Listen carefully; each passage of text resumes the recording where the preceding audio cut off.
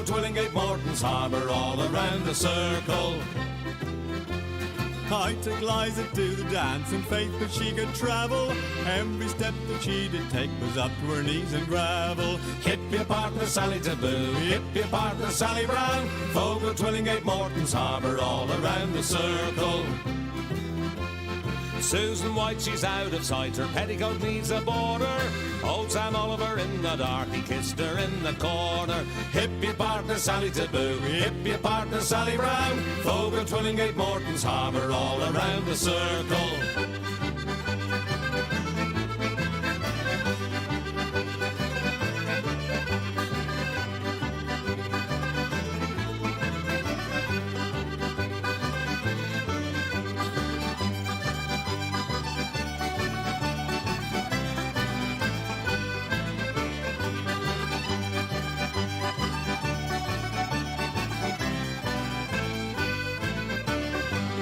I's the boy that builds the boat, and I's the boy that sails her. I's the boy that catches the fish and brings them out to Liza. Hip your partner Sally Taboo, hip your partner Sally Brown. Fogo, Twillingate, Morton's Harbour, all around the circle. Hip your partner Sally Taboo, hip your partner Sally Brown. Fogo, Twillingate, Morton's Harbour, all around the circle.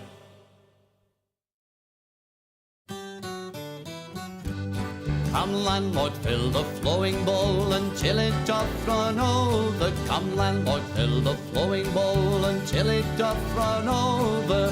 For tonight will merry, merry be. For tonight will merry, merry be. For tonight will merry, merry be. Tomorrow we'll be sober. Here's to the man who drinks strong ale and goes to bed quite mellow. Here's to the man who drinks strong ale and goes to bed quite mellow. He lives as he ought to live. He lives as he ought to live. He lives as he ought to live. And I's a jolly good fellow. For tonight will merry, merry be. For tonight will merry, merry be. For tonight will merry, merry be. Tomorrow we'll be sober. Here's to the man who drinks water neat and goes to bed quite sober. Here's to the man who drinks water neat and goes to bed quite sober. He fades as the leaves do fade. He fades as the leaves do fade. He fades as the leaves do fade. That drop off in October. For tonight will merry, merry be. For tonight will merry, merry be. For tonight will merry, merry be. Tomorrow we'll be so she'll never get another. For tonight will merry, merry be. For tonight will merry, merry be. For tonight will merry, merry be. Tomorrow we'll be sober. Here's to the girl who takes a kiss and comes back for another. Here's to the girl who takes a kiss and comes back for another. She is a boon to all mankind. She is a boon to all mankind. She is a boon to all mankind. She'll very soon be a mother. For tonight will merry, merry be. For tonight will merry, merry be. For tonight will merry, merry be. Tomorrow we'll be sober. Where the wind can cut you like a knife, and nights are colder than the purser's wife, sir, do we dream of sunny skies of blue and sipping on some fancy foreign brew, sir? No, sir, no. We long to sail where greyer English skies prevail, and we would face the wind and snow and hail for just one pail of good old English ale, sir. Just one pail of good old English ale, sir. Did we choose to fight the foreign foe for England's glory?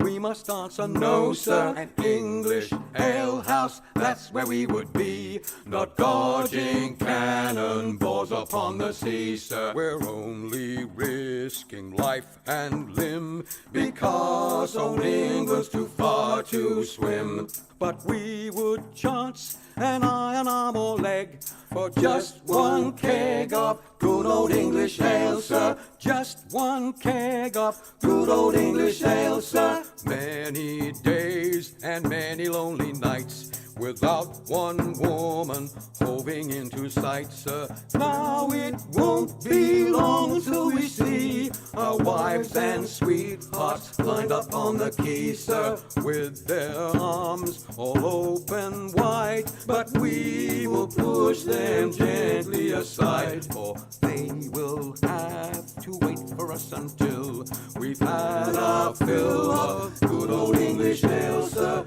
Had our fill of good old English ale, sir.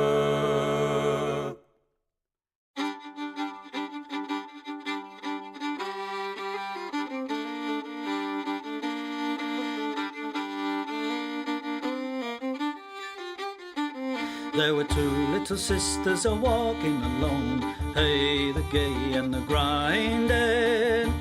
Two little sisters a-walking alone by the bonny, bonny bowls of London. And the eldest pushed her sister in, hey, the gay and the grinding. Pushed her sister into the stream by the bonny, bonny bowls of London. Oh, she pushed her in and she watched her down, hey, the gay and the grinding. Watched her body floating down by the bonny, bonny bowls of London. Oh, they laid her out on the bank to die, hey, the gay and the grinding. For with the fiddle came riding by the bonny, bonny bowls of London. And he made some strings from this yellow hair, hey, the gay and the grinding. Made some strings from this yellow hair by the bonny, bonny bowls of London. And he made fiddle pegs from a long finger bone, hey, the gay and the grinding. Made fiddle pegs from a long finger bone by the bonny, bonny bowls of London. And he made a fiddle out of her breastbone, hey, the gay and the grinding. Sound would pierce the heart of a stone by the bonny, bonny bowls of London. But the only tune that the fiddle would play was "Ho, the bowls of London." The only tune the fiddle would play was the bonny, bonny bowls of London.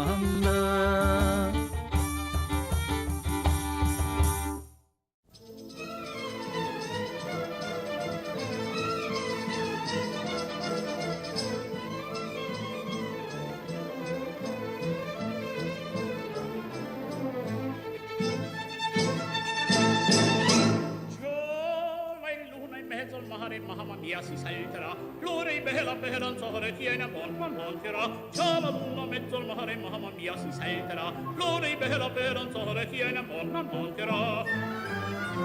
Già la luna mezzo al mare, mamma mia si salterà, festa in danza quando donna mia va di un verso bello quando ciascuna toccherà, finché in cielo una stella e la luna splenderà, il più bel con la più bella tutta notte danzerà. Mamma mia, già la luna in mezzo al mare, mamma mia, si salterà, fringe, mamma mia, si salterà, fringe, mamma mia, si salterà.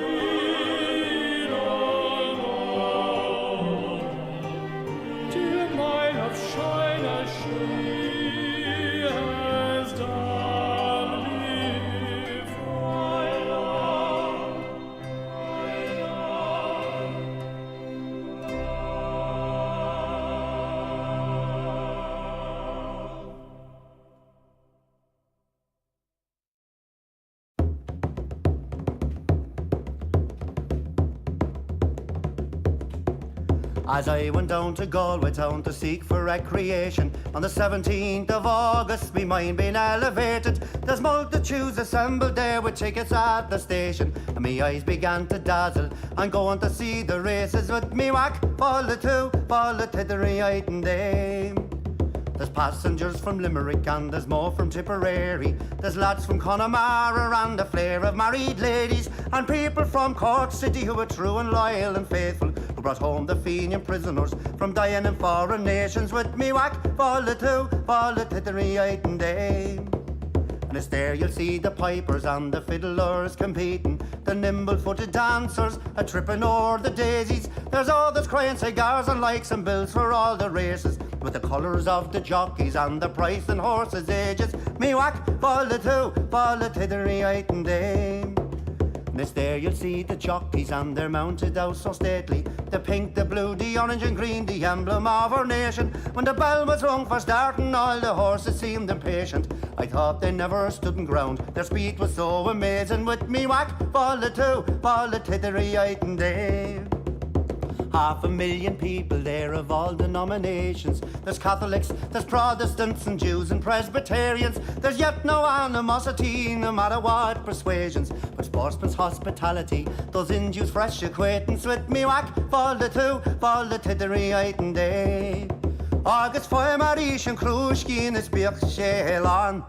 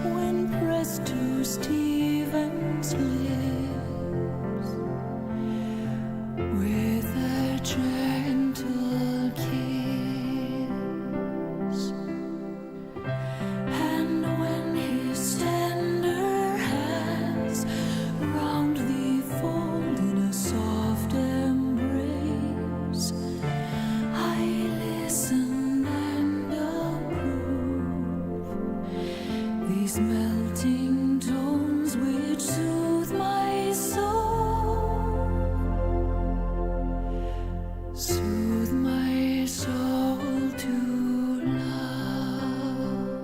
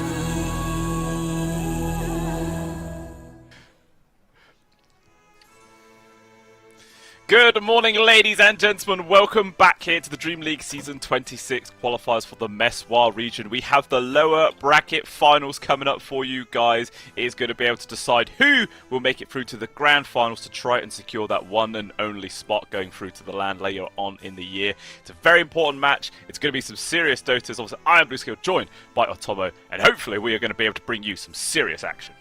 Yep, it is going to be Virtus Pro or the former Chimera squad going up against Winter Bears.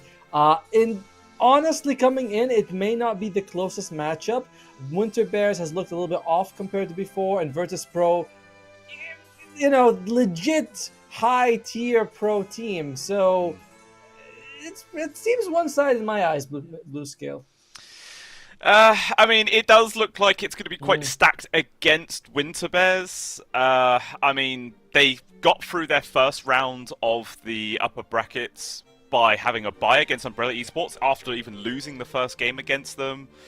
And then they got 2-0'd by Enigma Galaxy, dropped them down. And then obviously they were then able to 2-0 Crab Restaurant and Zero Academy. But obviously, they're not exactly the strongest teams in the world, so it's not a good showcase of what these guys can actually bring to the table. Despite the performance we did actually see Zone Academy have yesterday, they did actually look quite strong, but Winter Bears was still able to outdo them. So, who knows? I feel like they're going to be able to put up a fight. Whether or not they'll be able to take the whole series is another question, but at least I feel like we could get 3 games.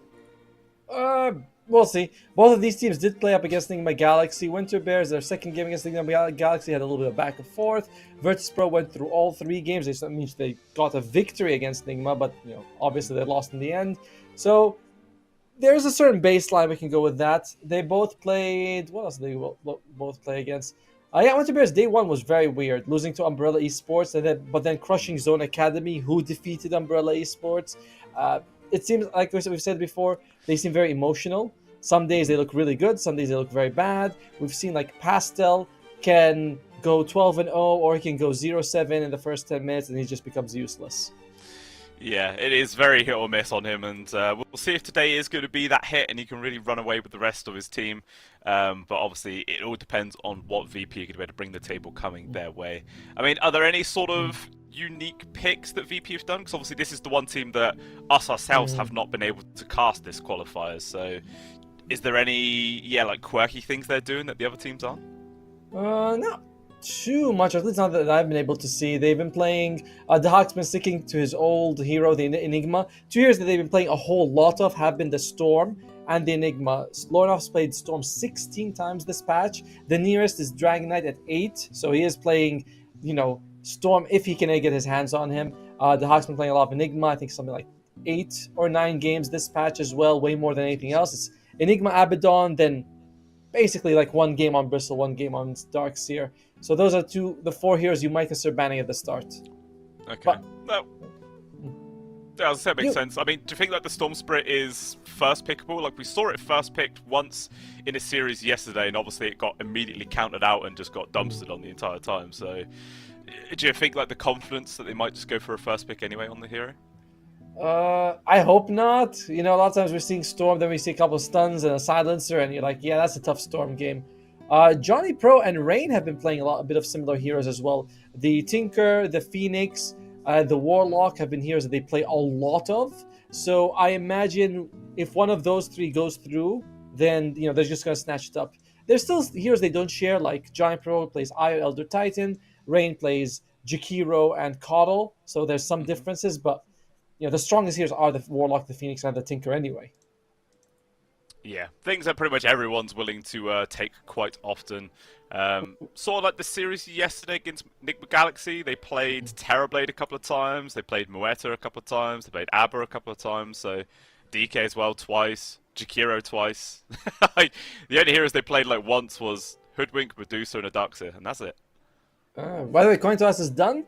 Winter Bears have taken first pick, and Virtus Pro wants the Radiant side, which is generally these have been going. No, everyone sort of wants first pick, and everyone wants the Radiant side when they get their hands on it.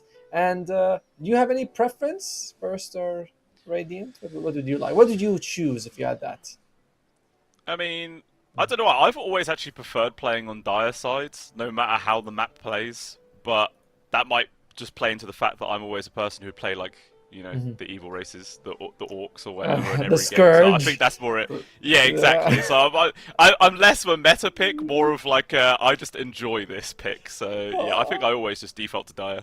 Oh, really? I always feel the opposite. I like the radiant. First, I have a higher win rate by radiant by like quite a bit. And secondly, I like how green and luscious and alive, and you have fountains of like water coming out. It looks lovely. On the other side is like fire, literal lava is coming out of their things. But as much as we like to talk about the sides, the draft is ready. We're going to be going in right now and see what the teams are working with as we go in just a second. All right, there we go. Look at that. And Drop. look at that. Enigma, first banned by Winter Bears. They do not want this hero. Well, they do not want to play against it. They know the Hawk has been, I won't say limited in any way because he's not, but he's been focused on the heroes that he wants to play. Yeah, we'll see what else take away. TA gone. We'll see if they touch on any of those other heroes, like you were talking about. You know, the DK, the Storm, or anything like that. But we'll see if Virtus Pro are able to pick up either one. Take away the Tiny themselves. What other sort of heroes have Winter Bears have really been playing a lot of? As you mentioned, there's the Warlock out there still, Jakiro, AA. See if either one of those pique their interest. So far this tournament, I've not seen a support play the Tinker very well. It's been like, whenever Tinker gets picked, he goes 112, and that's kind of it. And you're like, oh, he's around. He's not bad, but he certainly doesn't feel like he's having the impact. Yeah, I always feel like if you have a Tinker, I almost feel like the Blink Dagger is necessary just for mobility-wise. Because if people get locked on you, you take such a beating. But the problem is, if you're a support, obviously, that's 2,000 gold that you're not investing into like the mech, into the locket, all this sort of stuff. So it does slow down your game, but I feel like it just protects you in the long run and probably ends up paying itself off. Generally, the Tinkers I've seen that do well do go for it. They just go for like Holy Locket into Blink. And first hero is going to be Magnus. That's probably going to be Catchell's hero on the off lane. In general, he's been, it's his most played heroes. Looks very sturdy with it. And like we say it, we love Magnus. You have great combinations with melee heroes. RP is just fantastic. We've seen him yesterday when he just blinks skewers on random spots on the map. He's like, I think someone's here. Jumps in, catches one or two people. Just, solid player on the hero. Yeah, for sure. There's lots of different ways you could play it. Sometimes teams prefer to go for the, heavy empowerment, become like a right-clicking carry kind of hero. Many other teams just like to go for the utility. Like you say, just like Blink Skewer, you're purely there for initiation, that is it. But we'll see which one Winter Bears are going to bring out here. Instead, they go for the AA as the first pick for VP, so still no touching of the Storm Spit or anything like that. I feel like maybe VP could have gone for the Storm, because they would have had the next ban to kind of protect it, but they're going to wait. There will only have been one ban, and there's still like 4 heroes to go for you to have to worry about. What would you ban? One guy, like maybe Silencer, but there's still other problems. No, I don't like seeing Storm come out too early. Abaddon, that's the second the Hawk hero we mentioned that he plays a whole lot of. It is the Enigma, then the Abaddon. If not these two, I imagine he might go for the Darkseer. Yeah? Yeah. Big fan of the Darkseer. It's always strong. 10 seconds remaining. The new innate is fantastic, man. I just love the fact that he got a new innate, and it's like this mini healing that becomes bigger and bigger as the game goes on. Every time you level up, it's super valuable in the laning phase. You save so much on regeneration. Yeah, that is a big factor. I feel like as well, a lot of the times, sometimes the supports could just leave the Darkseer alone to his own devices too early, but I guess now you can, because of that extra form of regen, like, he can protect himself a little bit more. So they're leaving the Storm, by the way. The Dragon Knight is Lornoff's second most played hero this patch, but they're like, if he wants the Storm, we don't mind. Ancient Apparition, very nice here to have against the Magnus. You're very fragile and your lane phase is not amazing, but Ice Vortex can allow you to find the Magnus who tries to blink it. We've seen a few get cancelled. Oh, he's about to blink in Ice Vortex, and then he RPs the ground and does nothing useful. Yeah, that's always entertaining. Probably very sad for the player, but what do we care about them? Not at all. It's funny for us to watch. 10 seconds. Exactly, we point and laugh at them, and while they point to their bank accounts and laugh there. And oh, okay. That's a different Hawk hero. It is. Centaur Warrunner being the hero of choice, so both teams potentially locking in their offlane. Obviously, the Mag has a lot more flexibility than the Centaur does. We'll see if that ends up going into that stand plus 3 roll. This is either the first or second time he's played this patch. He's not 5 been touching the seconds Centaur remaining. very much. We usually see Centaur nowadays paired up with some sort of like ranged hitter, like maybe a Drow, so that you can get the cart, you put her on, and you're able to just help like So that. is the cart actually useful? Is it still not just a meme? It's a real thing now. I mean, people are realizing like Centaur is very tanky. Someone's about to 10 die, he puts them in the seconds car, they do damage, and Centaur becomes the guy who absorbs everything. It's pretty good. And something like gives you like 6 or 7 seconds of stampede. It's pretty wild. Ooh, That's wild. Bounty Hunter being picked up here for Winter Bears, so it's looking like this to be their support duo, Warlock 5, Bounty Hunter 4, or do you think there's some avenue they could play this Bounty Hunter as a core, do you think? No way. No, I don't want to see Bounty Hunter as a core. Grimsword comes out. He has double edge and double cold feet. That's kind of good. Not too amazing, but it's fine. Centaur is also a great Inkswell target. 10 seconds remaining. Winter Bears, they went for a very heavy team fight with their opening 2 picks, the Mag and the 5 Warlock. I like it. remaining. Although it's very high cooldown. But then they add a Bounty, and Bounty requires very low cooldown heroes to play with, like a Storm and a Timber Saw, and not sure Warlock Magnus give you that. Definitely not. They are the opposite of low cooldowns. Like you press R and you're basically just sitting around for 2 minutes until eventually you can do something again. But yeah, like I say, they might try and mix things up on the next few picks. We'll have to just wait and see. But Virtus Pro, I guess if they still wanted to go for the Storm Spirit, they could. Like the only lockdown so far is RP and Golem, which I guess can kind of react to. Like they're not the fastest initiations in the world, but maybe they're still not going to be too confident on it. Well, either way, Virtus Pro, they're going to showcase a very obvious pick, either a carry or a mid right now, and there won't be any hiding for it. What's it going to be? It's going to be the Ursa. Okay. Not bad. So, do you think that this might force Winter Bears to put this Magnus mid, just so it doesn't have to lane up against the Ursa, and maybe grab someone in their off lane that's a bit more elusive?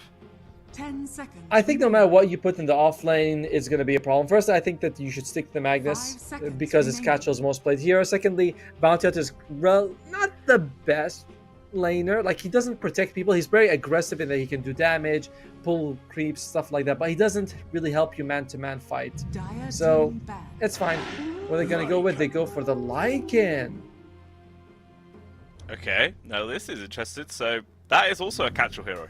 So where the hell is it going to go? That's a good point. It is a Catchell hero. It's also really solid in this game where you want high mobility just to get away from like the Ursa jumping on you, get out of the cold feet range, the Centaur Stampede. I like the 5 seconds Lycan. remaining. I think it's more likely to be a carry though. Yeah. Radiant Carry team ban. going onto the hands of Malfurion. Catchell's still in the off lane, so in which case looking for Pastil's hero in the mid. At the same time, Virtus Pro still have their own mid laner to grab, but they do have the overall last pick. The Storm finally gets banned out, so that's the 3 most played hero that we've seen from Lornoff get 10 removed. seconds remaining. Sorry, the 2. The Storm and the DK, my bad. 5 seconds remaining. The next thing that we... I was going to say, wasn't VP one of the teams that was still willing to play Batrider as a core? Or am I thinking of a different team? I don't know. Which is such a good thing to say for the analyst to say, I don't know, man. It's good.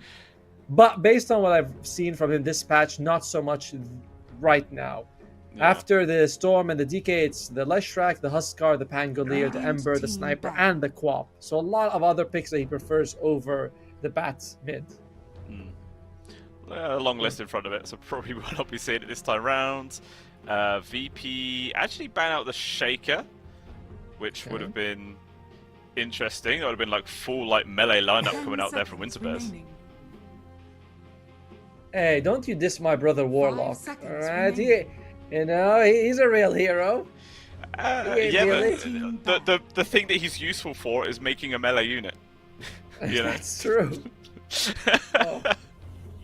Fatal Bond's gonna be pretty good this game, you know.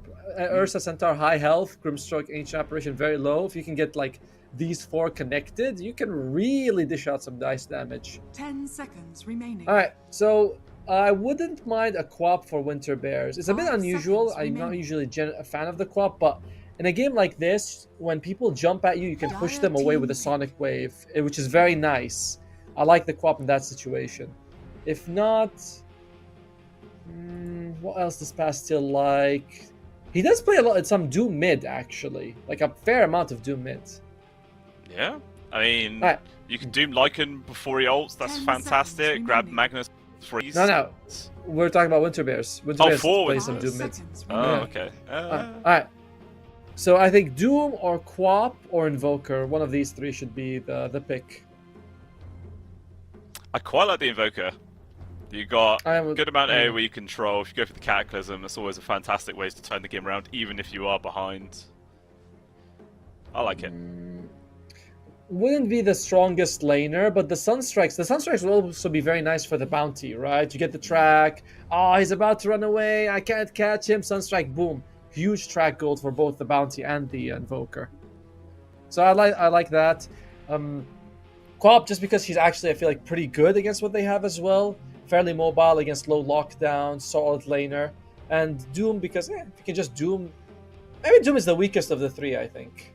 Yeah. Yeah, I quite like in the Quap idea. Quap or the Invoker, in my opinion, in which case then what would Versus Pro pick up against those? We'll get to them when we get to them. Right. Because we have to wait for the pick and then wonder what Lornoff is going to go for. I would imagine that Lornoff is going to go for something like a Leshrac, maybe? Yeah, I think Leshrac. Yeah, it's pretty good versus the Lycan. So it would make sense, but obviously still 20 seconds left. I mean, this draft is like a complete contrast to what we were having yesterday. Like, we were having turbo drafts all day, just like we were done within about 3 minutes. But now both teams running down the clock to the absolute second. Yeah, no, yep. Especially, I mean, Winter Bears, they know they're up against a tough team. They know this is not going to be easy. Our picks are going to matter so much. Who's it going to... They go for a Monkey King. None of the ones we were discussing. No, at all. And I think they're going to keep their options flexible between the Monkey King and the Lycan. They're going to see the matchup, decide which one of these two is going to go mid. And not even really going to think about it too much. There is the Leshrac, like you were talking. I feel like, yeah, the Monkey King didn't really change the outcome at all for that Leshrac pick. In fact, still feels pretty good in the mid lane against it. So that's weird. Actually, no, it's Malfurion playing the Monkey King. So it is the mid Magnus, and it will then be Catchall going for the offlane Lycan. I like that we have offlane Lycan, actually. I think of the three heroes, the three melee heroes, the Monkey, the Lycan, and the Magnus, I think he has the easiest time going up against Ursa. He can body block with wolves, for example. Things like that. You're relatively durable, high regen, so I like that. He feels the most independent of the three, so Bounty can do Bounty things. And Magnus should do also decently against the Leshrac. But I don't like the Monkey King in general as a pick. I don't think he gives you what you need. Like, his team fight is not great against the Centaur because they can just all run out of it. I'm half-half on the Monkey King right now. Yeah, I mean, even some degree, it's not even that great of a matchup versus an Ursa, you know? Like, sometimes a lot of 1v1 situations, unless the Monkey King's really overfarmed or something like that, I feel like the Ursa can still just 1v1 and brutalize him, so... Yeah, it doesn't feel like a super, like, gotcha pick, but we'll see how Malfurion Rage is going to be able to perform today. Hey, 1J is taking fine art. Oh, I love this facet. Because it's just fun, you know. You get to draw how the Stroke of Fate is going to go. It also gets more damage from 50 as it passes through units at max level to 80, which is nice. So what you often do, by the way, is you get like stacks in the lane and you have it go through the stacks and then go to the hero, and it can catch a lot of people off guard. Yeah, it's quick burst damage. I mean, it is kind of like one of those things where how often is it actually useful, you know? It sounds cool. Very rarely. Yeah, but it's like you said, it's probably there for fun more than anything. Like, what is his other facet? I can't even remember. The other facet is that you can choose when you detonate Inkswell, which is honestly the much better facet, but, you know. I feel like that was, yeah. Especially if you're paired with an Ursa, Centaur, Leshrac, right? 3 heroes which want to be running in there with this Inkswell on them. I don't know. We'll see how it works out. I definitely think it's that one's the much better one as well. Any other interesting facets? Looks like it's kind of the expected ones. On the dire side is Black Grimoire, Eternal Empowerment, Wukong's Faithful, and of course Through and Through, which is the way better facet for Bounty Hunter. So how, And of course, obviously, yeah. I know you, as a support player, you absolutely love playing heroes like Bounty. Is there a new way that people should be playing it in 7.38, or is it very much the standard kind of classic position for Bounty Hunter playstyle? We're seeing sometimes people get Orchid on him, you know, go for like Tranquil Boots and Orchid. He might be going Tranquils because he has a Windlace. Or he might be considering the Windlace to upgrade into a Yule Scepter. Both are fine items, really good against the Ursa. But in general, nothing crazy. Utility and aura items. No one's going like fast Ags into Dagon or some sneaky Radiance Midas builds. It's Bounty. You get gold, you build what your team needs, which is often a Force and a Glimmer and a Yules and things like that. Yeah. Yeah, I feel like the Yules is definitely going to be value, like you were saying, against this Ursa. Even on the Leshrac to some degree, just hold him back, give your team a chance to just gain some space against him. So it feels like that would 100% be the item of choice. Yeah. The nice thing about Bounty, though, is that he's got really susceptible targets for the double shuriken.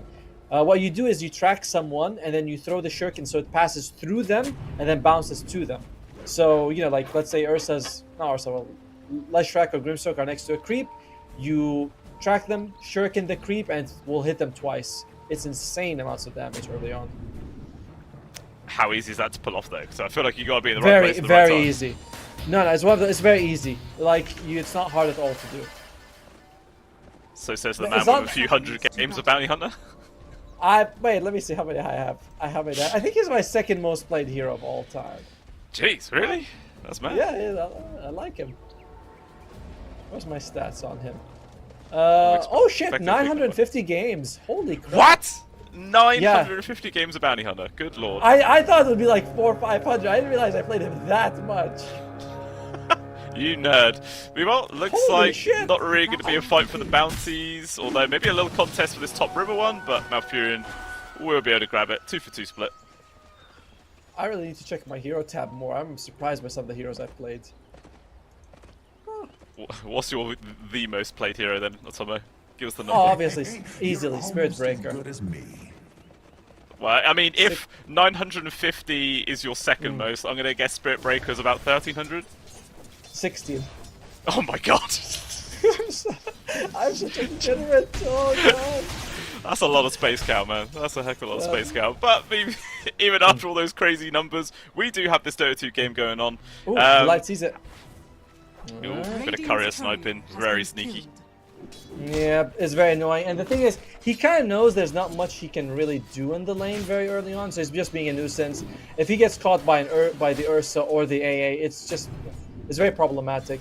So cutting creeps, helping the Lycan that way, that's better. Like that's exactly what you want to do right now as a bounty hunter.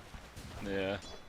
So Tier 2 Days has managed to pull some of the creeps in there to at least pull back the ranged creep. Still gets the sniper. No, I didn't get that. No, Castle's last able to get it.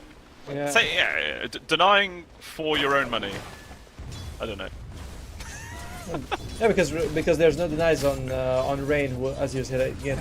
Alright, so top lane is going to be Warlock and Monkey King versus the Grimstroke and this. Oh, Bastille!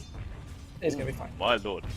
That's a scary amount of damage though. Like he barely manages to get back to the safety of his tower. Does still have another tango to work with, but needs another last hit at least to be able to get this bottle. There you go. That'll be coming out in the curry now. Yeah, so top lane, I think I favor the Virtus Pro combination here. It's not easy, but if anyone falls low, Inkswell, Centaur runs in, stun, double edge, some art on top of them, and that person's dead for sure. Yeah, it can be very, very scary. I mean, maybe Malfurion will feel a bit more comfortable once he gets his level 3, 2 points into the Jingu, and then he might be able to get harassed too much by the Huck. But like you're saying, this double stun combo with the double edge, with the Stroke of Fate as well, it's quite a lot of damage that can quickly rack up. Yes. And obviously, being a Warlock on Johnny Pro, there's not really much you could do to help. You could chuck down a Shadow Word, but yeah, it takes a while for that to really take much of effect. Yep, and generally these two heroes, sorry, I don't know, I'm not sure what's wrong with me. Warlock, he's got very good strength gain, but you still start off fairly low. And same thing with the Monkey King, 700. It's not bad, but it's not enough to survive against the combo we just talked about. Wow. Hey, look at that. Stroke of Fate has a 1.75 second slow. I feel like that used to be much less, just like 1 second at one point. Yeah, 1.75. Very precise. Pretty good slow. Could have just gone for 2, but that 0.25 seconds makes all the difference. Yeah, that's how Valve's balancing team is, or Icefrog. They're like, like those chemists. You see that meme, like, all right, don't give too much, and 0.1 second extra stun. Any more than that would be broken. Yeah. It's a fine art balance in this game. I know, like some heroes, their stun is like 1.4 and ends up at 1.7 when maxed out. I'm like, come on, what am I even putting points in this crap? Does seem like a big waste. I mean, looking at CS so far balanced out, it's looking all quite even thus far. The only person who's the bottom is Malfurion, but obviously it's still early days. Like I say, once it gets another level, that'll probably start balancing out. I mean, if you had to look at all 3 of these lanes, where do you think we're going to see this first blood? I feel like the side lanes, but we've also seen Pastel really struggle. Generally, there should be a decent amount of action, in the side lanes. Delight, again, he's got very deep ward, and he just waits for the couriers. Drax creeps out. He's being a very big nuisance for them. It's helping catch up quite a bit. And if you're AA, you don't want to leave. If you leave, then the Lycan versus Ursa's fine. He can solo, no problem. But when you're there, you can at least harass him and annoy him a little bit. Yeah, there's been a little thorn in his side. I feel like, say, with Delight having to do all these sort of creep pulls and sort of juking around, it doesn't really mean he's getting minus 7. Actually, bottom. Oh, it looks like Catcher might die here, Tomo. Yeah, he drops. First blood picked up there by Rain. Just got caught out. I think the stun actually landed there with the cold feet, and that's all it needed. Just the Fury swipes really stack up. In general, it's the problem with the bounty. He's seen as a decent laner, but he really doesn't provide you much when you're up against 2 very strong, heavy, kill threat. He's kind of a weak body overall. And you still have 950 games in him. I wanted to say something. I'm like, yeah, that's... Oh, look at that. Old Delight. Hey, look. Try to TP out. Not gonna make it, though. He dies, and now his TP's gonna be on cooldown when he respawns. Good lord, this is like the 5th pause we've had already, and it's only 3.5 minutes in of actual game time. What is happening? People's internet connections today are just not looking good. I'm wondering where the Virtus Pro players are connecting from. We are playing on Dubai server. I know Winter Bears is roughly in that area, but Virtus Pro, not sure if their players are actually physically there or not. They may be, most of the players seem like they'd be in Europe. I take what I please. Yeah, I think they're quite a mixed bag of nationalities on Virtus Pro, aren't they? It's like, I think they're from 4 different countries from 5 players, which is quite a wide range. Yep, the famous Middle Eastern team, Virtus Pro with a Russian, Ukrainian, what else would they have? Belarus player. And Kazakhstan. And Kazakhstan. Yeah, they're quite wide range. I bet between the 5 of them, I don't know if they can string an Arabic sentence together. But it's alright, it's fine. This is the region where they belong. This is their region now. Exactly. We'll let it be. We are still seeing a slight advantage in this mid in the hands of Lorinov, just a few CS ahead, about 6 or 7. But Pastil, he's not really being harassed out anymore. Like, he's been able to stand his ground. Do you think they might be an actual solo kill coming off Lorinov, or we just have to see rotation with laners first? I think Lorinov will try to move around a little bit soon. And yeah, that's gonna be fine for them. It doesn't matter. It's nice that he's winning, but it's Magnus. So even if he loses, if he can get a decent Blink Dagger, and he's gonna have massive impact anyway. So it's not the biggest deal. He's only 5 CS behind, so he's not being crushed anyway. No, not at all. He's making space. Although, looks like Rain making a rotation up towards the top. Johnny Pro getting extremely low, trying to run, but will get found. The hack gets the finishing blow. Delight actually TP's up here as well, but a little bit too late to make much difference. And there it is, Atomo. We mentioned it, and it happens. Lorinov gets the solo kill onto Pastille. It looked like he hits his 6, and he uses that straight away. Pastille, I think, has been a little bit greedy with some of his stat items. I would have liked if he goes for like a bracer or two, but he doesn't want to. He wants to rush the bottle into the boots. So he's got like no stats at all. Not even an Iron Branch equipped. You can't. It's too risky. The moment you badly use a skewer, you're dead. Yeah, it's way too squishy, and well, it does seem like he gets punished by it at the end of the day. And now as a result, there is a full level difference between these two. And we'll see if this is going to continue to get any worse or not. Actually, maybe it is. As VP, both supports rotating in for the 6-minute rune. We'll see if they also want to try and make a play onto it. But the rune will spawn top, but actually they find Delight anyway. The scan connects. Immediate dust, immediate kill. And did the Reacher rune? Yeah, okay, Reacher rune actually got denied there by Johnny Pro, but I don't know. They still got a kill for it. I don't know if VP might. Delight is having a miserable time. He's not even level 3 yet, and you picked him so you can get fast track kills. If he's not hitting level 6 early, this hero is dead weight. You know, he's not that incredible by himself. He mostly sort of helps other heroes snowball. I'm very worried.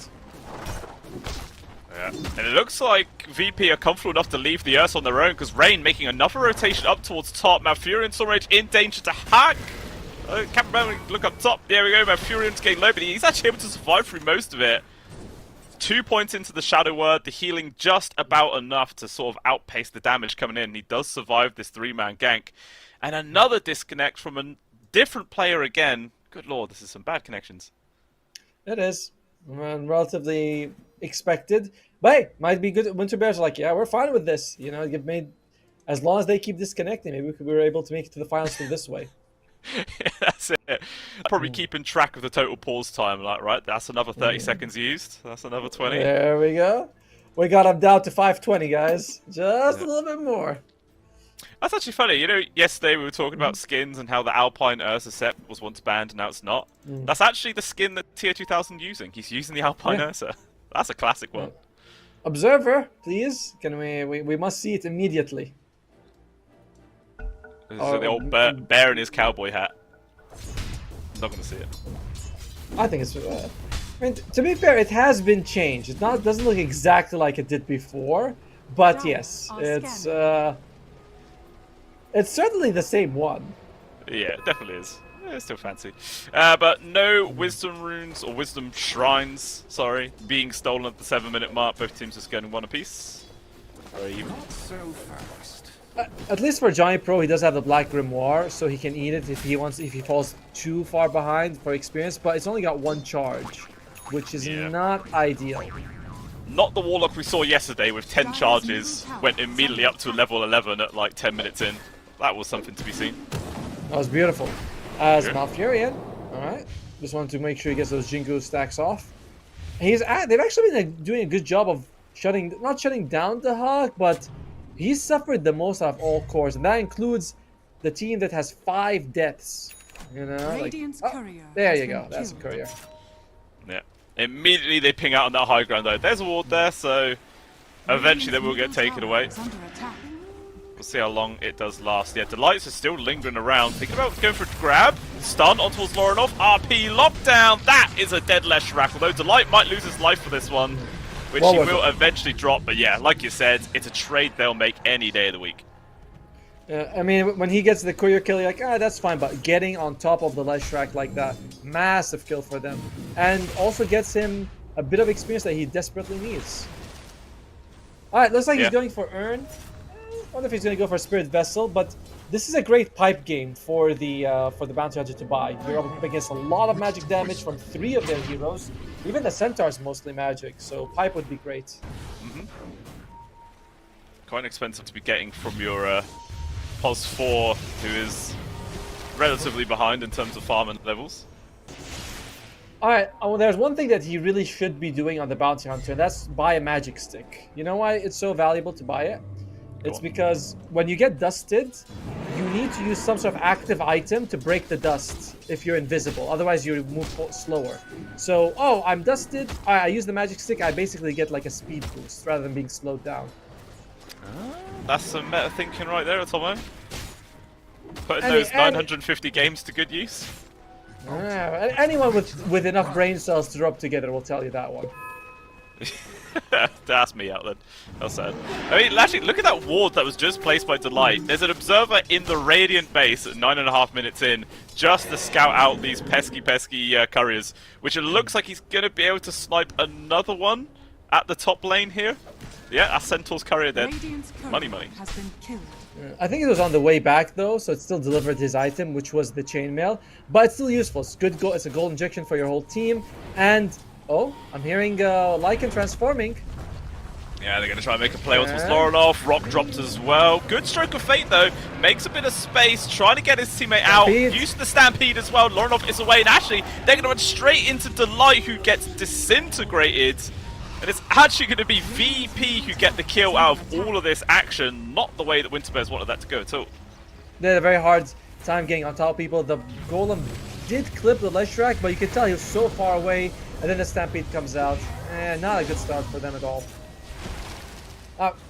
What is Mr. Magnus going for? And Mr. Magnus is going straight up for the Blink Dagger. That's going to be very useful for Pastel.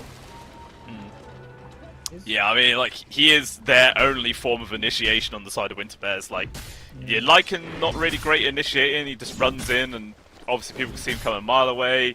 Monkey King's okay to some degree if you get, like, a Boundless from the trees, but that's about it. So really, it is all in the hands of Pastel to start these fights. The Hawk's going to be a massive problem for them if he uses Stampede effectively this whole game. It's just going to be annoying. Oh, damn. Oh, Mafrian jumps into 2. Still feels confident though to stand his ground. Trying to get the Jingu stacks alive. Mischief dodge, but the Ice Blast still lands, and that is a dead Monkey King. Far too over aggressive. Cold Feet as well. Locking in Johnny Pros. This is going to be 2 kills eventually. There it is. Very nice turn here for VP. Starting to build a lead now. 9-1 on the score. 2k gold lead. Very questionable move by Malfurion, jumping in like that, trying to go for a Centaur with Vanguard, and he has literally almost half his health trying to go for him. I'm not sure what RP mids. Oh, looks like they're trying to make a point to Laura, but again the Stampede. It's just such an easy counter to this here, Tomo. Like, they just can't get a kill to Lorinov anymore. That's the blink reveal as well. Pastel uses the blink, uses the RP, and people are like, yeah, we'll just walk out of it. Oh, there it comes. Hello. Another jump on in. Lorinov can't rely on the Stampede this time, and he does go down. Big kill to find. Oh, Diamond Edict nearly actually kills Malfurion after the death of the Lesh, but now Rain's the one in trouble. Tuck, though, putting his body in there, should hopefully be enough to keep his AA alive. Actually, the Tomato alone is actually going to be able to kill him.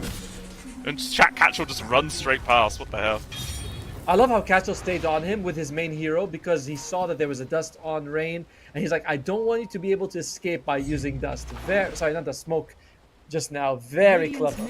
And despite it's not really a whiff of the RP, but didn't land, didn't get them what they wanted. They were still able to get a good chase thanks to Malfurion. Yeah.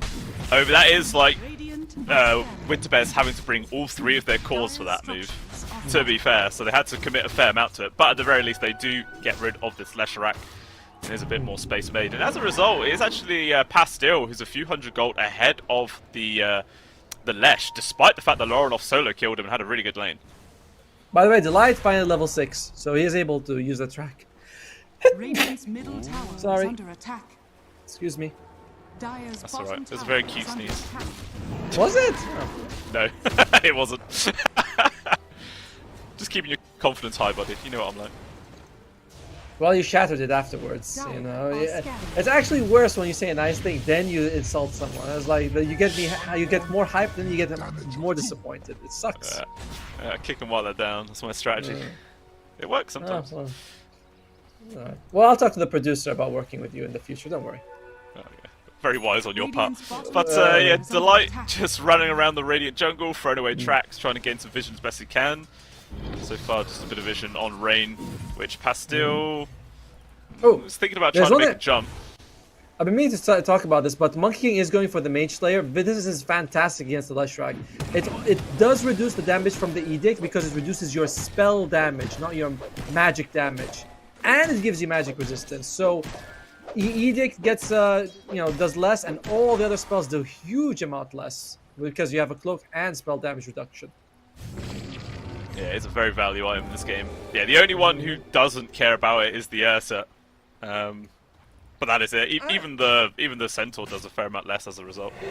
Yeah, I imagine Earthshock gets nerfed. I don't think it works on passives like Fury Swipes, but I can't confirm that. Meanwhile, actually, that's the point. Like, if you reduce spell damage, would that reduce the amount of damage that Retaliate does when you hit them? Because that's a fixed 45. Depends on whether it works on passives or not. Oh, smokes up. Yeah, then smokes break in. Observe Ward here, so all the vision for Winterbears. They're actually going to get aggressive here at Tomo. They want to take the fight. They have the Black Dragon leading the charge. Focus on towards the RP use of Pastille, but it lands onto nobody. It's a huge whiff, but the rock comes on in from Johnny Pro, lands on towards 3, and finally the Stampede is used here from VP. They want to just run as fast as they can, although the chase continues. Soulbind thrown out on towards Catchall. That does actually hold him at bay, but a good jump forwards from Pastille, skewers back on towards that, but it's this very tanky Centaur, 2-man stun, doing some work. TA2000 now wants to get involved, jumps on in, trying to make space for his offlane. Attack is still alive, but one final shockwave puts him in the ground. And after all that, just 2 casualties there for VP, Winterbears come out ahead. Yes, they do. Oh, and these are track kills coming in. I know that the Hawk definitely was tracked. Not sure about the other one. They're also next to the Tormentor if they want to go for it. Oh, as Lord not okay, over. Ice Blast. Okay, misses. But yeah, you can consider going for a Tormentor. You know the enemy team doesn't have Stampede available. Winterbears, they are in the area. They might be like, oh, first person's probably going to try and contest it. Let's just be here. Risky jump. Oh, they can move immediately on towards Malfurion. 3v3, Soulbind actually locks onto all 3 of the Fatal Bonds. Catchall's nearby, but no ult, so I feel like VP's just going to be able to run away with this. But hey, at least they distracted them, so shouldn't be able to just go for the Tormentor. And another pause here from TA2000. Can't click Monkey King. Ooh, that's a rough glitch. They've been mentioning this a couple of times, by the way. That is problematic. This used to be a very common problem in Dota 1 for Bounty Hunter. Have I told you that story? I think you have, once upon a time. Oh, well, alright, well, then I won't. No, go on, give me a repeat, come on. Oh, alright. So basically, every hero in Dota 2 was using like some of these Warcraft 3 models, and you have to click on them, but Bounty Hunter was using some... Damn, I forgot the name of the hero. He's in one of the Illidan missions. Anyway, so the place where you click on him has to be in front of his legs, not on the body itself, which made him very hard to click on, because every other hero, you just click on their bodies was normal. And that made Bounty Hunter way more annoying than he should have been. Because people were like, I can't click on him. Wow. So many dumb little glitches. Yep. Just that one. Yeah. I remember seeing like things of like the hitbox for the taco in Half-Life was flipped the wrong way around, so it didn't actually connect with the model at all. Like it was like sideways. So many stupid things, but Valve's great for those kind of stuff. I don't think I've ever played Half-Life 2. What? I didn't even finish Half-Life 1. Genuinely never even played Half-Life 2. That is crazy. No. That is mad. Is it that good, or is it just like, yeah, it's pretty solid? Which one is it? Well, I mean, when it came out back in the day, it was incredible. It was groundbreaking, but I don't know how it really fares up today. But you should, it's a game I feel like you should play. No, that's alright. No, I'll play Half-Life 3. That's gonna come out in like a year, right, or something? 200 maybe. Magnus, he's working toward. Oh, the light! The light's dead. Oh, Rip. RP. He's killed. Okay, it was all the bait here at Tomo. Stampede trying to run TA2000, get some distance, but it's not enough. So they do lose the Bounty Hunter, but he sets up for an even bigger kill of TA2000, the top farm core in the entire game. That's a big chunk of gold. Was he also tracked? I couldn't tell. I don't think he was. I think he got tracked either when he was ultied or when he died he wasn't tracked.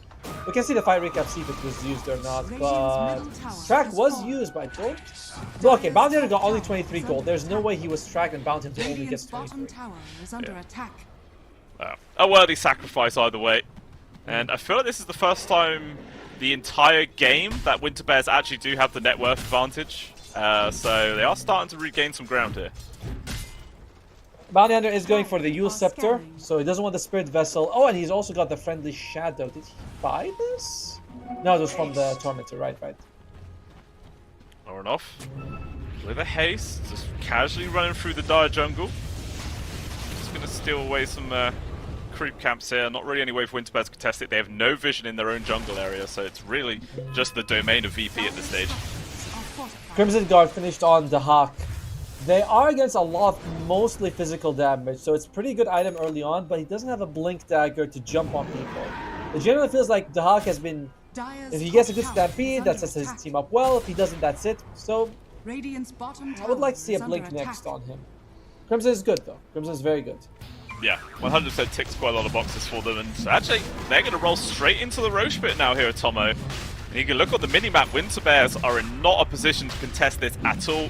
This will be a free Aegis going into the hands of TA2000. I mean, can you make some argument that Lorinov actually gets it? Probably does, right? Yeah, he's got Bloodstone. You know, it's like, good call. If you basically have built-in Aegis on TA2000 with his ultimate. I'm about to die, I use it, I'm unkillable. Yeah, so now Winterbear's gonna have to deal with 2 lives on this Leshrac, maybe 3 if you also count the Bloodstone like regen and stuff he gets off of that in team fights. This is not going to be easy at all for the next engagement. We'll see how Winterbears can play around it. Monkey King is working towards the Radiance. I like it. MESWA into Radiance. It's a nice way of mitigating a lot of the damage, right? Physical, mischance, as well as spell amp reduction. There's gotta be a better way to say that. Spell amp reduction. I think it's fine. Yeah, it's late in the evening for you. You know, you're going to sleep soon. I'm not that old. It's not even 6 p.m. here. Imagine you get your slippers out, you're ready for bed. They're like, no, we need to cast. Oh, wow, this is a very much dead Johnny Pro. Just so much damage comes the way. Do also take down the tier 1 mid, but at the same time, it's a lot of space for Winterbears, who are thinking about shoving into this bottom tier 3 area, but they do decide against it. But even still, taking down the bottom tier 2 is big.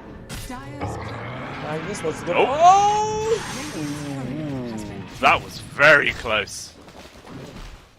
I like that we both said, ooh, that's nice. We're so in sync. We've been working with each other for a while. It's definitely felt like a while. It has. 950 games while. Nerd. It is still. This game seems to be settling down. Oh, go on. Johnny Pro is holding on to the Black Grimoire with 3 charges in 21 minutes. Now, I've usually seen this either, once you get you use it very early to get to that fast 6, or you use it a little bit later when it's get 10 charges, but he's just not collecting any charges with this item. Yeah, he's waiting for some next big team engagements. We'll see how long until we get those. Imagine, all you need is 1 team fight that could jump up to 8 charges, and then you eat it, and there's a full level and a half, maybe 2 levels. It's pretty massive. Although this was nerfed, even though it says 250 on the tooltip, it's actually 200. And we haven't tested to see which one it is. If it's actually the tooltip is wrong and it was changed, or they forgot to change it and just put it in the patch notes. Maybe we just cut the difference and say 225. I feel like that's the one thing that's definitely not. It's easier to think that way though. But tier 2 up top.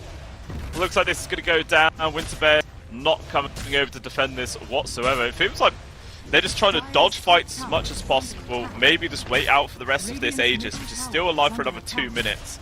And then Winterbears might be actually group up as a team and look for some engagements themselves. But it's all about dodging for now. To be fair, on Winterbears, you might be thinking, yo guys, our late game is pretty damn good. We got Warlock, we have Magnus, Monkey King is farming pretty nicely. Not that nice, now that I look at his net worth. He's actually 3k behind Ursa. But he is getting close to Radiance, which will accelerate his farm. You don't have to go high ground, force the fight right now.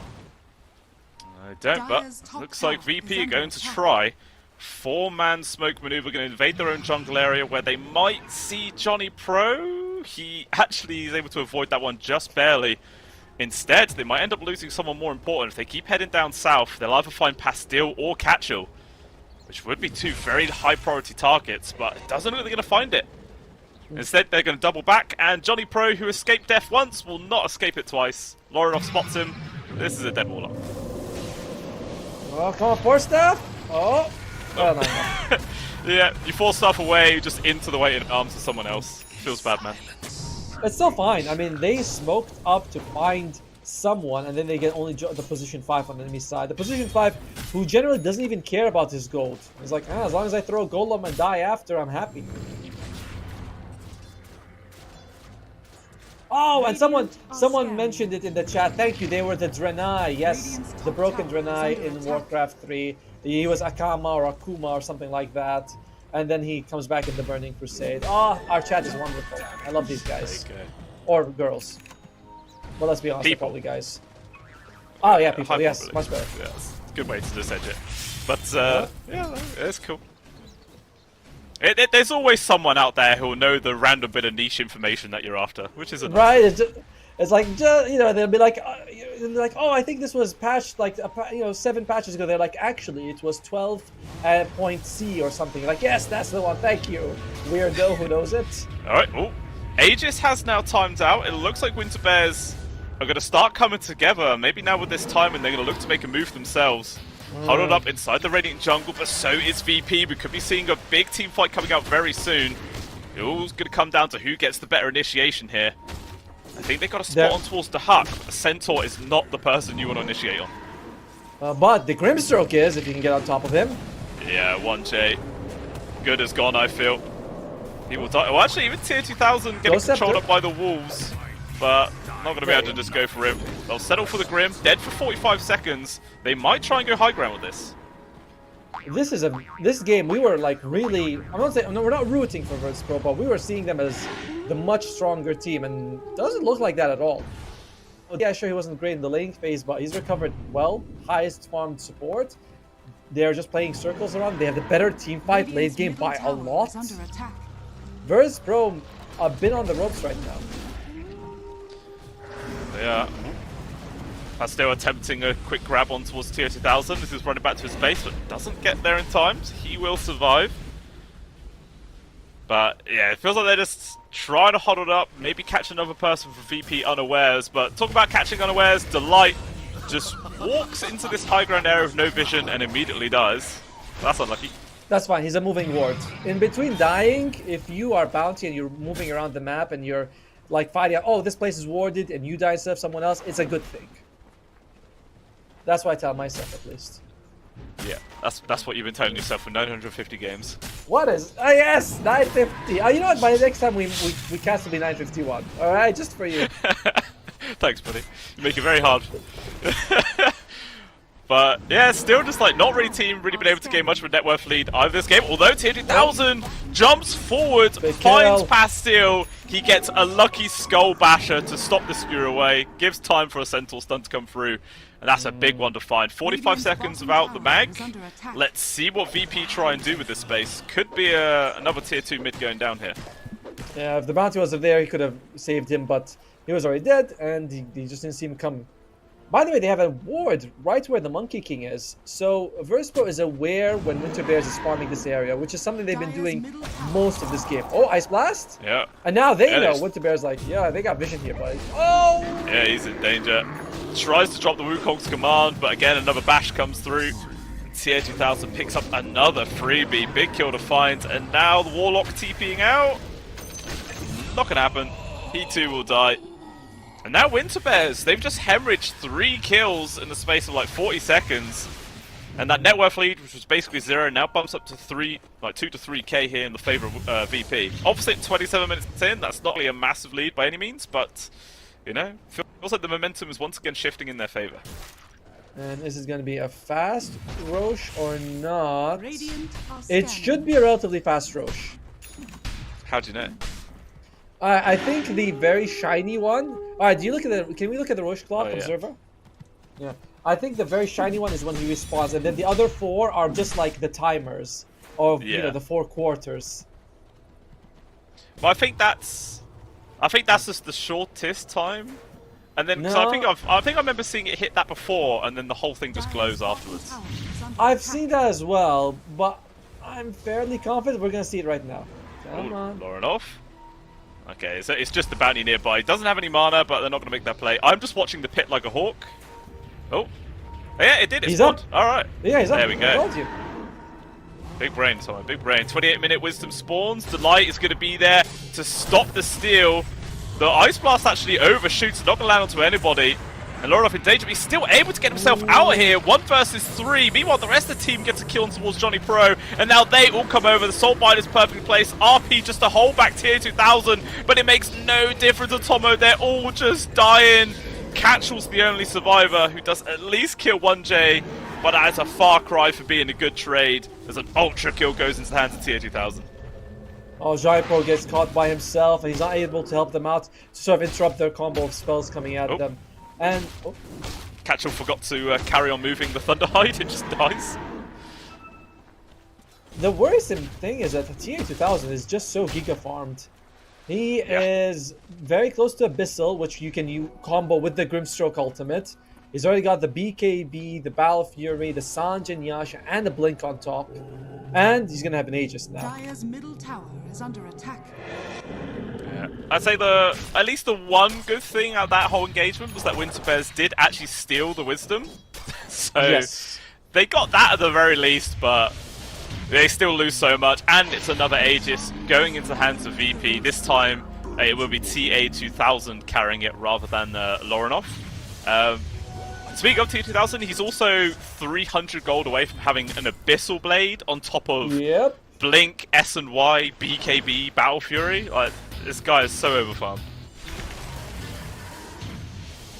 I did not know that Abyssal Blade uses Sanj. That tells you how much I built this item. It's not a support item at all. The day Abyssal is support item, Dota is not the same.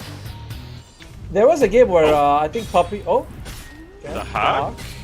He's starting things off on his own, buying time for the rest of the team. There is going to be that Yule from Delight buying some time. Johnny Pro turns around to use the upheaval, but immediately cancels it. Regrets his decision. And once again, Winterbears are all about running away. Try and survive if they can. Johnny Pro TP out. Ooh, Dahaki actually cancelled his stomp a couple of times, which might have been able to find the kill.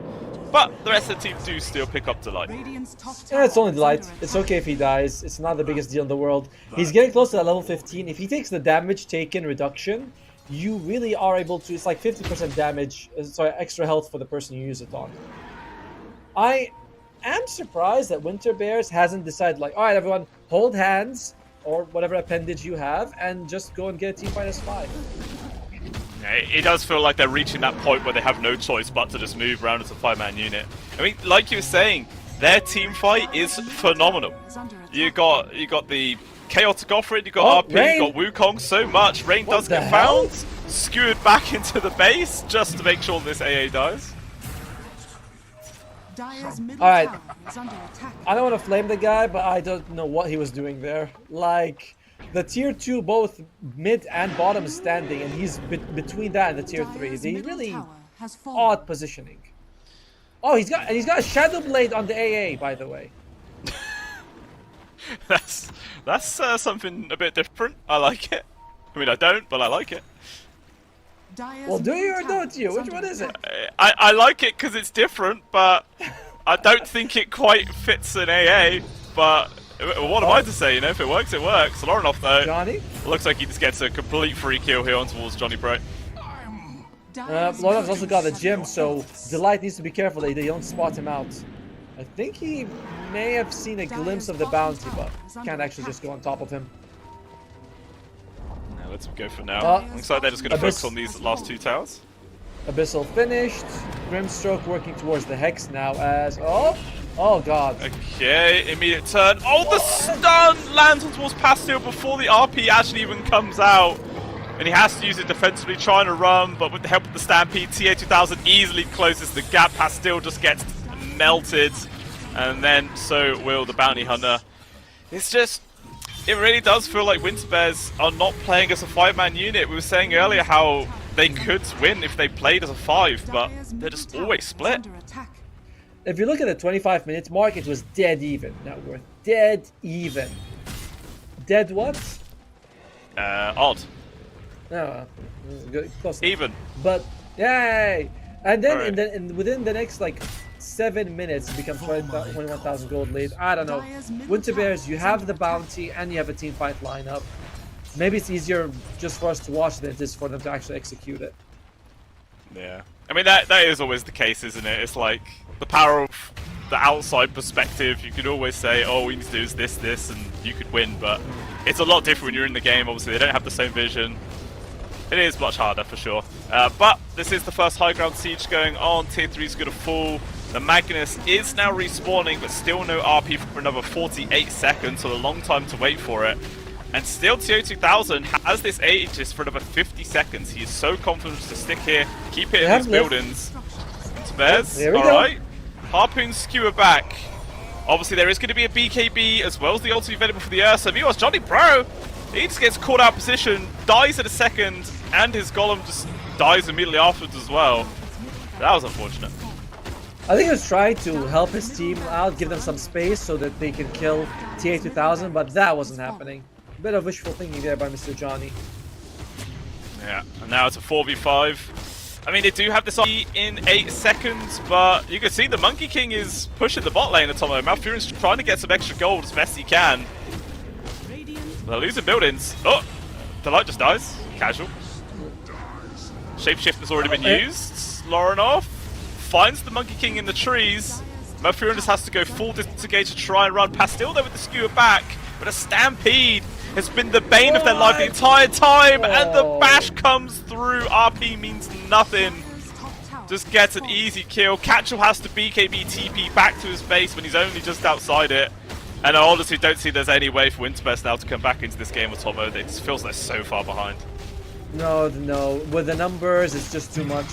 It was looking really good for them at one point, but then you mentioned it, like there was a point where 3 people died in a row with no, like, I don't say no reason, but just doesn't seem like they were doing anything in that situation.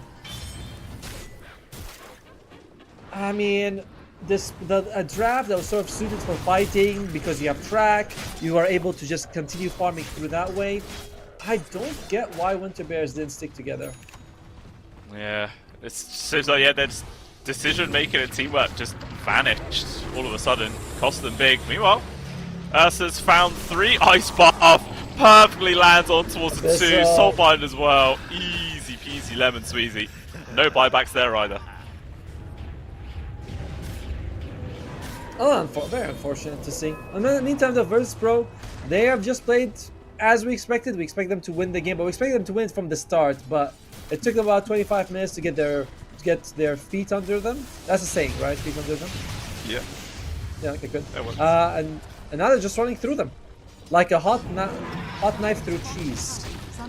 But you gotta remember, Tomo, this is what we were expecting yesterday as well for Zone Academy. We thought they were going to lose their first series, and then they bounced back in the first one. They won the second one as well, and pushed all the way to the third series of the day. So you never know. We could see a similar thing happen here. Yeah, I'm not holding my breath for that to happen this particular game. Maybe the next game, but not this one. Yeah, maybe the next game, but yeah. Catchell gets caught. He is dead. Media jump on towards Johnny Pro. Skewer back. Doesn't quite make it to the fountain. Ice Blast just casually connects on towards 2 people in the back lines as they both just die. All buybacks being expended if they have them.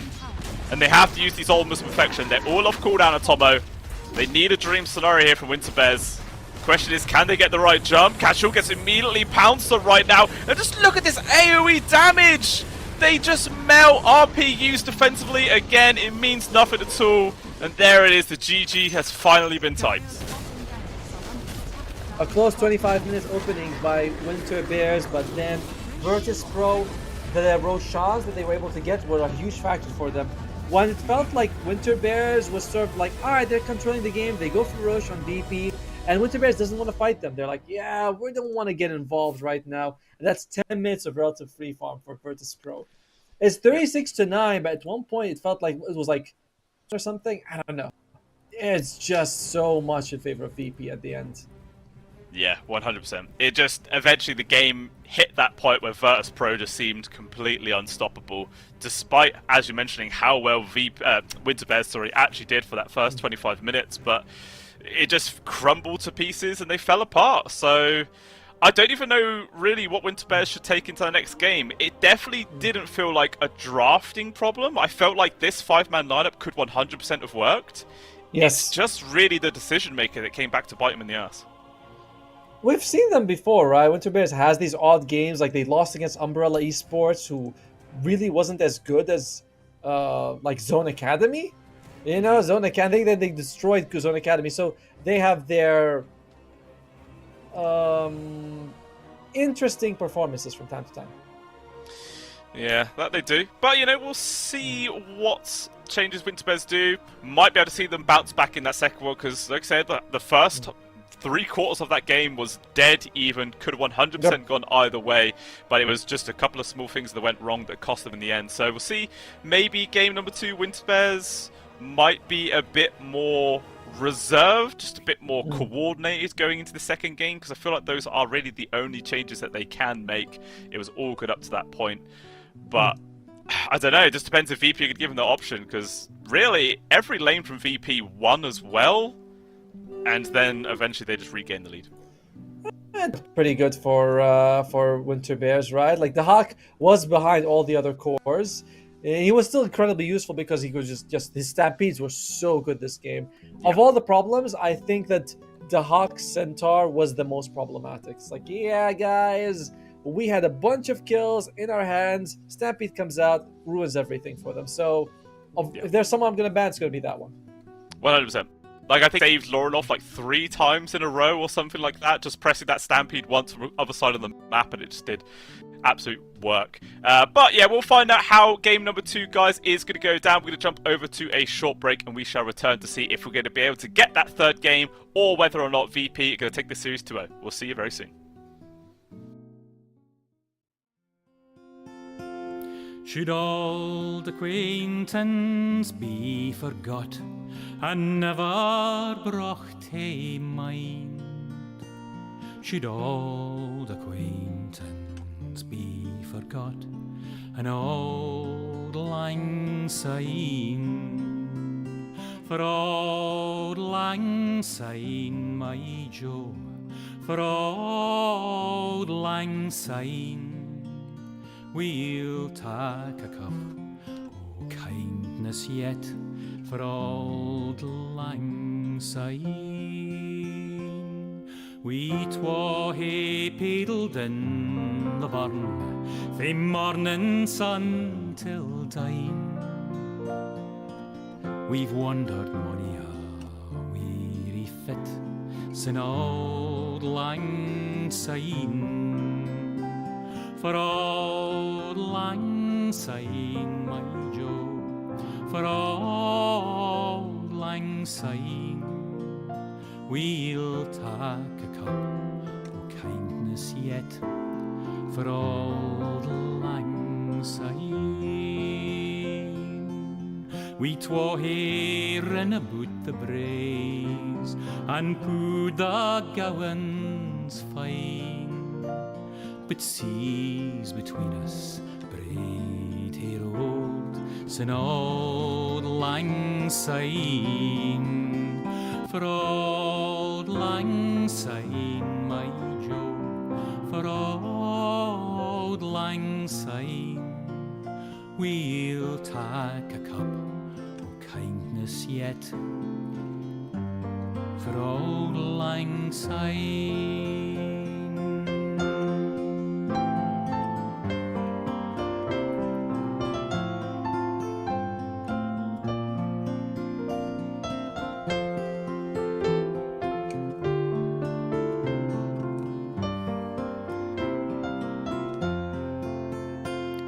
And surely you'll be your pint stout, as surely I'll be mine.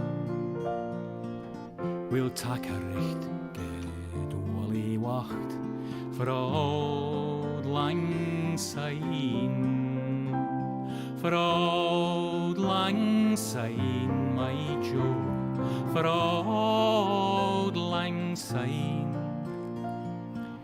we'll take a cup o' kindness yet for old lang syne. So here's Here's a hand, my trusty fear, and gie's a hand o' thine. We'll tak a recht gedwali wacht for old lang syne.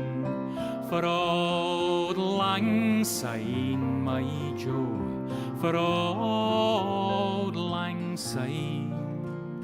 We'll tak a cup o' kindness yet for old lang syne.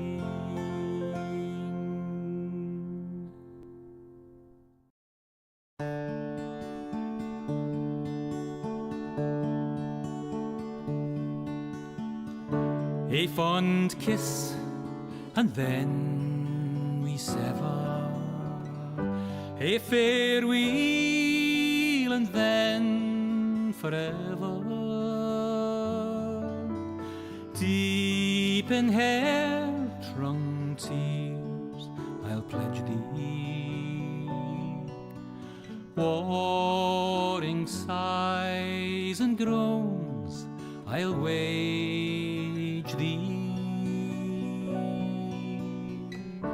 I'll ne'er blame my partial fancy.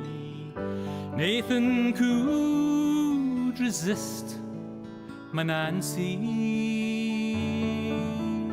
but to see her is to love her.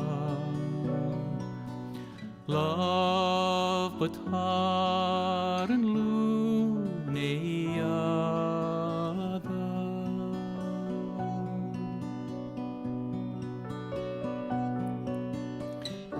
Who shall say that fortune grieves him, while the star of hope she leaves him?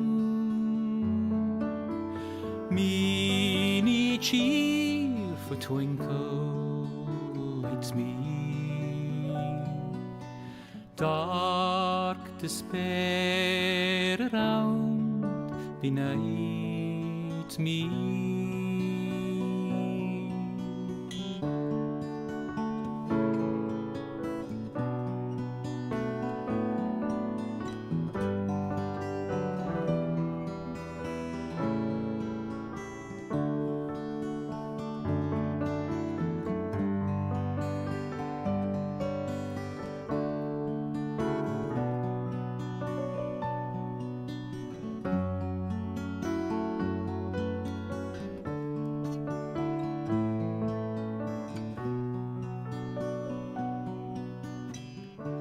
Had we never loved.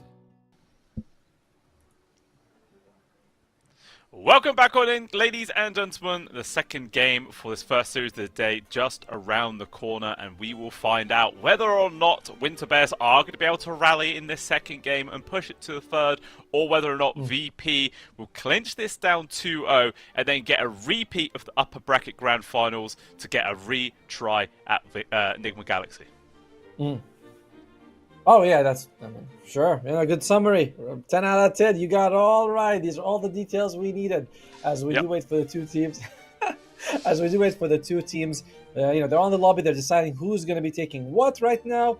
Winter Bear priority and Virtus Pro pick. We're waiting for them to decide which side they want here, or left or right. Sorry, Radiant or Dire. Left or right also works, you know? Left or right, But yeah, that was an interesting game because honestly, I was getting really impressed with Winter Bears. I was like, these guys, they're doing it. They were smashed by Enigma Galaxy, and I thought they'd get, dumpstered by Virtus Pro as well. But no, it wasn't like that. Despite the laning stage being a bit rough, they clawed their way up there through incredible team fights and good pickoffs, and then they just kind of, I don't know, unplugged their keyboards or something. They were not playing anymore. They were done. Yeah, that is it. It did just kind of feel like they weren't trying. They weren't playing as hard as they were for the first 25 minutes, and then it just became the VP show then after. So, I don't know. Hopefully they're able to bounce back, rally or not, because, 2-0s are always boring. We don't want 2-0s. We want to see a full 3-game series, some long, entertaining dotes. Because if you think about it, guys, even if this is a 2-0 and you guys are like, hey, that means VP versus Enigma Galaxy will be starting sooner, you'd be dead wrong. You'd still have like 3 hours to wait. So you may as well just have a very long, entertaining series here and now before getting to that one. You know, it gives you some more dotes to watch, which is really what we're all here for. To be fair, there are other channels, you know, and but unfortunately, other channels won't have us. Wait, sorry, I meant to say, fortunately, other channels won't have us. There you go. Fix that for it. I don't like that way of putting it at all, Tom. It makes me feel very sad. No, you should feel sad. You're wonderful. But what's going to be wonderful is that the game will also be starting just a few seconds here, and as we do go into the draft, we'll be seeing what we're working with, and. Apart from the Centaur, it feels like the Hawk was very problematic, right? They banned Abaddon, they banned his Enigma, then he picks up a Centaur, and it's like there's just a lot of issues. But Centaur does feel like he needs to go. 100%. He was just far too impactful just by pressing that R, and we'll see if he's going to be able to get it again as the draft, ladies and gentlemen, is now underway. So let's jump on in and see if that adjustment is going to be made or whether it might slip through the nets. But again, like you were saying, they banned all of the Huck's other, like, top heroes. That was just, like, the one which he wasn't, like, even to your own words, you're saying he's not even played a vast amount in this patch, so you couldn't really predict it coming, but he just played it so damn well either way. But, yeah, maybe his pool's just too hard to completely ban out. It is. Like, I remember he got famous on Visage, so which we haven't even talked about. But for Winter Bears, they're saying, Enigma is still problematic. Even though you can sort of deal with his ultimate if you build, get a Dawn or a Silencer, his laning stage is still a nightmare. And when you just see him, he usually goes for like mass auras. By the way, we did look at that. Did you ever feel like after they got the Crimson Guard, no one died on Virtus Pro? Actually, the deaths did slow down quite a lot. I mean, again, like you're saying, a vast majority of their damage was just all physical. The Lycan, the Monkey, pretty much all is. Magnus, quite a lot to some degree as well. And yeah, Crimson, despite the fact they didn't have the blink for initiation, didn't need it, Tomo. They just ran people down. Yeah, I'm looking at all the cores on Virtus Pro had 50 or more % reduction against physical damage. Actually, the Centaur is 43, but that's still pretty damn high. And the Crimson Guard plays a big part of it. Alright, definitely does. Going to the bans, they do get rid of the Monkey King for Virtus Pro that they were like, yeah, that was pretty good, actually. Laning phase went decently. Remember, the Hawk was zoned out in the laning phase, so 5 seconds remaining. They don't want to deal with that again if they don't have to. Yeah, definitely trying to mitigate that problem, but on the side of Winter Bears, it is just the Dahak banning spree by the looks. Enigma, Abaddon, Nature's Prophet, all 3 of his heroes being taken out straight away. Question is, do they also use the 4 for Tomo? How much do they hate this man?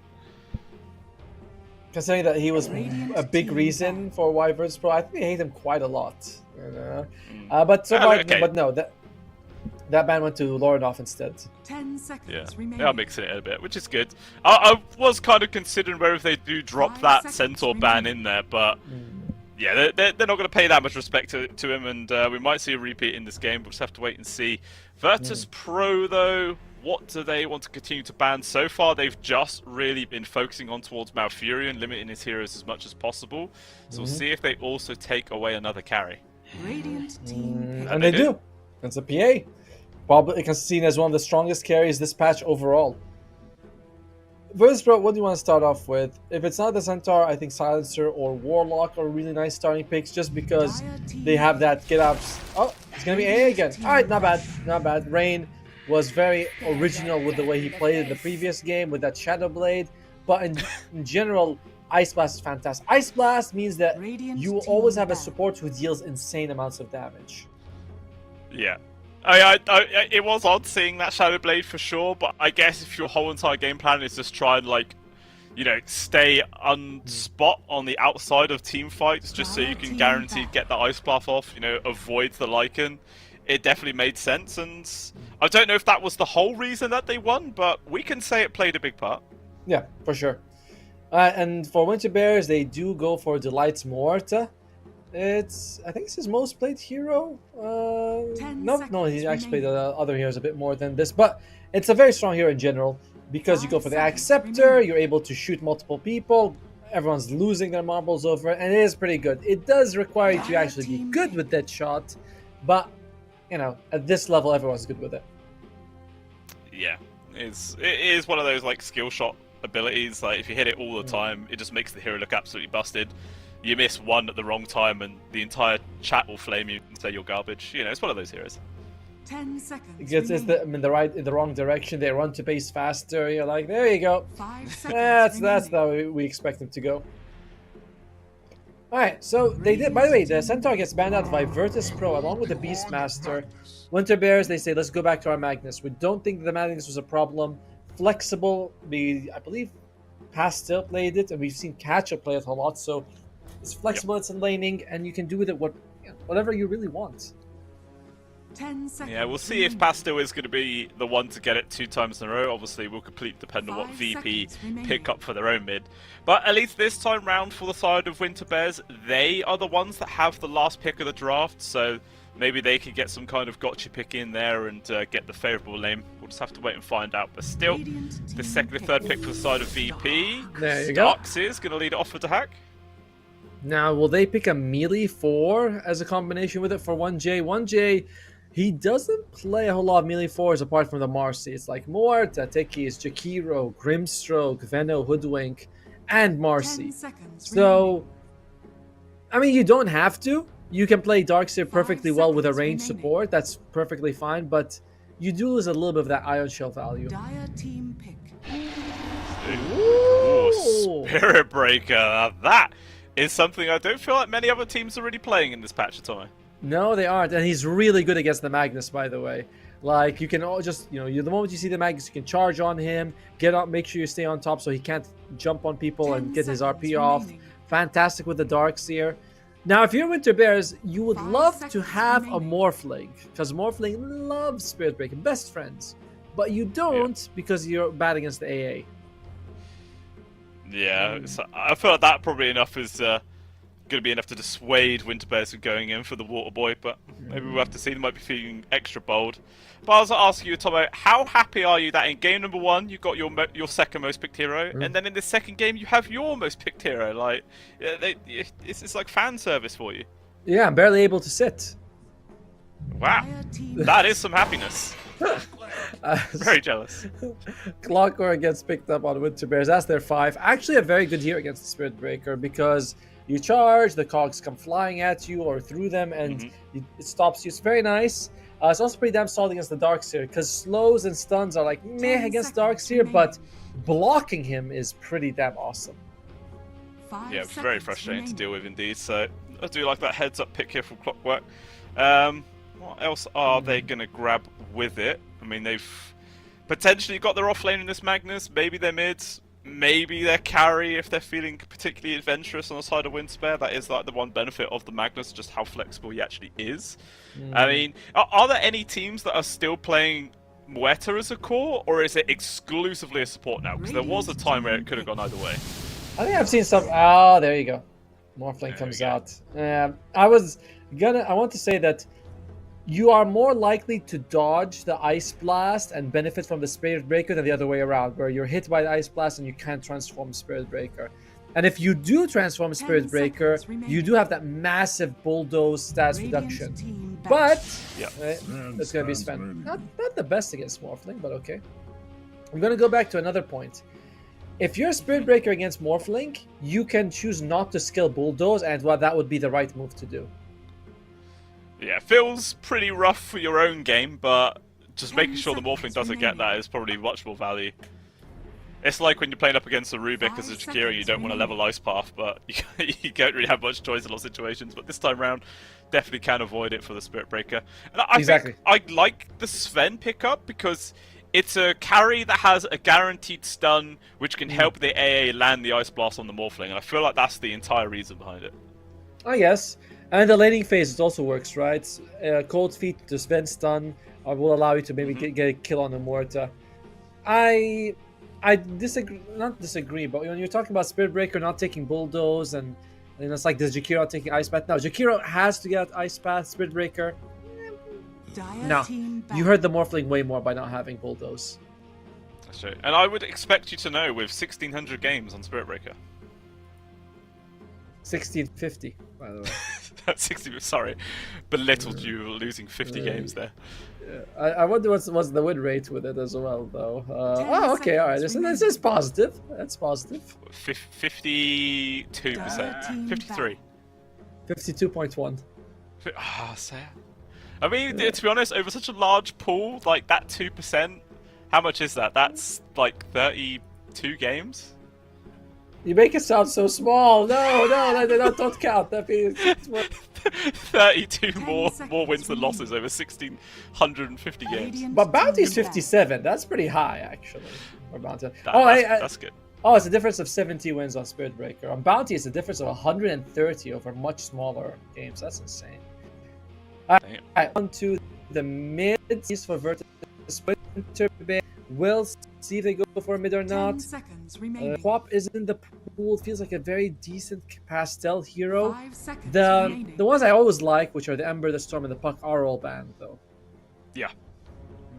I mean, it does feel like Virtus Pro need some extra form team fight lockdown. I mean, they do have that combo of Vacuum plus Stormhammer, which we've seen in many different games throughout the years just be just as good as a Ravage or an RP, in all honesty. So we'll see if that's going to be enough to pull it out.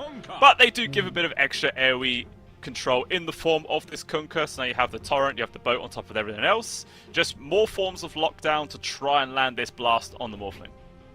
That's 4 melee heroes on Virtus Pro, by the way. 10 The damage seconds mitigation that's going to come out from them is pretty insane, though. The Warcry and the Kunkka. 5 seconds Darkseer remaining. often goes for like Pipe, Greaves, maybe even a Crimson. I think that's the Hawk style these days, to go for auras. Winter Bears, you're going to need a mid with some serious damage. Or an off, depending on where the Magnus goes.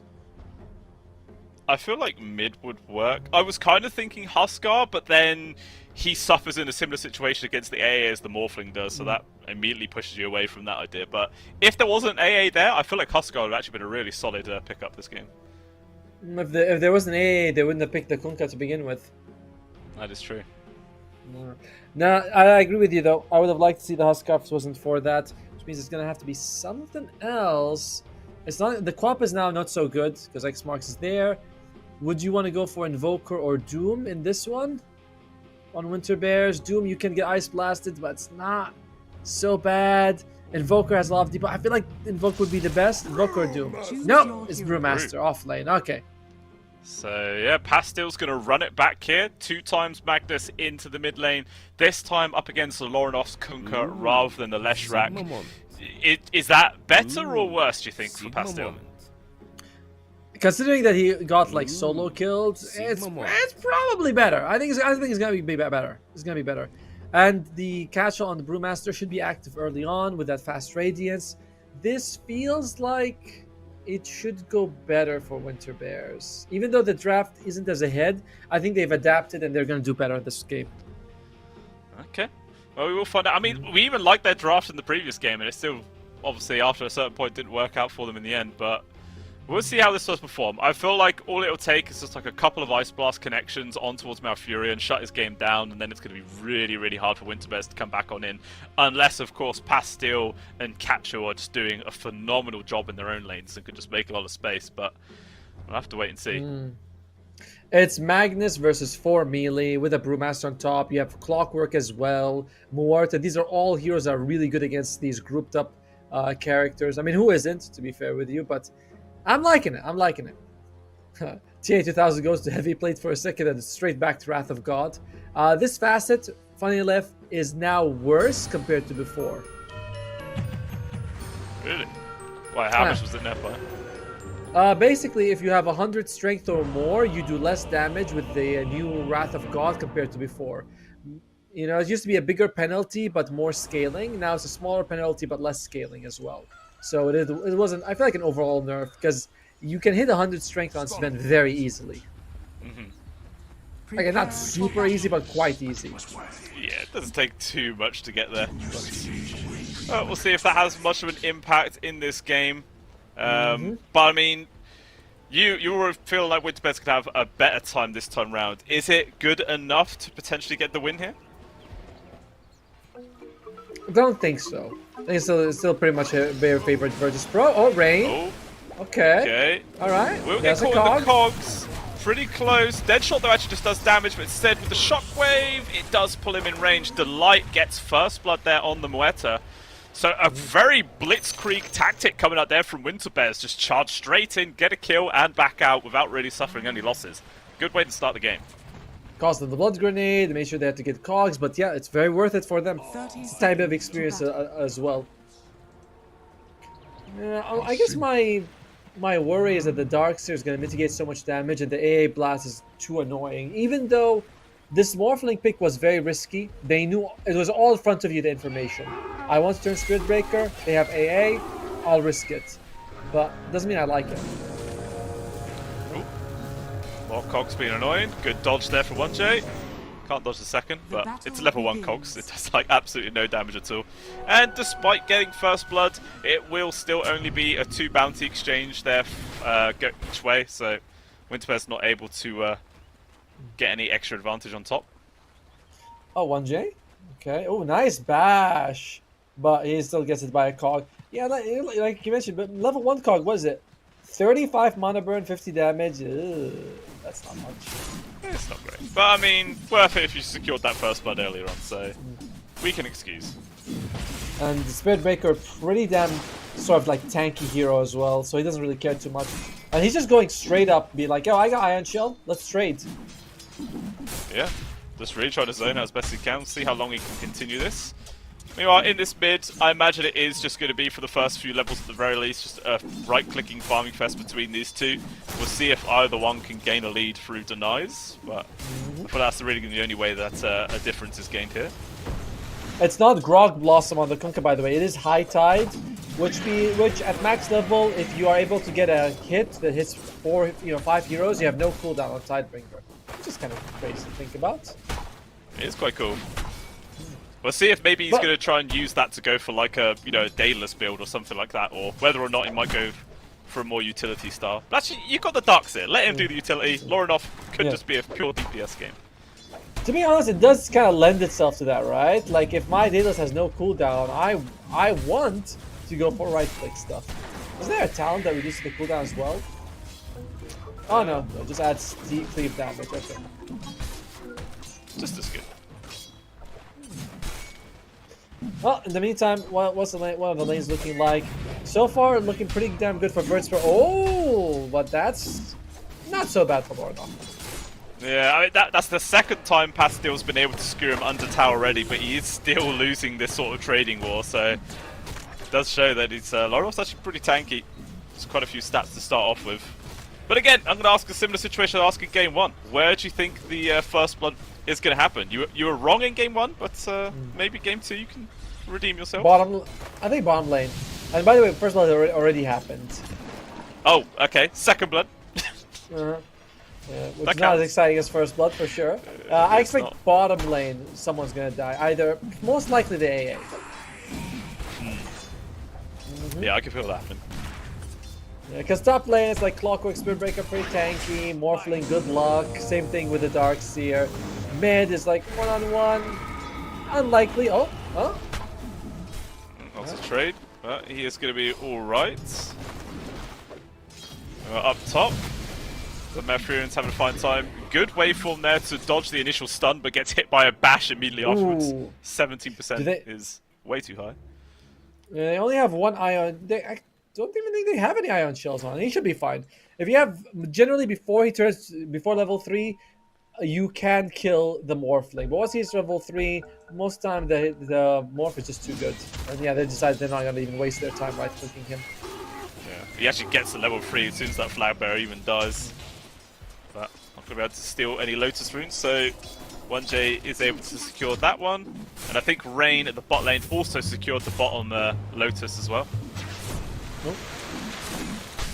Looks like 1J taking a little bit of damage at the top, but it'll be enough to kill him. Oh, the Hawk messed up. He uses the Surge on himself rather than the Spirit Breaker who needed to run away. Oh, misclicks happen. And I was wrong one of again those cases about where like you go to press the hotkey and sometimes they accidentally double click and cast on yourself. Or you have alt clicked. Oh, yeah. there you go. Okay.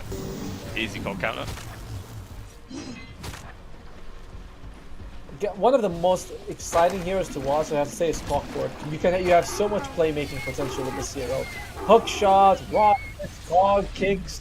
Like, it's just a fun hero to watch every time. Yeah, you can definitely get a lot of work. Or sometimes you see some Clockworks that just run around in circles and don't do too much. Mainly when I play it. But unfortunately, he did get very heavily nerfed this patch, which is one of the reasons why he's become a lot less popular. Used to be able to farm with Battery Assault, it does double damage to creeps, now it doesn't. Tier 2000s. Look at that damage come raining in. They're trying to heal him up, but it's not good enough. He still does die. Delight might get counter killed here from Rain, but Catchall could just get a +1 kill. Not going to dive underneath the tower for it, so it does just end up being a 1-for-1, but killing tier 2000, 100% the big ticket item. For sure. The Hawk loses his courier in the top lane as well. That's an extra 175 gold. Johnny! What were you doing there, Johnny? He's trying to be flashy, you know? You're saying you like the Clockwork doing stuff. He's doing stuff. Dying is not the stuff I think is very good to do. You should have specified.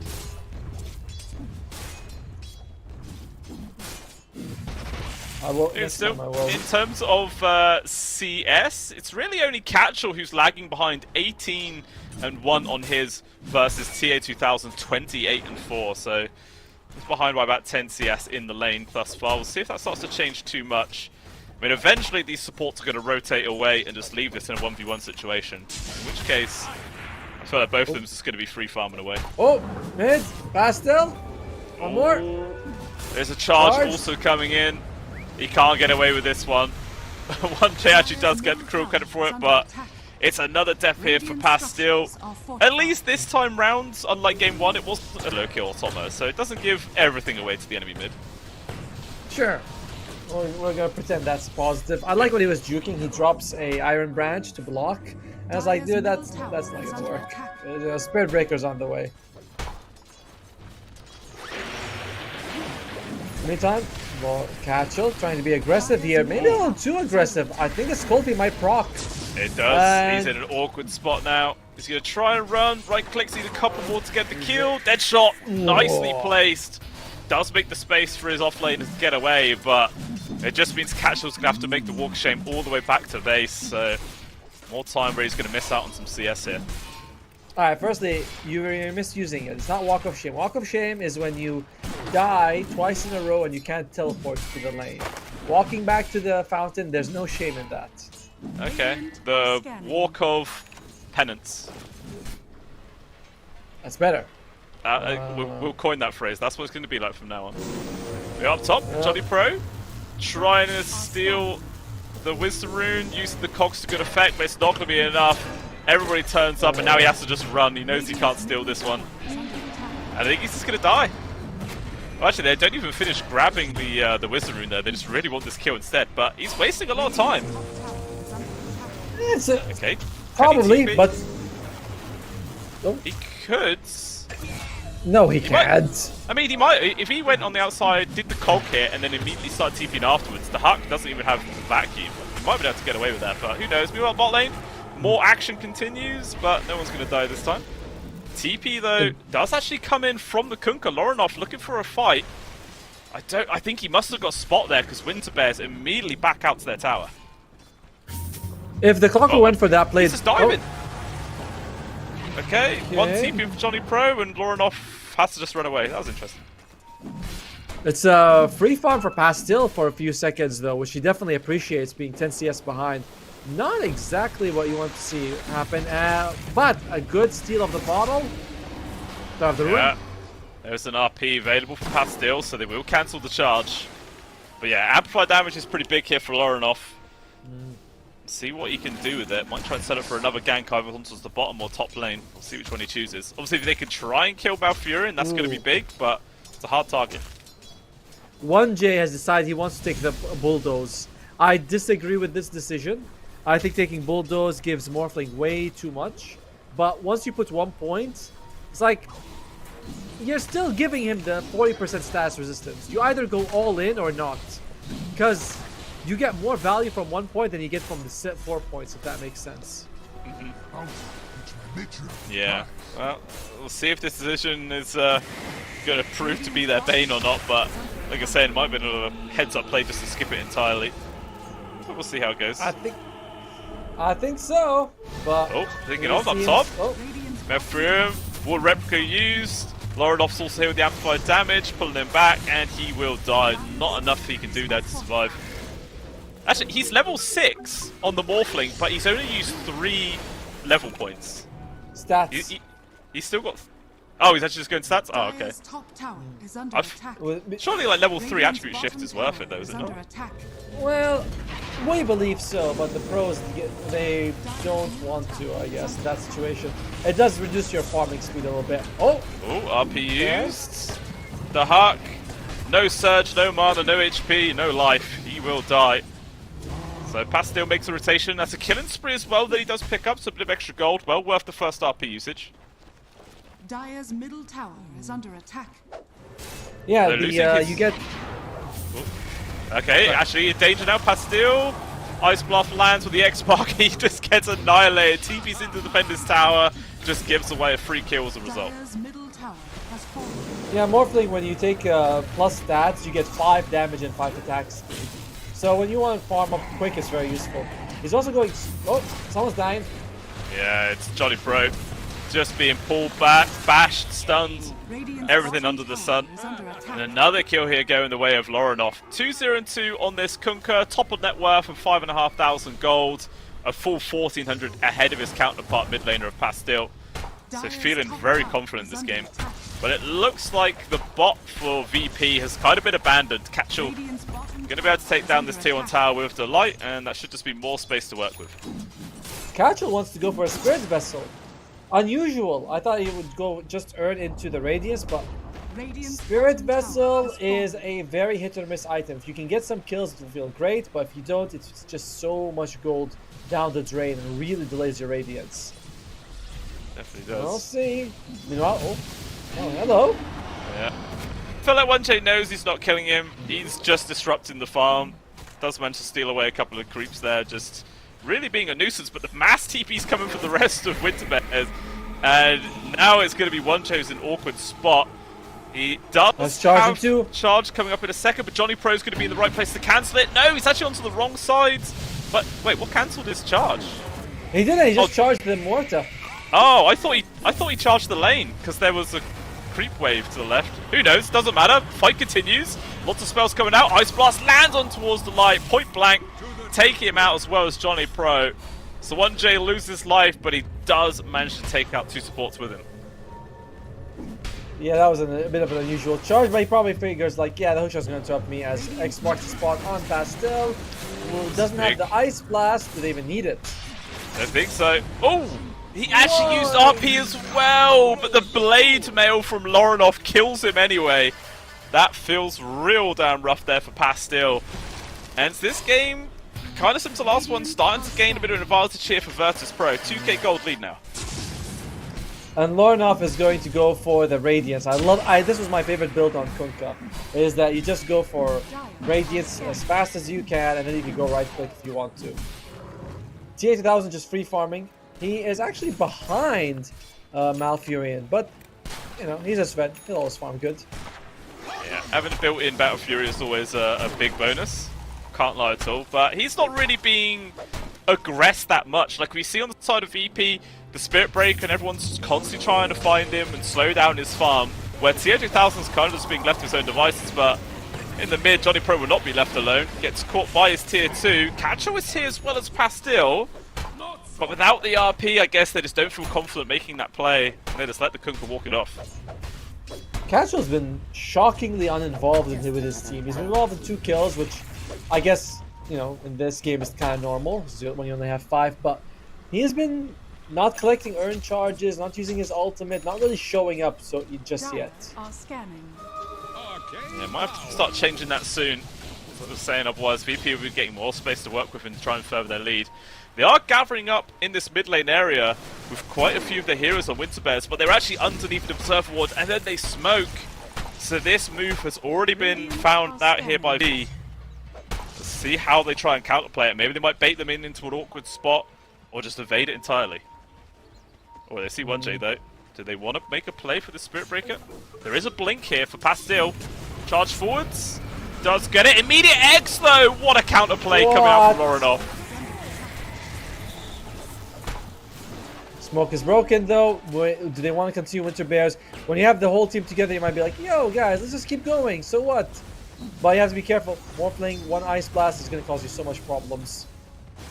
And I think, yeah, he did finish the Lincoln Sphere on the Morphling. Just does not want to be charged this game. Charge into Ice Blast is a nightmare. Yeah, it's one of the worst case scenarios for him for sure. So hopefully that'll be enough to keep himself alive for his own sake.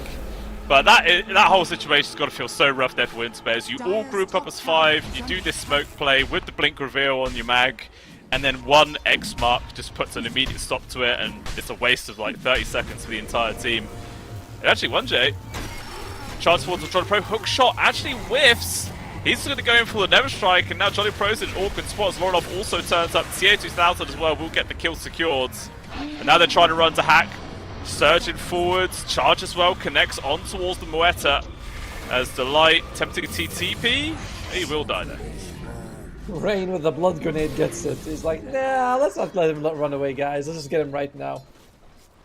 Things continuing to go a little downhill for Winter Bears as Virtus Pro establishing that their dumps, they are such a durable line. But we didn't mention this, but 4 of their heroes not only are melee, but super tanky.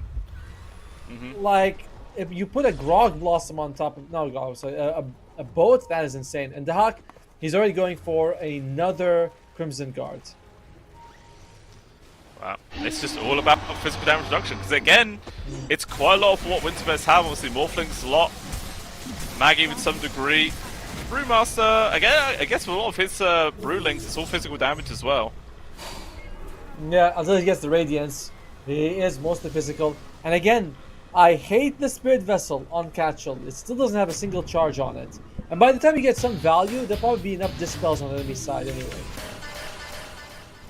Yeah, and if anything, it's just delayed the Radiance by a couple of thousand gold, which is going to be quite impactful. But look at the amount of wards that Johnny Pro's been placing in this Radiant jungle. He's given this opportunity to jump on towards the Hawk, but he still needs some help from the rest of his team to actually finish this kill off. Jump to the side, Pastille, going on towards Rain in the backlines, who's trying to just get a D-ward, but he can't even finish that off. He will lose his life. But the Hawk looks like he might have gotten away with this one. Or has he? Pastille with this haste rune just runs up, does an RP, drops his face. Lorinov is here though. Boat's going to come through with the run buff. Maybe that'll be enough to keep the Hawk alive, but it doesn't look like it will. He will still die. Charge comes through from Wandre. Will actually finish off Pastille, so he gets the retaliation there for his core. But it's actually several other people now dropping for Winter Bears. Catchel has to try and run. The brew split is ending. Question is, can he get out? Malfurion's actually going to turn up, see if he can help his offlane, and they're going to standard fight. Turns into the Spirit Breaker himself, but the Ice Blast will land, and Malfurion destroys X-Mark as well, denying the escape here for Catchel. And it's looking like it's going to be an entire team wipe for Tomo. That did not go according to plan for Winter Bears. I did like that he threw the RP just to try to get a kill on the Hawk. He's like, yeah, it's a solo RP, but so what? But you are going next to the tower, your Morphling isn't around, and the only person you picked off was the A. That's not the biggest kill to start fights off with. And I mean, I think they got a Spirit Vessel charge. That's good news. It's something. We'll see what it actually does at the end of the day, but I guess it's something you can take out of an episode of Winter Bears. But that lead is now just bumped up to 8,000 gold, 18 minutes in. Okay, Johnny Pro attempting another play here on towards the AA. Pastille gets involved. That will be a freebie. I mean, that's still like 600 gold as well. It's not bad. No, it's all good. Any kill you can get will be worth it. Oh, TA. TA2000 now. Going for the Gold Strength turnaround. Nearly just 2 shots, Johnny Pro. Force him to disengage. Spirit Breaker though coming from the side, good stun on towards 1, charges through to get the multi-hero connections right now. Now Catchel's in an awkward spot, but TA2000, he doesn't feel confident to stay around, so he will retreat. As Lorinov just finishes Johnny Pro, the Clockwork, the only casualty in that entire engagement. Although maybe it's not done yet. Malfurion's here and he sees the hack, but he has to be careful. VP more than willing to take this fight. He's actually just going straight after the Magnets, but good charge comes through. The Centaur stun as well for the neutral creeps, delays it all as Malfurion dies. This AA, the bane of his life this game. Pastille trying to survive, but 1J continuing to chase after him. Attempts to juke around a tree, but that is not enough. And it's another disastrous fight for Winter Bears. And I bet they are really regretting this pickup at the Morphling this game, because AA has been doing some serious work. And they knew it. They saw it coming. There was no ambiguity about it. There's not like, oh, they could go for it. It's like the AA was first pick in the entire game. And they were like, nah, we'll just stick with Morphling. Just because they wanted him to transform into a Spirit Breaker, which is it's not good enough. It's not. Maybe if that was like the whole idea for VP, like let's debate the Morphling by picking Spirit Breaker, then could be like one of the best heads-up drafting moments of 2025.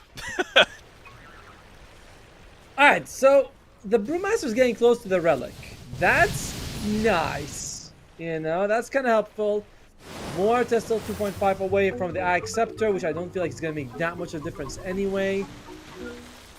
And then that's it in terms of items. Those are two things you're looking at: a relic into Radiance, which you don't even have, and an Acceptor for Mortar. Oh, someone's charge forwards. Okay, Never Strike actually causes the Ice Blast to miss, and maybe Johnny Pro's actually going to escape this one, trying to TP out. He actually gets away. All right, bit of luck there for the Clockwork. Nice move for him. To be fair, I don't blame 1J in that situation. If he didn't do it, he would have been able to walk out from the other side. So he was hoping to time it so it hits just as the blast comes out. It's very tough, finicky timing. It's not his fault. Some of these things are impossible to do. Yeah, for sure. I mean, it's not like they needed that kill anyway to have a lead in this game. They're still on like 12 to 13,000 gold lead. Still waiting for their first Roshan attempt, but again, I guess it's quite scary up against Winter Bears. You have the Rocket that can scout it out, and then you've been playing up against RP as well, which is always frustrating. And how do you kill Lorne off? Blade Veil, Essence Ring, Radiance, and BKB very close by. Maybe you just don't. Maybe just try to ignore him as best as you can. Oh, meanwhile, another attempt to take the Wisdom Rune here from Johnny Pro, but again, it's just this same duo, man. It's always the Spirit Breaker and the Darkseer that are just hunting Johnny Pro, it feels, the entire game. It's another 2 Wisdom Runes going in the hands of VP. So much gold, so much experience. Johnny's been very active, but to no success. He's 0-9 this game. I feel like, is this like, do we want him to just go make space and at the cost of his life? I don't know. Seems like it's really not paying off for them so far. Yeah. He's just constantly being punished again and again. Spirit Breaker's gone for a very interesting idea. He's going for the Acceptor early on. Now, this baits spells towards you, and this game would be Adaptive Strike, and I think Muerte's Deadshot would also come to you. That's about it.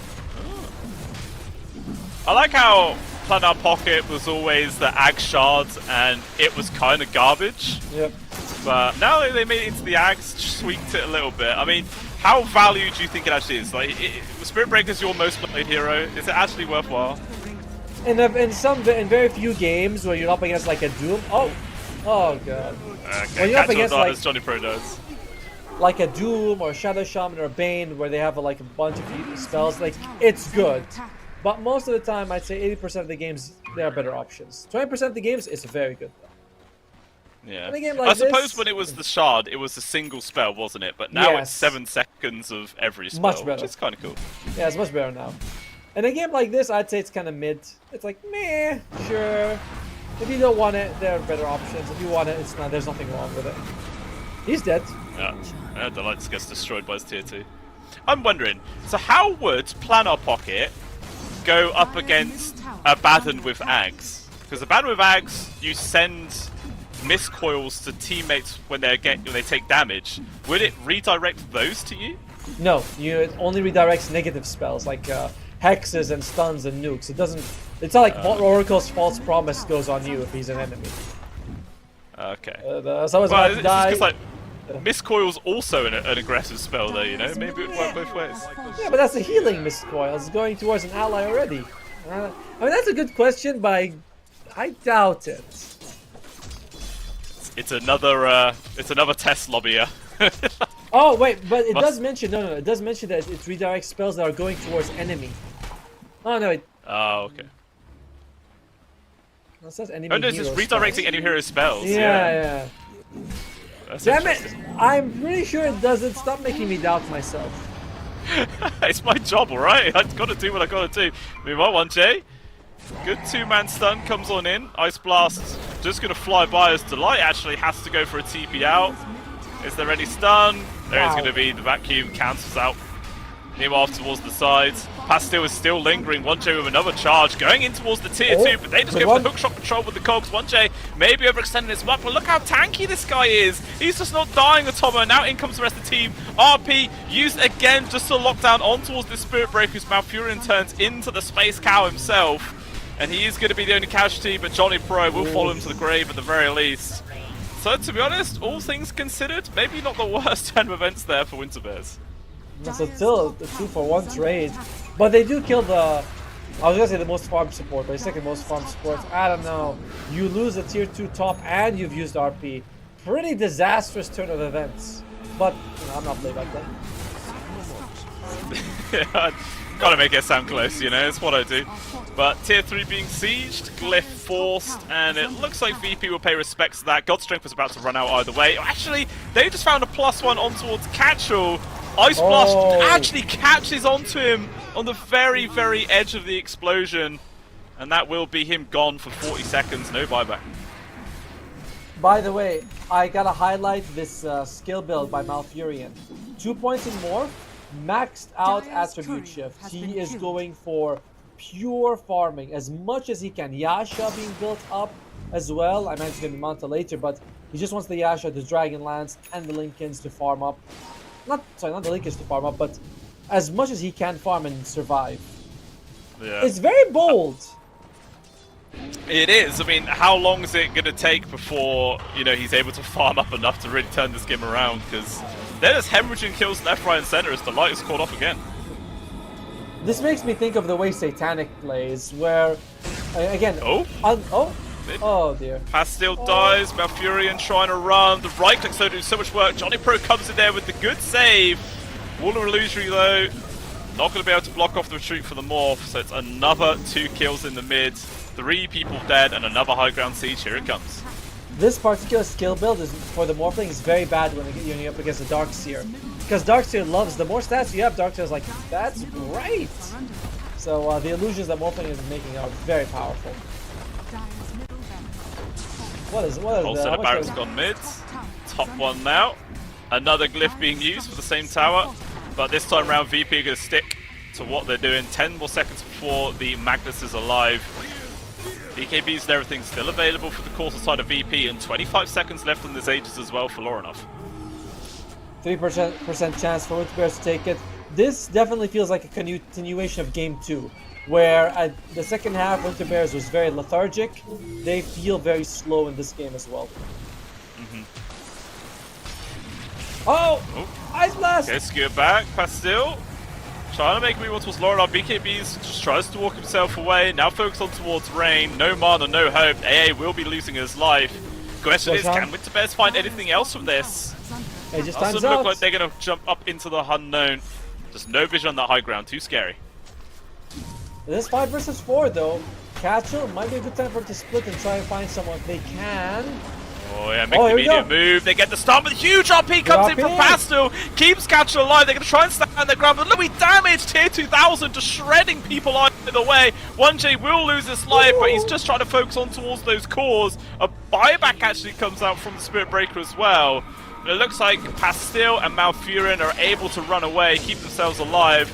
But the Catchall, his Bruce split ends, he's in an awkward spot. 1J continuing to charge forwards, but so does Malfurion with his own Spirit Breaker morph. Charging in deep, tries to stand his ground, but tier 2000 still had the God Strength going and destroys the morph. Catchall 2 will die, Pastil finally getting re-involved, but it's too little too late, Atomo. The other cores are gone, they don't have any buyback. Somehow, the damn Sven continues to survive.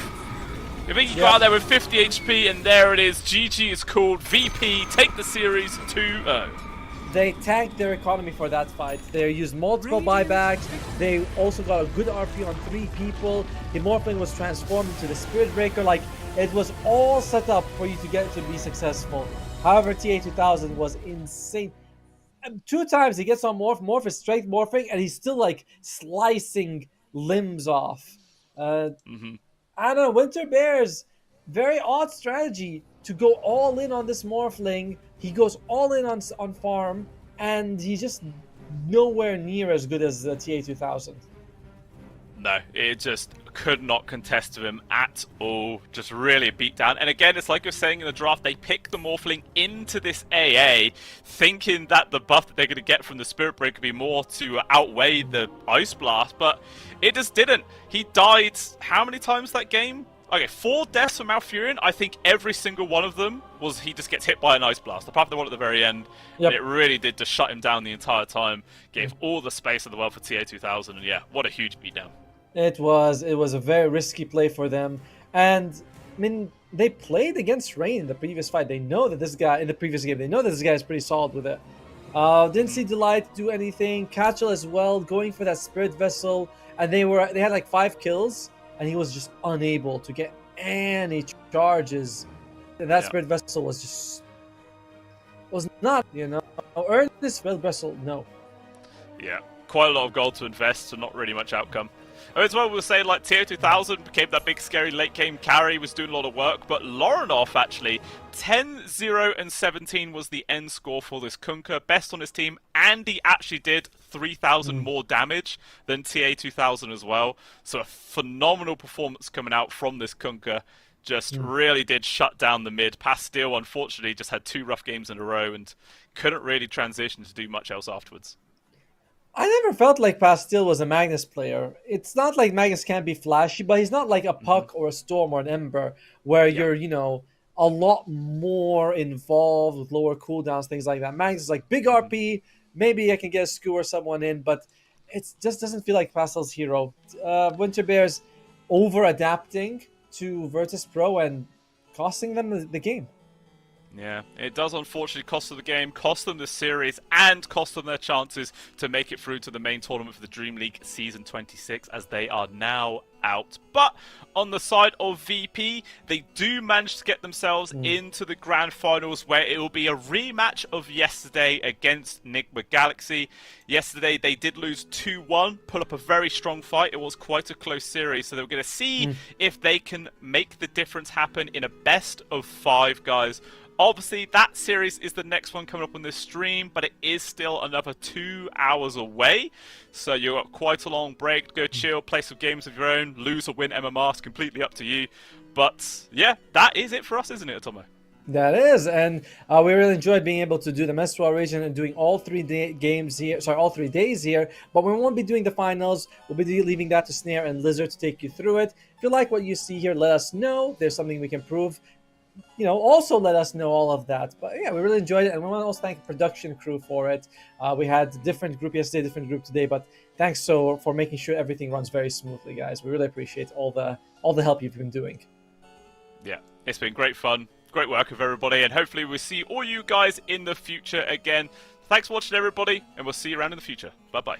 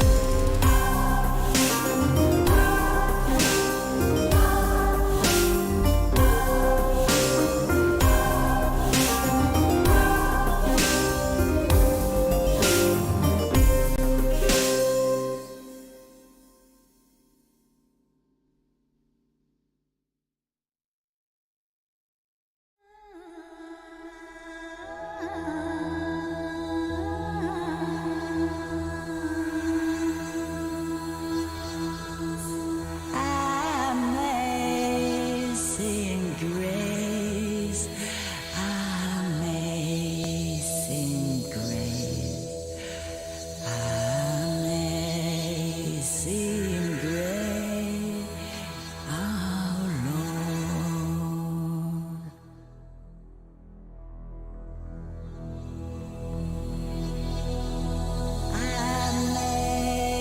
Amazing grace, how sweet the sound that saved a wretch like me.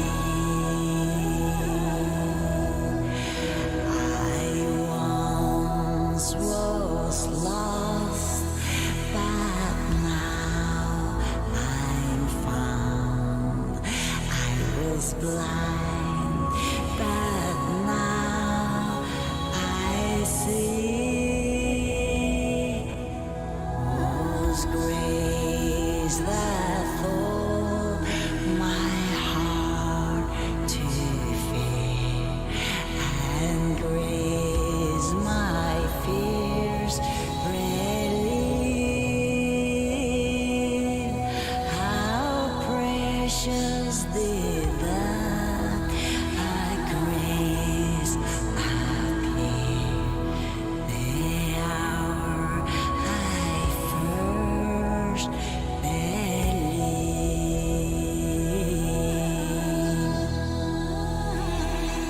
Oh, many danger toils and snares we have already come. Was grace that brought us safe so far, and grace will lead us home.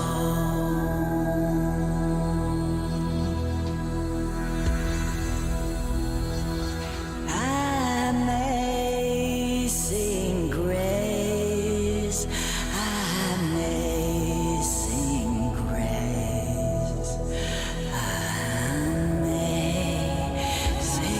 grace, our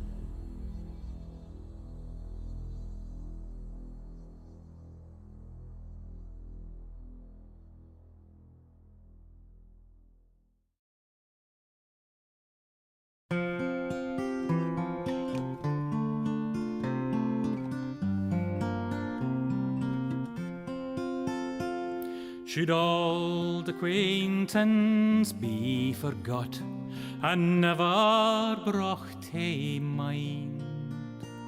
Should old acquaintance be forgot and old lang syne?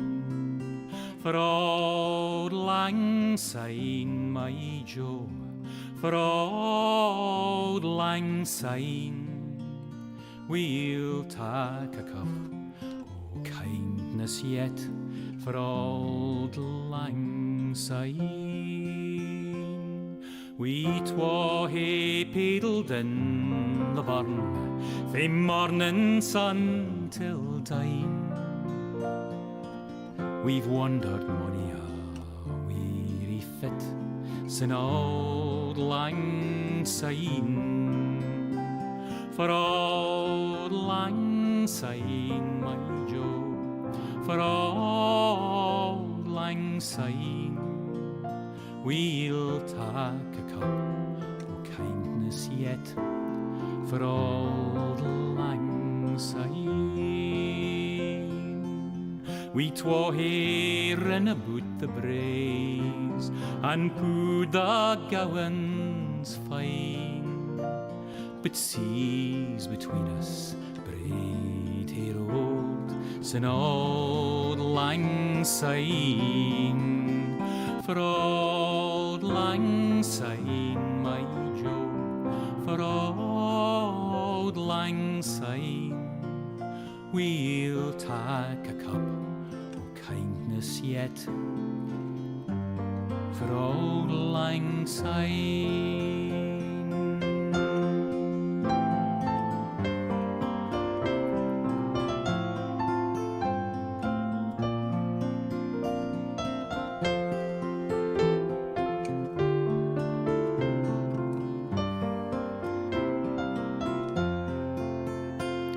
And surely you'll be your pint stout, as surely I'll be mine. We'll take a recht good wally wacht for auld lang syne, for auld lang syne, my Jo, for auld lang syne. We'll take a cup o' kindness yet for auld lang syne. So here's a hand, my trusty fear, and gie's a hand o' thine. We'll take a recht good wally wacht for auld lang syne, for auld lang syne, my Jo, for auld lang syne. We'll take a cup o' kindness yet for auld lang syne.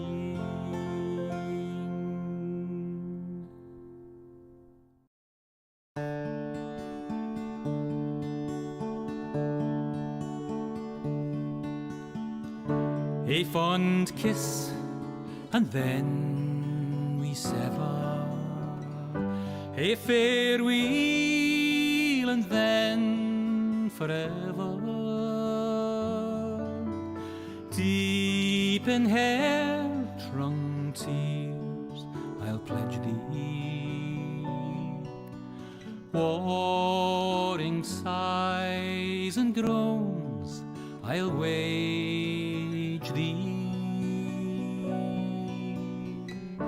I'll ne'er blame my partial fancy. Nathan could resist my Nancy,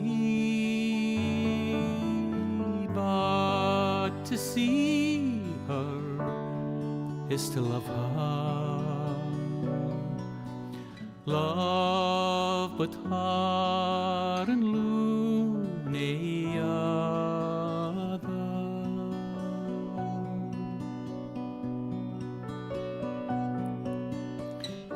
Who shall say that fortune grieves him, while the star of hope she leaves him?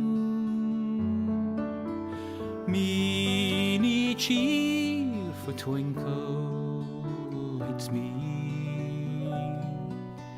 dark despair around benight me.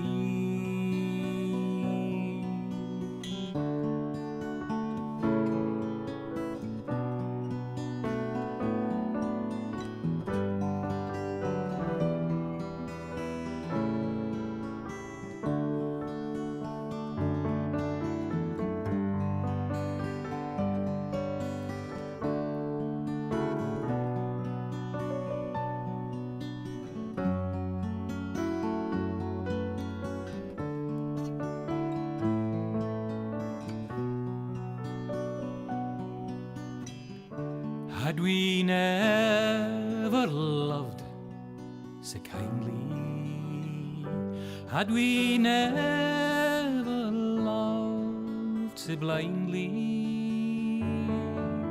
never met or never parted, we would never been broken hearted.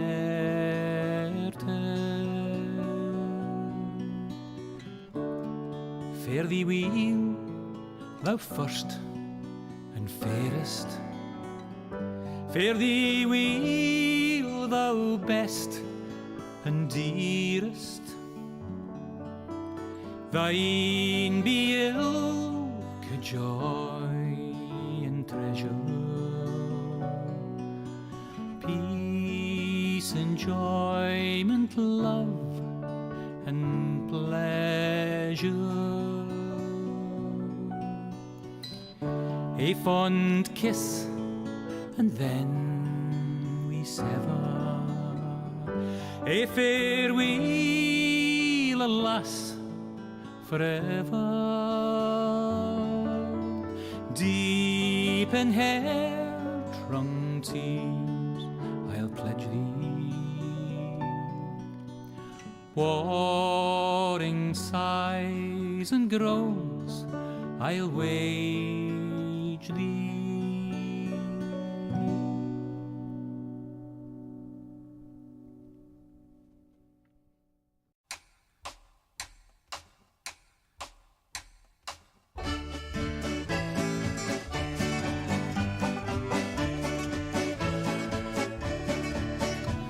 My grandfather's clock was too large for the shelf, so it stood 90 years on the floor. It was taller by half than the old man himself, though it weighed not a pennyweight more. It was bought on the morn of the day that he was born. It was always his treasure and pride, but it stopped short, never to go again when the old man died. 90 years without slumbering, tick-tock, tick-tock, his life seconds numbering, tick-tock, tick-tock, but it stopped short, never to go again when the old man died. In watching its pendulum swing to and fro, many hours had he spent while a boy. And in childhood and manhood the clock seemed to know, and to share both his grief and his joy. For it struck 24 when he entered in the door with a blooming and beautiful bride. But it stopped short, never to go again when the old man died. 90 years without slumbering, tick-tock, tick-tock, his life seconds numbering, tick-tock, tick-tock, but it stopped short, never to go again when the old man died. My grandfather said that of those he could hire, not a servant so faithful he found. For it wasted no time and had but one desire, at the close of each week to be wound. For it kept in its place not a frown upon its face, and its hands never hung by his side. But it stopped short, never to go again when the old man died. 90 years without slumbering, tick-tock, tick-tock, his life seconds numbering, tick-tock, tick-tock, but it stopped short, never to go again when the old man died. It rang an alarm in the dead of the night, an alarm that for years had been dumb. And we knew that his spirit was pluming for flight, that his hour of departure had come. Still the clock kept its time with a soft and muffled chime, as we silently stood by his side. But it stopped short, never to go again when the old man died. 90 years without slumbering. Tick tock, his life seconds numbering. Tick tock, but it stopped short, never to go again when the old man died. Yes, it stopped short, never to go again when the old man died.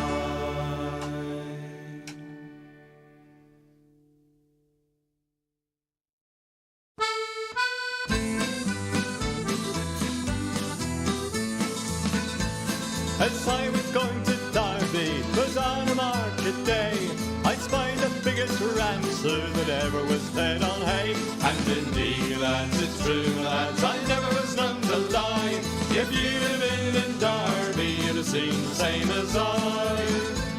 His rammy had full hooves, sir, and on them he did stand, and every step he took, sir, it covered an acre of land. And indeed, lads, it's true, lads, I never was known to lie. If you'd have been in Derby, you'd have seen the same as I. The wool that grew upon him, sir, made 50 packs complete, and that was sent to Flanders to clothe the British fleet. And indeed, lads, it's true, lads, I never was known to lie. If you'd have been in Derby, you'd have seen the same as I. The tail was 50 yards, sir, as near as I can tell, and it was sent to Rome, sir, to ring St. Peter's bell. And indeed, lads, it's true, lads, I never was known to lie. If you'd have been in Derby, you'd have seen the same as I. This rammy had a head, sir, that reached up to the sky. The eagles built their nets in it, I heard the young ones cry. And indeed, lads, it's true, lads, I never was known to lie. If you'd have been in Derby, you'd have seen the same as I. This rammy had 2 horns, sir, that reached up to the moon. A man climbed up in January and didn't come down till June. And indeed, lads, it's true, lads, I never was known to lie. If you'd have been in Derby, you'd have seen the same as I. And all the lads of Derby come begging for his eyes, to make them into footballs, for they were football size. And indeed, lads, it's true, lads, I never was known to lie. If you'd have been in Derby, you'd have seen the same as I. And if you don't believe me, sir, if you think I lie, just ask the folk of Derby, they'll say the same as I. And indeed, lads, it's true, lads, I never was known to lie. If you'd have been in Derby, you'd have seen the same as I. And indeed, lads, it's true, lads, I never was known to lie. If you'd have been in Derby, you'd have seen the same as I.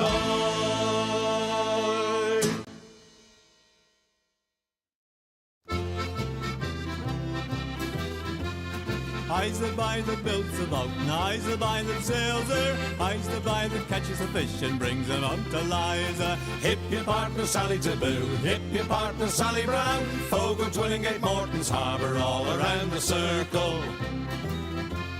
Sods and rind, a covey, a flake, cake and tea for supper, codfish in the spring of the year, fried in maggoty butter. Hip your partner Sally Taboo, hip your partner Sally Brown, Fogo, Twillingate, Morton's Harbour, all around the circle.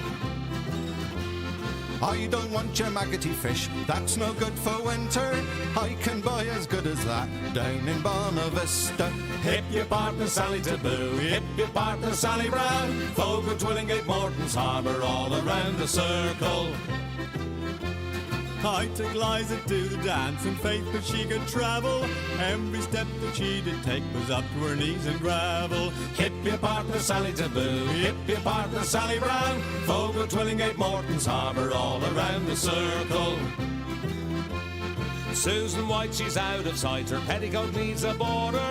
Old Sam Oliver in the dark, he kissed her in the corner. Hip your partner Sally Taboo, hip your partner Sally Brown, Fogo, Twillingate, Morton's Harbour, all around the circle.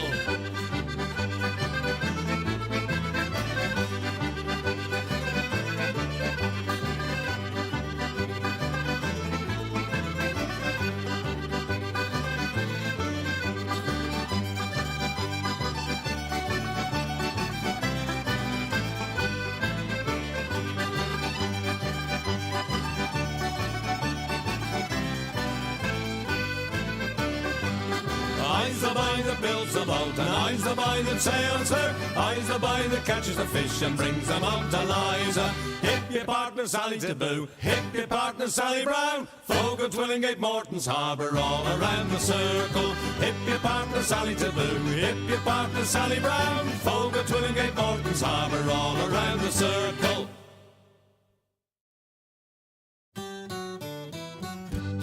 Come landlord, fill the flowing bowl until it doth run over. Come landlord, fill the flowing bowl until it doth run over. For tonight will merry, merry be. For tonight will merry, merry be. For tonight will merry, merry be. Tomorrow we'll be sober. Here's to the man who drinks strong ale and goes to bed quite mellow. Here's to the man who drinks strong ale and goes to bed quite mellow. He lives as he ought to live. He lives as he ought to live. He lives as he ought to live. And dies a jolly good fellow. For tonight will merry, merry be. For tonight will merry, merry be. For tonight will merry, merry be. Tomorrow we'll be sober. Here's to the man who drinks water neat and goes to bed quite sober. Here's to the man who drinks water neat and goes to bed quite sober. He fades as the leaves do fade. He fades as the leaves do fade. He fades as the leaves do fade. That drop off in October. For tonight will merry, merry be. For tonight will merry, merry be. For tonight will merry, merry be. Tomorrow we'll be sober. Here's to the girl who takes a kiss and goes to tell her mother. Here's to the girl who takes a kiss and goes to tell her mother. She is a very foolish girl. She is a very foolish girl. She is a very foolish girl. She'll never get another. For tonight will merry, merry be. For tonight will merry, merry be. For tonight will merry, merry be. Tomorrow we'll be sober. Here's to the girl who takes a kiss and comes back for another. Here's to the girl who takes a kiss and comes back for another. She is a boon to all mankind. She is a boon to all mankind. She is a boon to all mankind. She'll very soon be a mother. For tonight will merry, merry be. For tonight will merry, merry be. For tonight will merry, merry be. Tomorrow we'll be sober. Where the wind can cut you like a knife, and nights are colder than the purser's wife, sir. Do we dream of sunny skies of blue and sipping on some fancy foreign brew, sir? No, sir, no. We long to sail where greyer English skies prevail, and we would face the wind and snow and hail for just one pail of good old English ale, sir. Just one pail of good old English ale, sir. Did we choose to fight the foreign foe for England's glory? We must answer no, sir. An English ale house, that's where we would be, not dodging cannonballs upon the sea, sir. We're only risking life and limb because old England's too far to swim. But we would chance an iron arm or leg for just one keg of good old English ale, sir. Just one keg of good old English ale, sir. Many days and many lonely nights without one woman hoving into sight, sir. Now it won't be long till we see our wives and sweethearts lined up on the quay, sir, with their arms all open wide. But we will push them gently aside, for they will have to wait for us until we've had our fill of good old English ale, sir. Had our fill of good old English ale, sir.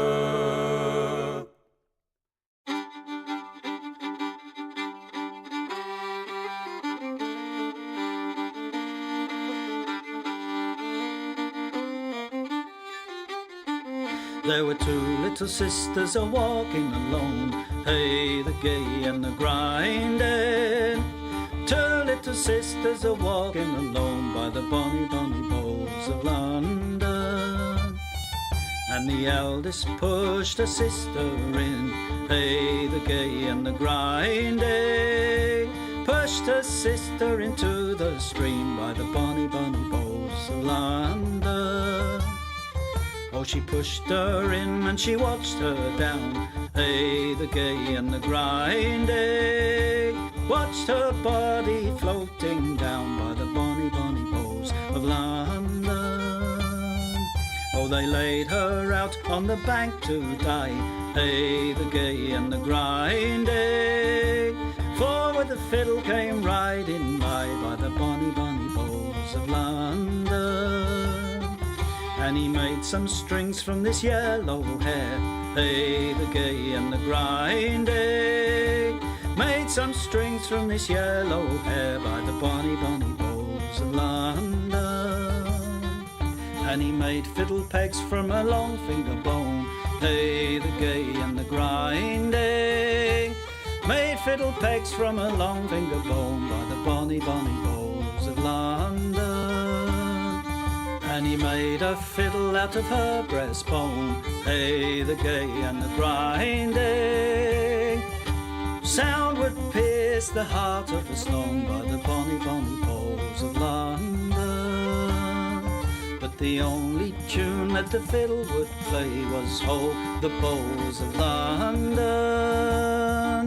The only tune the fiddle would play was the bonny, bonny bowls of London.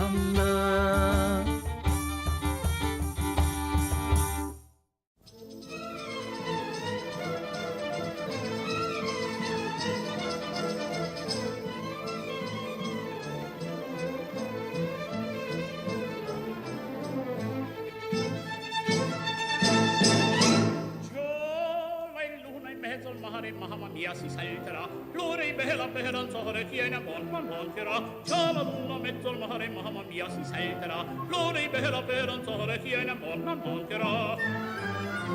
Già la luna mezzo al mare, mamma mia si salterà, resta in danza donna mia venite qua, un garzon bello giocondo ciascuna toccherà, finché in cielo una stella e la luna splenderà, il più bel con la più bella tutta notte danzerà. Mamma mia, già la luna in mezzo al mare, mamma mia, si salterà, fringe, fringe, fringe, fringe, fringe, fringe, mamma mia, si salterà, fringe, fringe, fringe, fringe, fringe, fringe, mamma mia, si salterà.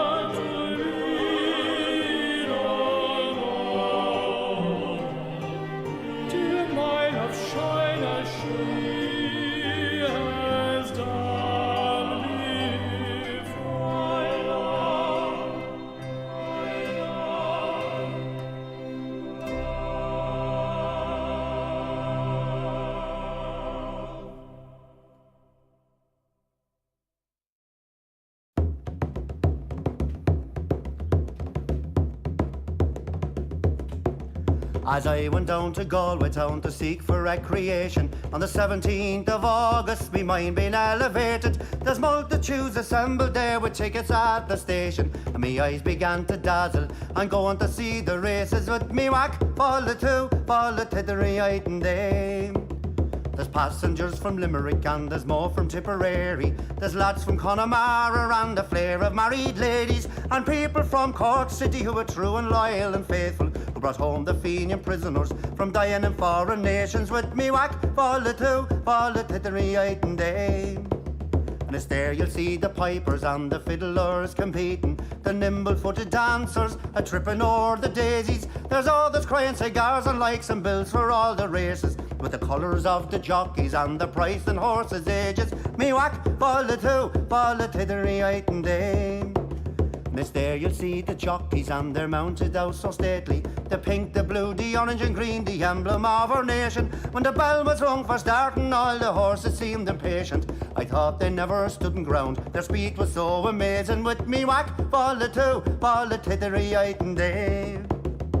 500,000 people there of all denominations. There's Catholics, there's Protestants and Jews and Presbyterians. There's yet no animosity, no matter what persuasions, but sportsman's hospitality, those Jews fresh acquaintance. With me whack, fall the tittery and day. Agus foy marish and crushkin is birch shelan.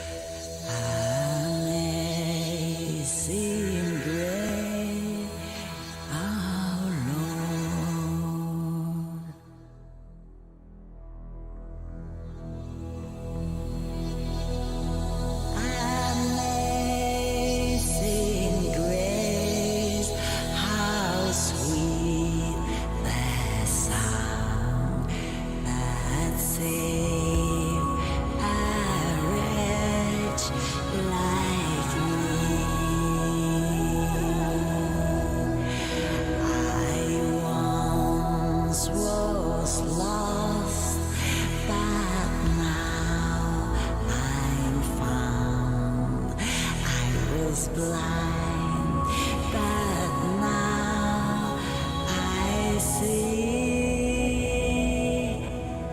those grace that fill my heart to fear, and grace my fears relieve. How precious did that grace appear the hour I first believed.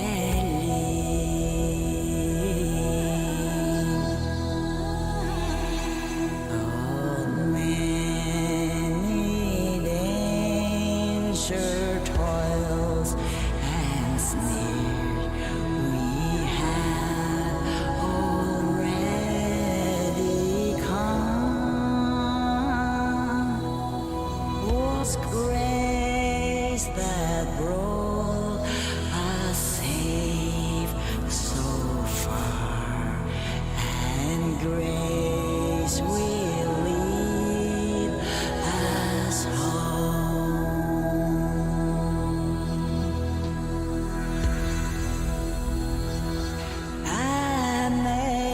Amazing grace, amazing grace, amazing grace, our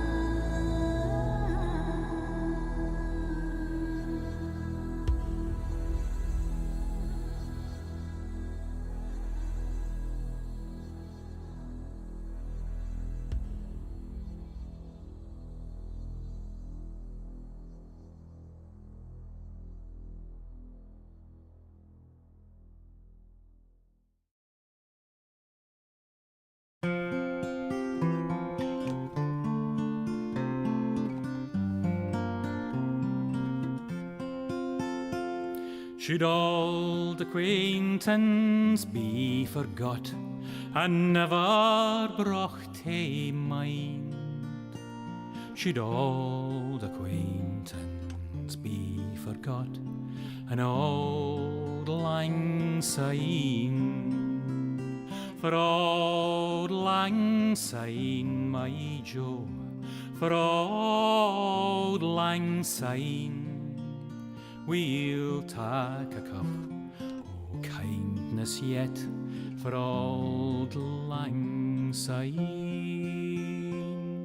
We twa hae paddled in the burn fae morning sun till dine. We've wandered mony a weary fit sin old lang syne. For old lang syne, my Joe, for old lang syne, we'll take a cup o' kindness yet for old lang syne. We twa hae rin aboot the braes and pooed the gowans fine, but seas between us braid he road sin old lang syne. For old lang syne, my Joe, for old lang syne, we'll take a cup o' kindness yet for old lang syne.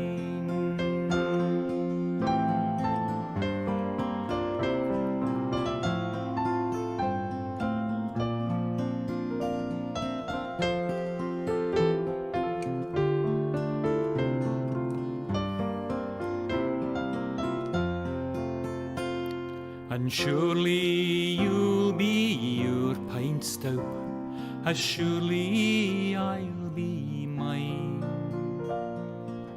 We'll tak a recht good wally wacht for old lang syne, for old lang syne, my Joe, for old lang syne. We'll tak a cup o' kindness yet for old lang syne. So here's a hand, my trusty fear, and gie's a hand o' thine. We'll tak a recht good wally wacht for old lang syne, for old lang syne, my Joe, for old lang syne. We'll tak a cup o' kindness yet for old lang syne.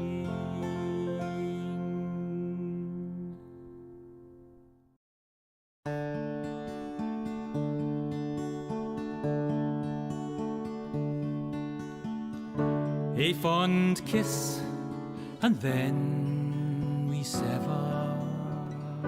A farewell, and then forever.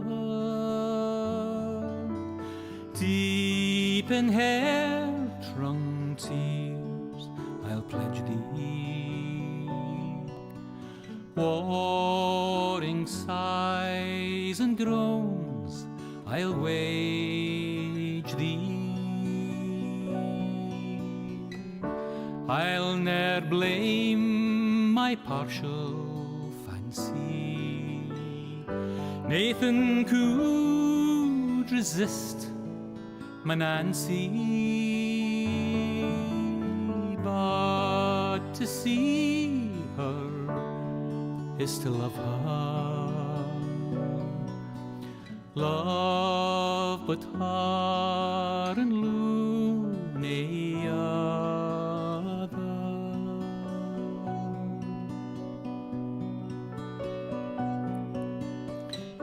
Who shall say that fortune grieves him, while the star of hope she leaves him?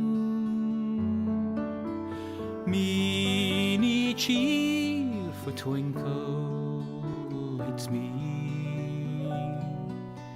dark despair around benights me.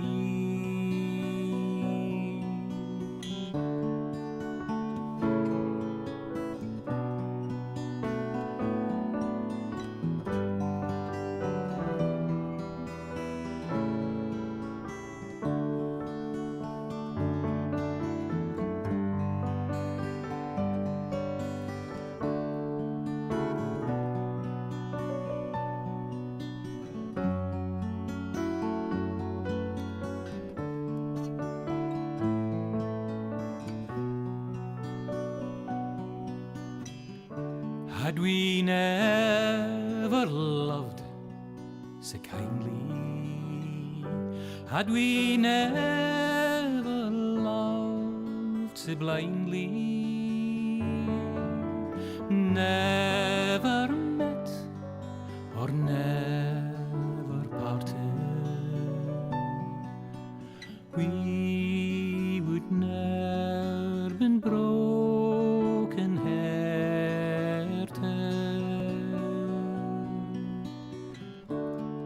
Fare thee weel, thou first and fairest.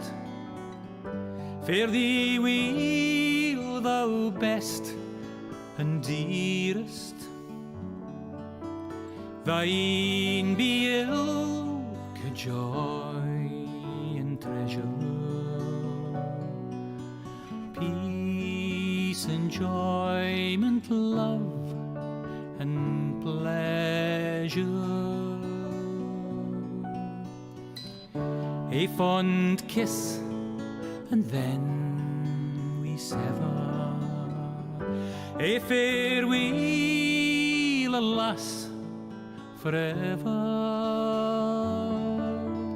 Deep in hair-wrung tears I'll pledge thee, warring sighs and groans I'll wage thee.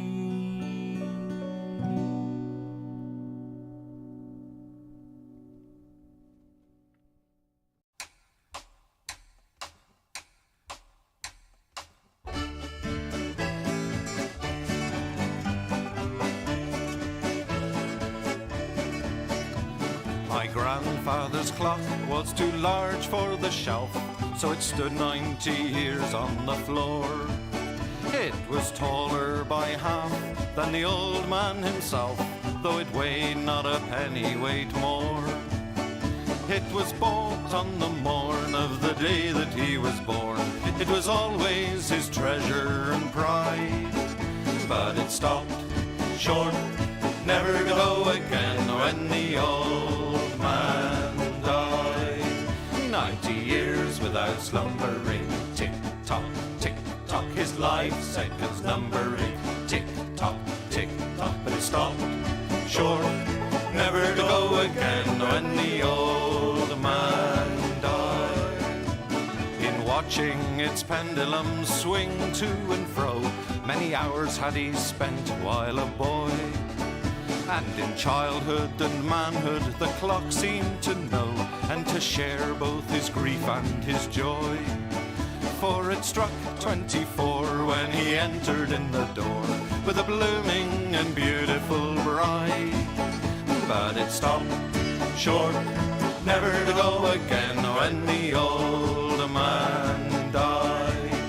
90 years without slumbering, tick-tock, tick-tock, his life seconds numbering, tick-tock, tick-tock, but it stopped short, never to go again when the old man died. My grandfather said that of those he could hire, not a servant so faithful he found. For it wasted no time and had but one desire, at the close of each week to be wound. For it kept in its place not a frown upon its face, and its hands never hung by his side. But it stopped short, never to go again when the old man died. 90 years without slumbering, tick-tock, tick-tock, his life seconds numbering, tick-tock, tick-tock, but it stopped short, never to go again when the old man died. It rang an alarm in the dead of the night, an alarm that for years had been dumb. And we knew that his spirit was blooming for flight, that his hour of departure had come. Still the clock kept its time with a soft and muffled chime, as we silently stood by his side. But it stopped short, never to go again when the old man died. 90 years without slumbering, tick-tock, tick-tock, his life seconds numbering, tick-tock, tick-tock, but it stopped short, never to go again when the old man died. Yes, it stopped short, never to go again when the old man died.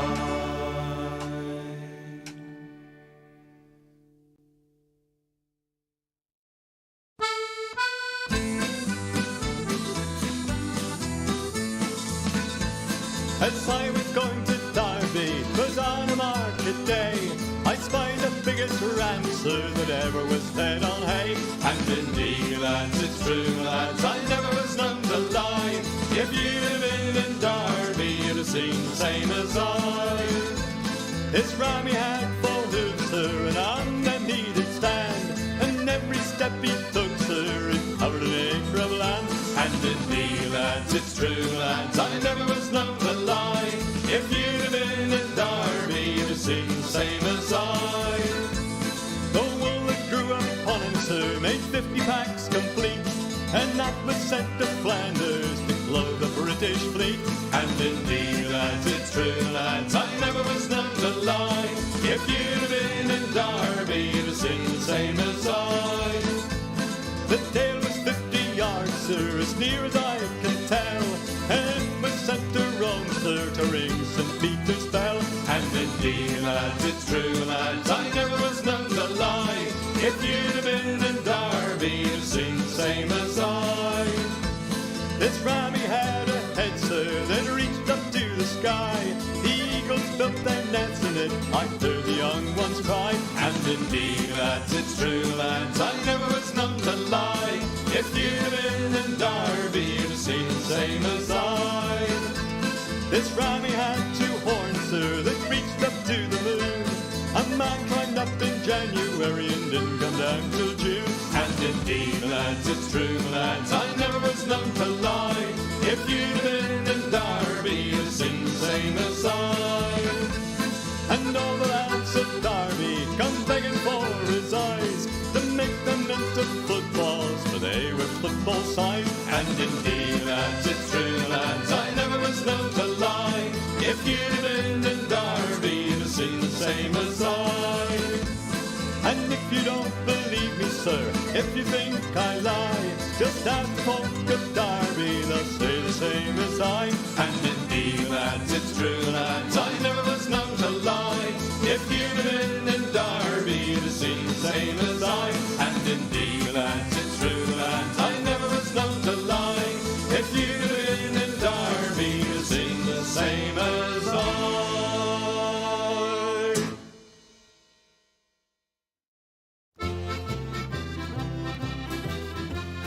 I's the boy that builds the boat, and I's the boy that sails her. I's the boy that catches the fish and brings them up to Liza. Hip your partner Sally Taboo, hip your partner Sally Brown. Fogo, Twillingate, Morton's Harbour, all around the circle. Sods and rind to cover your flake, cake and tea for supper. Codfish in the spring of the year, fried in maggoty butter. Hip your partner Sally Taboo, hip your partner Sally Brown. Fogo, Twillingate, Morton's Harbour, all around the circle. I don't want your maggoty fish, that's no good for winter. I can buy as good as that down in Bonavista. Hip your partner Sally Taboo, hip your partner Sally Brown. Fogo, Twillingate, Morton's Harbour, all around the circle. I took Liza to the dance in faith that she could travel. Every step that she did take was up to her knees in gravel. Hip your partner Sally Taboo, hip your partner Sally Brown. Fogo, Twillingate, Morton's Harbour, all around the circle. Susan White, she's out of sight, her petticoat needs a border. Old Sam Oliver in the dark, he kissed her in the corner. Hip your partner Sally Taboo, hip your partner Sally Brown. Fogo, Twillingate, Morton's Harbour, all around the circle.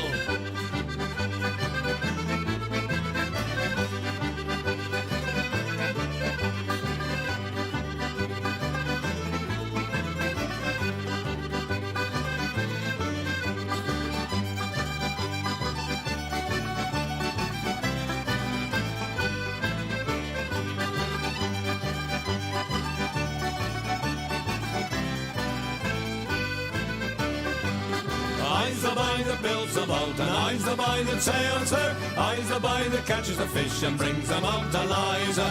Hip your partner Sally Taboo, hip your partner Sally Brown. Fogo, Twillingate, Morton's Harbour, all around the circle. Hip your partner Sally Taboo, hip your partner Sally Brown. Fogo, Twillingate, Morton's Harbour, all around the circle.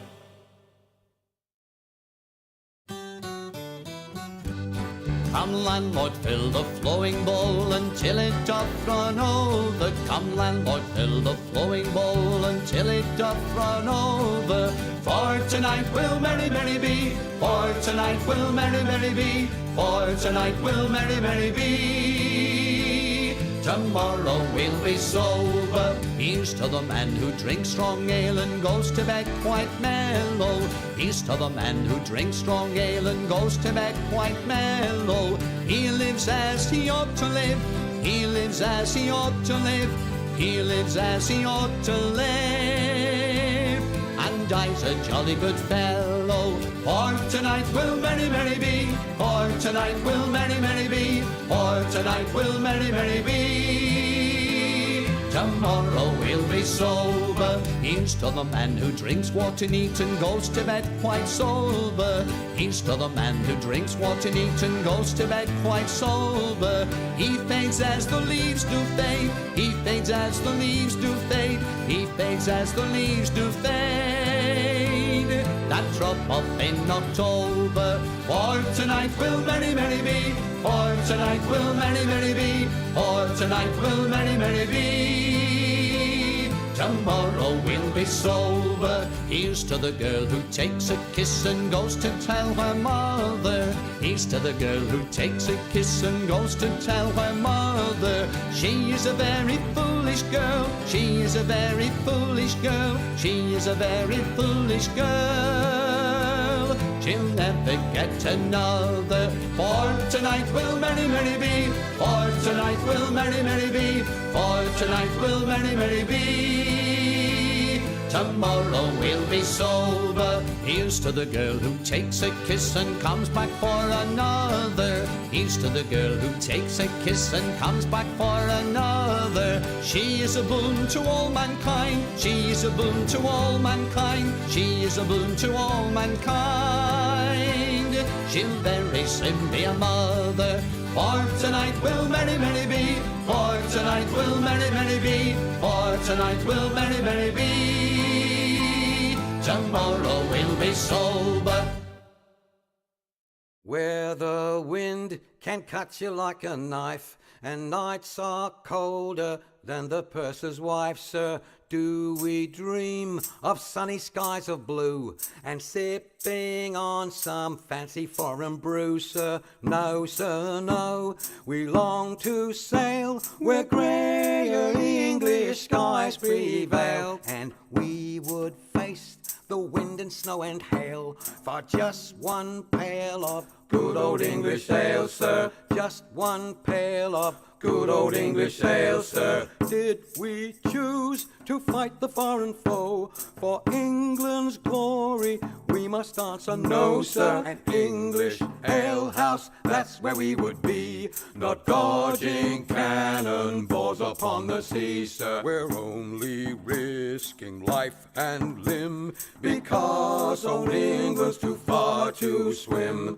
But we would chance an iron arm or leg for just one keg of good old English ale, sir. Just one keg of good old English ale, sir. Many days and many lonely nights without one woman hoving into sight, sir. Now it won't be long till we see our wives and sweethearts lined up on the quay, sir, with their arms all open wide. But we will push them gently aside, for they will have to wait for us until we've had our fill of good old English ale, sir. Had our fill of good old English ale, sir.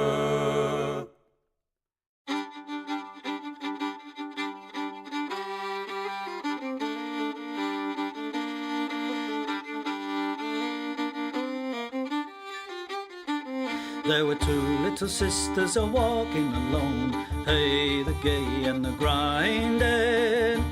Two little sisters a-walking alone by the bonny, bonny bowls of London.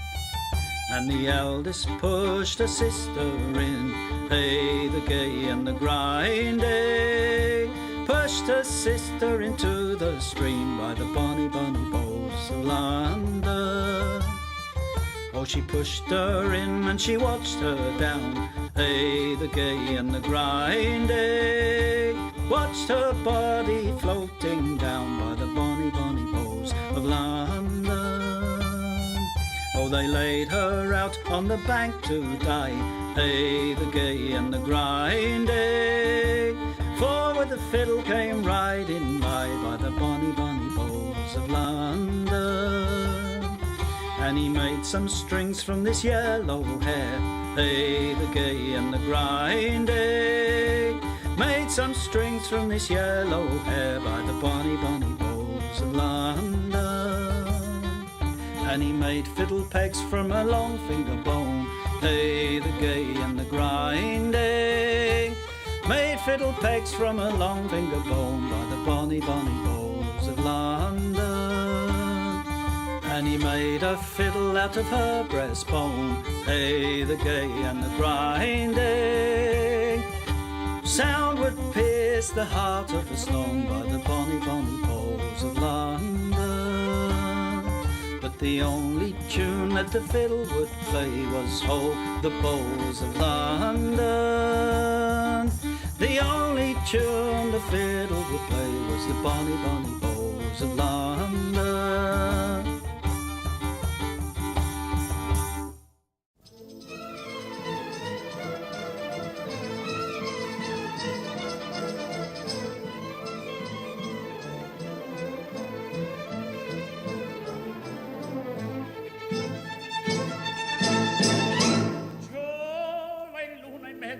Mamma mia si salterà, l'ora è bella bella danzare, tiene monterà, c'ha la luna mezzo al mare, mamma mia si salterà, l'ora è bella bella danzare, tiene monterà, già la luna mezzo al mare, mamma mia si salterà, resta in danza donna mia, la ride un verso bello giocondo, ciascuna toccherà, finché in cielo una stella e la luna splenderà, il più bel con la più bella tutta notte danzerà. Mamma mia, già la luna in mezzo al mare, mamma mia, si salterà, fringe, mamma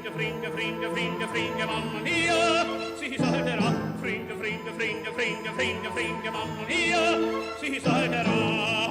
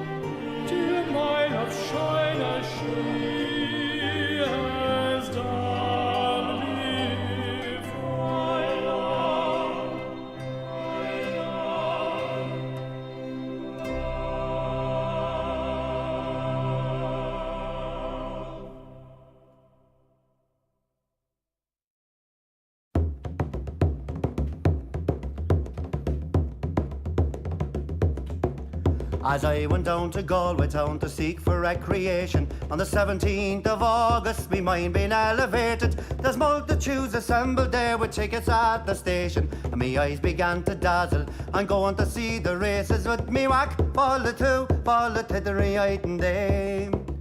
There's passengers from Limerick and there's more from Tipperary. There's lads from Connemara and a flare of married ladies, and people from Cork City who are true and loyal and faithful, who brought home the Fenian prisoners from dying in foreign nations. With me whack, fall the tittery and dame. And it's there you'll see the pipers and the fiddlers competing, the nimble-footed dancers a tripping o'er the daisies. There's others crying cigars and likes and bills for all the races, with the colours of the jockeys and the price and horses' ages. Me whack, fall the tittery and dame. And it's there you'll see the jockeys and they're mounted out so stately, the pink, the blue, the orange and green, the emblem of our nation. When the bell was rung for starting, all the horses seemed impatient. I thought they never stood in ground, their speed was so amazing. With me whack, fall the tittery and dame. 500,000 people there of all denominations. There's Catholics, there's Protestants and Jews and Presbyterians. There's yet no animosity, no matter what persuasions, but sportsman's hospitality, those induce fresh acquaintance. With me whack, fall the tittery and day. Agus foy marish and crushki in the spiach shelan.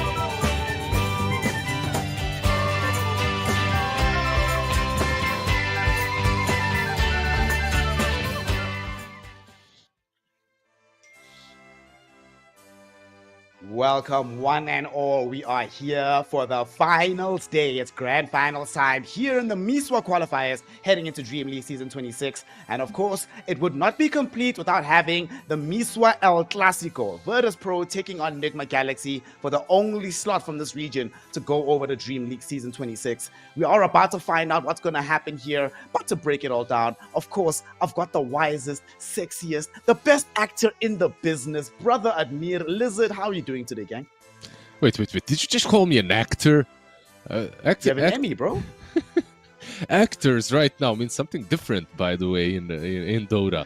But speaking of something different, something's missing.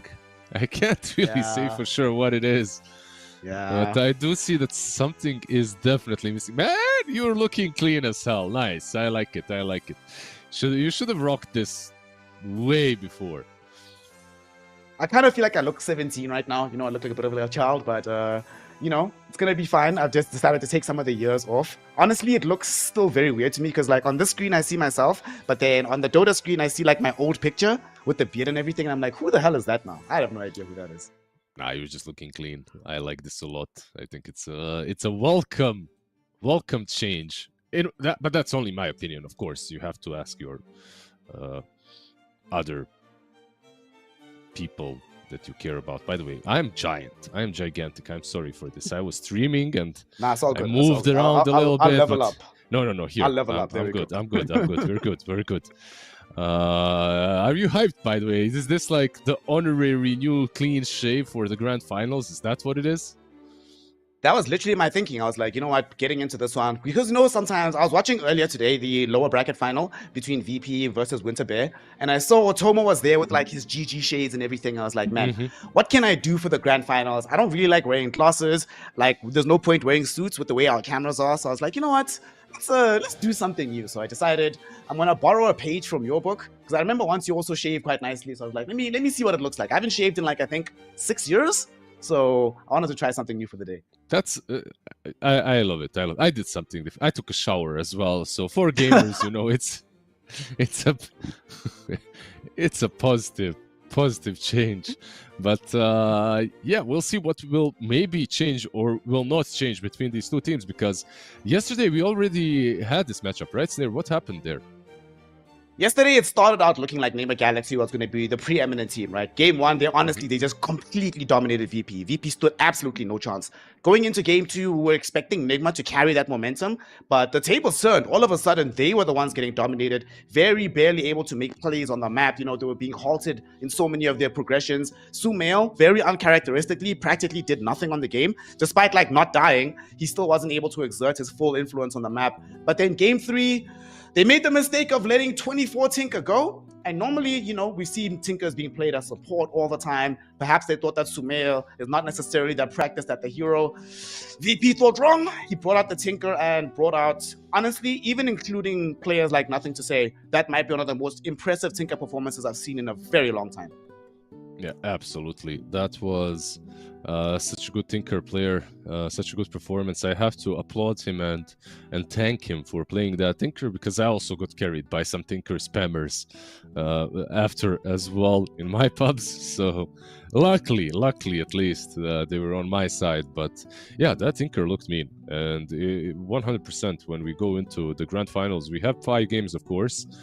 Maybe they will let it go through one of the games and see if they can deal with it. We do have 5 games, right? It's best of 5. Yes. It should be. Yeah. So of course, a big qualifier on the line. So something that we have expected, right? We weren't joking when we said these two teams will meet on the penultimate day and on the ultimate day. They will meet in the upper bracket finals and they will meet in the lower bracket finals, because that's usually how it goes in the MESWA region. Nothing has changed, of course, but maybe some drafts will change. What do you expect? Do you expect any crazy changes here coming up? Yes, because I was watching the lower bracket final earlier today, right? And one of the things I was thinking about, I was watching Game 1, and I saw the way that VP drafted it didn't fill me with the most confidence to deal with some of the craziness you might get out of Enigma. But in Game 2, they did this really cool thing, right? Where they were playing this the Darkseer Spirit Breaker strat, which we don't get to see all that often, and they paired it with the Kunkka in the mid lane. And the way they played it was just constant balls to the walls aggression, right? You got to see like that old school terrifying Spirit Breaker come and emerge. I like the fact that they were also willing to experiment with Kunkka, because think about all the heroes we keep talking about from the mid lane, right? That Sumail could play. Yes, he does play these Earthshakers, these Tinies, these Strength heroes, but he plays these Tinkers, he plays these Embers, he plays these Pucks, the kind of heroes that in the past you would pick Kunkka to deal with in the lane and throughout the game. So I'm hoping that VP are able to keep that track going, and we're going to find out soon, because we do have our first draft of the grand finals. The MESWA El Clasico is about to begin. Radiant side is going to be for the side of Nigma Galaxy. On the Dire is Virtus Pro. And of course, the first pick will be for VP. And if you are VP here, as long as Sumail doesn't get to play Nature's Prophet or Tinker, I think you'll be in a much better position to win the series. That's from what we witnessed yesterday. But trust me, there are more weapons in that man's arsenal that he can incorporate to take a W off of Virtus Pro, or the Ex-Chimera squad, whatever you want to call them. Probably want to call them Virtus Pro because that's who they are right now. But yeah, when it comes to those heroes, any sort of a spirit on the mid lane, and I feel like Sumail can basically control the pace of the game. 5 seconds remaining.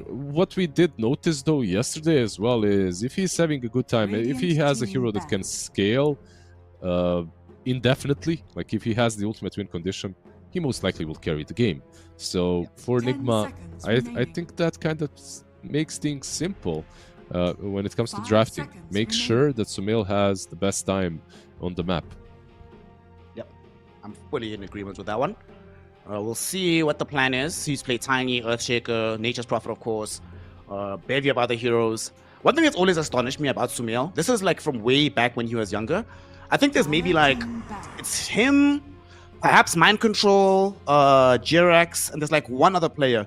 You know, these kind of players that they'll never touch a hero, as in they don't play it in pubs, they don't play it in professional. You give him that hero and he still plays amazingly at it at an extremely high level. Like his Dota IQ just feels like it's off the charts all the time. Yeah, and it's that kind of a thing is so hard to execute, you know, to get like a hero that you aren't playing.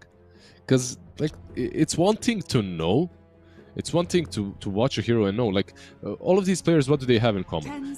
They know exactly how to strategically approach the game, like what they need to do at any given point on the map. They also know all the item builds because they're watching each other. They know what's right, what's wrong most of the time. Sometimes there are some mistakes, but most of the time they know exactly what they need to do. But you still need to get the hero to flow through your hands somehow. You know, like the muscle memory isn't really there. It needs to be in the fingers to play it to the fullest. And then you get someone like Miracle back in the day or Nisha that's just like pop off by playing hero twice. It's crazy talent that they've got. But 10 seconds so far in the patch, didn't take too much talent to win with the Beastmaster. Virtus Pro, they did pick it up on the other side. Instant Medusa as the answer. Like this hero is being picked in the last couple of days more and more often. Like it's being picked more often now than in totality, I believe, of Fissure Universe, like the latest tournament that we had. All of a sudden, the popular... this always happens, right? Where there'll be a tournament that passes, some people weren't looking at a hero. Maybe towards the latter end of the tournament, you start seeing it being picked up here and there, and then all of a sudden, folk realize that it does have a lot of potential. That being said, we did see it lose yesterday. And Nigma Galaxy, literally, it was this combination. Sumail mid on the Tiny with the Medusa on the carry position. So perhaps they've adjusted how they're going to approach the offlane and the support duo. Because I believe, what did they have offlane in that game? They had Magnus, right? If I remember correctly. Yep. They had Mag. They had Mag and Tiny mid. Maybe they'll make some difference, some different mid lanes or off lanes. We'll see. Definitely should adjust, but they still get the Tiny for now. They did prove that they can flex it. We'll see if it's mid again. Medusa has been played. I know that in other qualifier as well, Avalus played it. I think they won with it against Navi. Smiley Knight went for Manta Mjolnir Aghanims. I mean, overall, yeah, I think the hero has a place in Dota. It's just surprising to me that some other cores that have been all the rage are being slightly ignored. Like a Terrorblade for Virtus Pro, honestly, I'd like to see it again. TA 2000, me and TB, a matchup that Medusa doesn't really enjoy too much. Oh, but this is an old school counter. Do you know why it's cool? Do you know what's cool about this interaction? What, the Elder Titan into Medusa on? Yeah.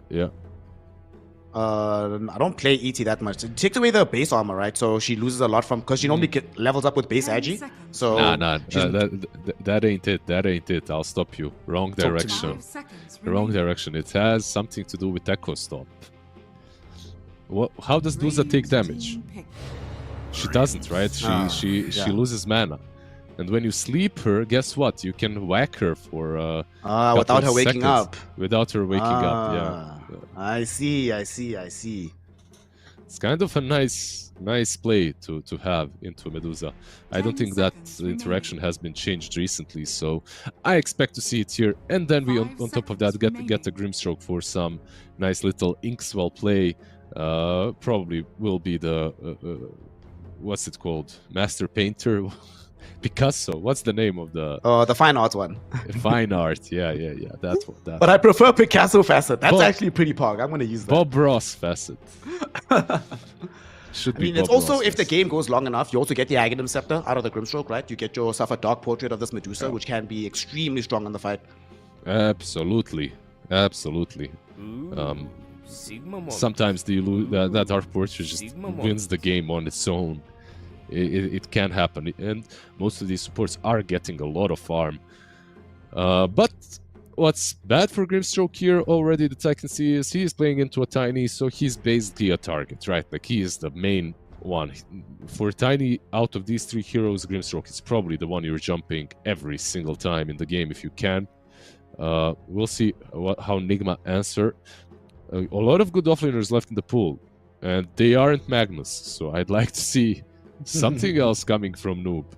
You've got your Doom in the pool, you've got your Darkseer in the pool. A Darkseer pretty good into Beastmaster as well.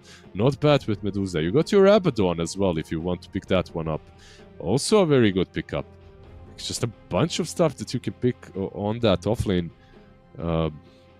So give me Darkseer, Nightstalker. Well, never mind. Dude, yeah, Silencer. We were talking about this yesterday, right? Where did Silencer go? But all of a sudden he's back today. Is this the first game we've done with Silencer in this qualifier? Look, we didn't really do too many games there. That's the problem.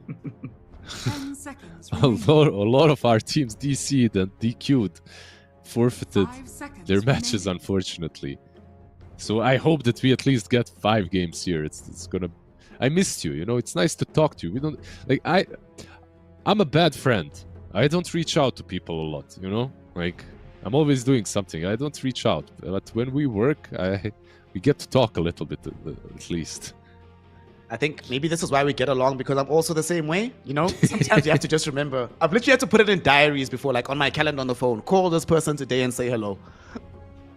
I mean, yeah, we're very similar in that way. But Nigma, they're picking something similar as well, right? Yeah. To yesterday, I mean. It's yesterday they did indeed in the game they won, reverted back to Omar playing the Tiny. A different support, of course, but the Tinker is going to be back in the mid lane. And there's something that you mentioned in that game as well, that they didn't really have great tools to hunt down the Tinker. Now you especially need somebody from the mid lane, and I think you're probably better off picking them now, who can reliably get to the Tinker, carry the Inkstroke, in the Inkswell forward onto him. Yep. And you have Vision heroes, right? Beastmaster and Elder Titan, but you just need the damage and the catch to kill the Tinker reliably. I think that's maybe the idea of the Silencer pick, right? Preventing these easy pickups from the mid lane, like your Storms and stuff, Storm, Ember. All of these heroes don't enjoy to play into a Silencer way too much, but you kind of need them to get on top of Tinker. You need that kind of a hero. You know what? There's another one that is kind of out of the meta. It's something like a Spectre. You know, get on top of Tinker in every fight. You can build a Nullifier, you build an Orchid as well. I mean, it's maybe an option, you know, for TA 2000. They still go with a Storm, okay, for the mid lane. Like, this is what they needed. This is probably the best hero into the Tinker to get. Overall, they do have ways of dealing with him. You have Global Silence, you have Tiny. We'll see if they manage to execute it, because if they do, it's going to be a mean Storm game. The Storm could have a roaring performance. And if he starts off well enough, perhaps we can start just like exploiting GH before he has the global available. Just keep diving him, killing him. In the same fashion as Tiny, well, if he was mid, would have made Grimstroke a target. Without the global silence, as Storm, you get to the point where you can just make the silence a food. But we'll see how the game unfolds before we get there. What I'm curious about, though, is that VP still banned this young Puck out. So they're not certain that this Tinker is actually going to be deployed mid by Sumail. 5 seconds I love when you call them young blood, you know, like young Puck being banned out. I don't know, I like it, but it's a good call, by the way. This young, he does look young. Like Puck definitely looks young. He looks like he's a 7-year-old or something, 4-year-old. Yeah, banning him out, making sure that there's no shenanigans, picking Puck mid and putting Tinker on a 4 would be... Because they play Tiny on offlane as well, right? That's the reason. Dire team ban. That is true. There's a lot of versatility here. Tiny can go off, Tinker can go mid, both of them can go mid. Thankfully, we are past that era where people were deploying the Medusa that much in the offlane. It still happens from time to time. I do remember a couple of games at Fissure where 33 was doing this, but I really don't like Medusa offlane. It's so boring to watch. Yeah, it had it. I believe the era of Medusa offlane is over, at least for now. Some players, like you said, pick it every now and then, but it's not like this constant spam Medusa offlane. So yeah, they need to find a better way of dealing. No, they need to find a better way, I should say, on Virtus.pro to deal with the Medusa now. They found a good way to deal with the Tinker, but Medusa still remains a bit of a problem. And one thing that I'm also seeing from Nigma that is, to me at least, apparent. Their position 4 needs a blink, so he can't really play the map that easily. Their position 2 is Tinker, generally not a very active hero, and their carry is a Medusa, not really an active hero. Their position 5 is a Silencer, a hero that has 150 seconds cooldown on his ulti. Forgive me if I'm wrong about the exact amount of seconds. I believe I'm close in the vicinity. 120. Never mind, I lied. Yeah, close enough. Close enough. It's in a 20% margin of error. It's fine. Yeah. So 2 minutes. This team needs something that's going to allow them to play the game fast enough, and it all comes down to Noon. And this is probably the one I had in mind for Nigma, but it's taken away from them. And why Centaur is so cool here for VP is that Beast will be the carry. So now you have a Beast position 1, Storm mid, that's going to scale well anyway, and Centaur off. So do you just play around like Drums of Slump for the Beastmaster, try to really pressure the game and rush through the winning? Absolutely, that's it. All you want to do is get to that axe. I think this is a no-brainer Abaddon pick maybe, but I'm a no-brainer because I was wrong, and they pick Sven and it's Tiny offlane, it seems like. It is good. No, Medusa offlane. No, Medusa offlane. It's Medusa offlane. So you were right. The thing I was literally complaining about seconds ago, unfortunately it does come to pass. I can sort of see the rationale, right, of going for the Sven. It used to be when you play against this Elder Titan, you get the Sven, so you get that plus armor that you can't really dispel at all. Get to move into the fight. They needed some big cleave damage as well, if indeed it is that Beastmaster playing carry. You want to be able to kill these heroes extremely quickly. You wanted someone that can both farm and fight, but also scales better than the enemy team. The only issue that they might have, you were mentioning Tiny needs a blink. I think Sven is going to need one as well in this game. Otherwise, he's going to get kited to hell and back dealing with the Centaur. Even when he gets it, like you are playing against the Roar, this does not look like the easiest game for Sven. But I have to say, there are some nice things. Like as Sven, in this game, you get to jump on top of Beast with your,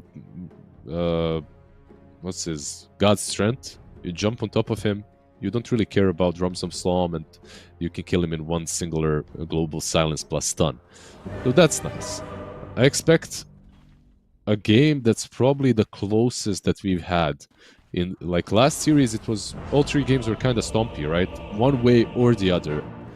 I feel like these 2 drafts have got what it takes to take it to the late game. The only question mark for me is this Medusa on the offlane, and how well Noob is gonna do on it.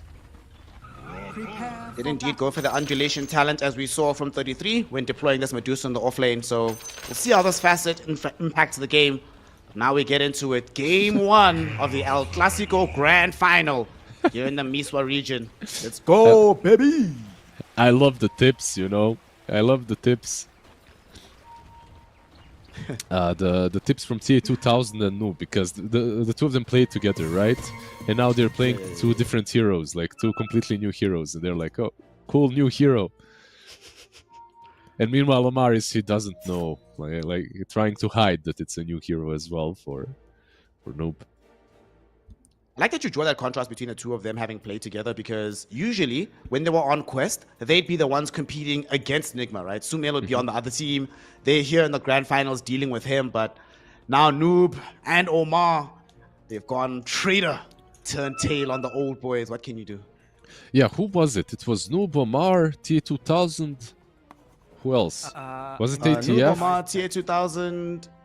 Let me go check, actually. I kind of forget right now. I can't remember. I know they had Kaori at position 5.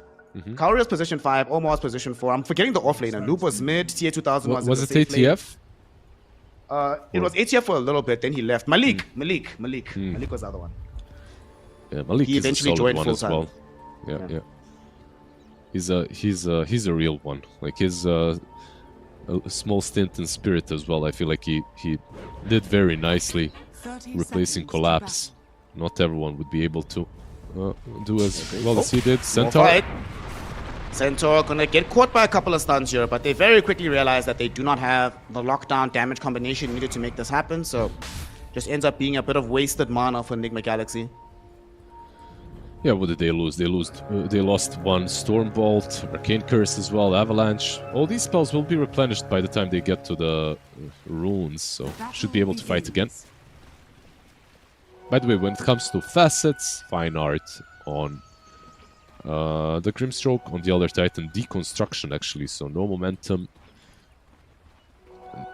Everything else kind of the same, besides the Medusa as well, going for undulation. How do you pronounce that? Is it undulation or yeah, undulation? That was correct. Undulation. Okay, close enough. Fine, yeah, but yeah, something different, right? Like she is offlane, so not going for the other one. See how it impacts how she goes in the lane. For now, I'm just going to take a look at Sumail and Lorinov in this mid lane. The Tinker versus Storm. Of course, Sumail put on a clinic yesterday while playing the Tinker. How does this fare in terms of the heads-up matchup between these two? Like, should we expect either one of them to pull apart, or is it down to support rotations and like level 6 for the Storm? It's just level 6 with the Storm, really. That's what you expect here in this lane. But what's cool about this lane for Storm is he's one of those rare mid laners that has a spammable last-hitting ability, so he doesn't care about laser. Because of that, this lane in general is good for Storm, and through the game it's a good matchup for Storm. So, yeah. Hence the pick. That's why they... I believe, like, you come into this grand finals and you let the Tinker go through. You lost to it yesterday, you let it go through to see if you can actually counter it. And then drafting becomes a bit easier for you in the next teams. That's actually interesting. We see that more often, I think, from Eastern European teams, where they're willing to let through something that demolished them, figure out a counter. Started all the way back with Puppy. Good to see the tradition is still ongoing. Yeah, it's like when you reach the grand finals, it becomes like a game of wits, right? And drafting it plays a huge part in how the series goes. So any advantage is nice to get. And if you don't have to ban out that Tinker suddenly, you remove one tool away from them. GH was hoping for a bit more mana, can't get it. Instead, on the other side of the map, they find TA2000. Damn. Noob and Omar able to get that kill. That, you know, if I was about to ask you, where do you expect the first blood? And you are lying to me if you thought that Medusa's Tiny are going to kill Beast first. No, absolutely didn't expect that one. But it's important that they did, because they struck before level 3. That's where TA2000 becomes a bit harder to deal with. I did not expect this first blood, especially because Medusa doesn't have Engorge or Venomous Volley, so... You know, like, she is not as... She doesn't have as much aggressive potential in this lane. Just chilling for now. Mid lane, Tinker has managed to catch up in the CS department as well. Sumail, of course, abusing the March of the Machines to get as much out of this lane as possible. Are we going to see the same build that he went for yesterday? He went Boots Kaya Blink, right, at like 12 minutes or something crazy? Yeah, I think that's something that we will see again. We might see a Hex coming out from him a bit earlier this game. Or I should say, we should see it coming out. I don't know if he even bought it yesterday. I think he didn't. He went Dagon E-Blade right in the end on Tinker. The zapping fools, top lane. They might try to zap Rain here as the ET gets tossed back. There's an avalanche into the Gorgon's grasp as well. Rain is gonna die here. Will they be able to counter onto Omar? TA2000 will do his best. Wive Hawk, dive bomb, and the additional right clicks will secure the kill.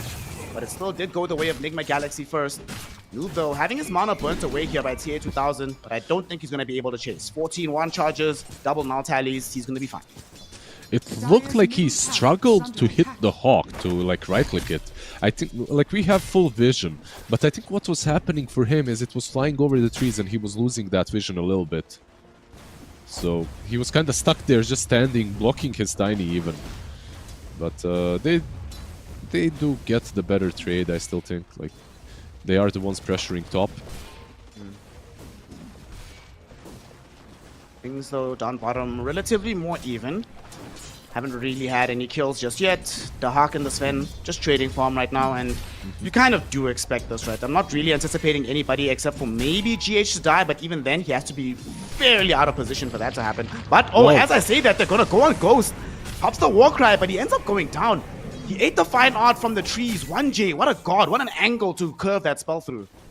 Yeah, very nice fine art. He's been doing it through the lane, like from the start. And almost every single one connected. This is like a problem that Sven has. He has to commit so many resources to just have a normal lane. You know, a lot of offlaners can zone him. Even though they last picked this Sven, he's now 0-1 and forced to buy another set of tangles for himself. Rotation, silencer going. He doesn't have much mana here, but he does have the mango. See, he does want to decide to pop it. Omar gonna go in. Will they try to close the gap? TA2000 knows something is up. The pings are coming out, and he is backing up. But still, they're going back in. Man, that's such a tantalizing target, but they realize that this is probably a debate. One of the best resetters in the game, right? Elder Titan playing against you. He's only level 3, doesn't have Echo Stomp. They're still going. They're gonna dive under the tower. They toss him back. The ET is not right next to him, but they're still alive. On TA2000 hasn't gone down just yet. One more right click will do the trick. GH getting some permanent agi for his efforts as well. Very nicely done, and I'm kind of surprised that Rain left the area. They knew that there were 3 heroes around, but that little second of movement enables them to get the kill. Yeah, he left because it's also minute 6. He went to secure the runes. If you stay on top lane and no one shows up and they go for your rune, you probably feel kind of played. But if you secure the rune, at least that's kind of alright. Which did happen. Lorenov did get...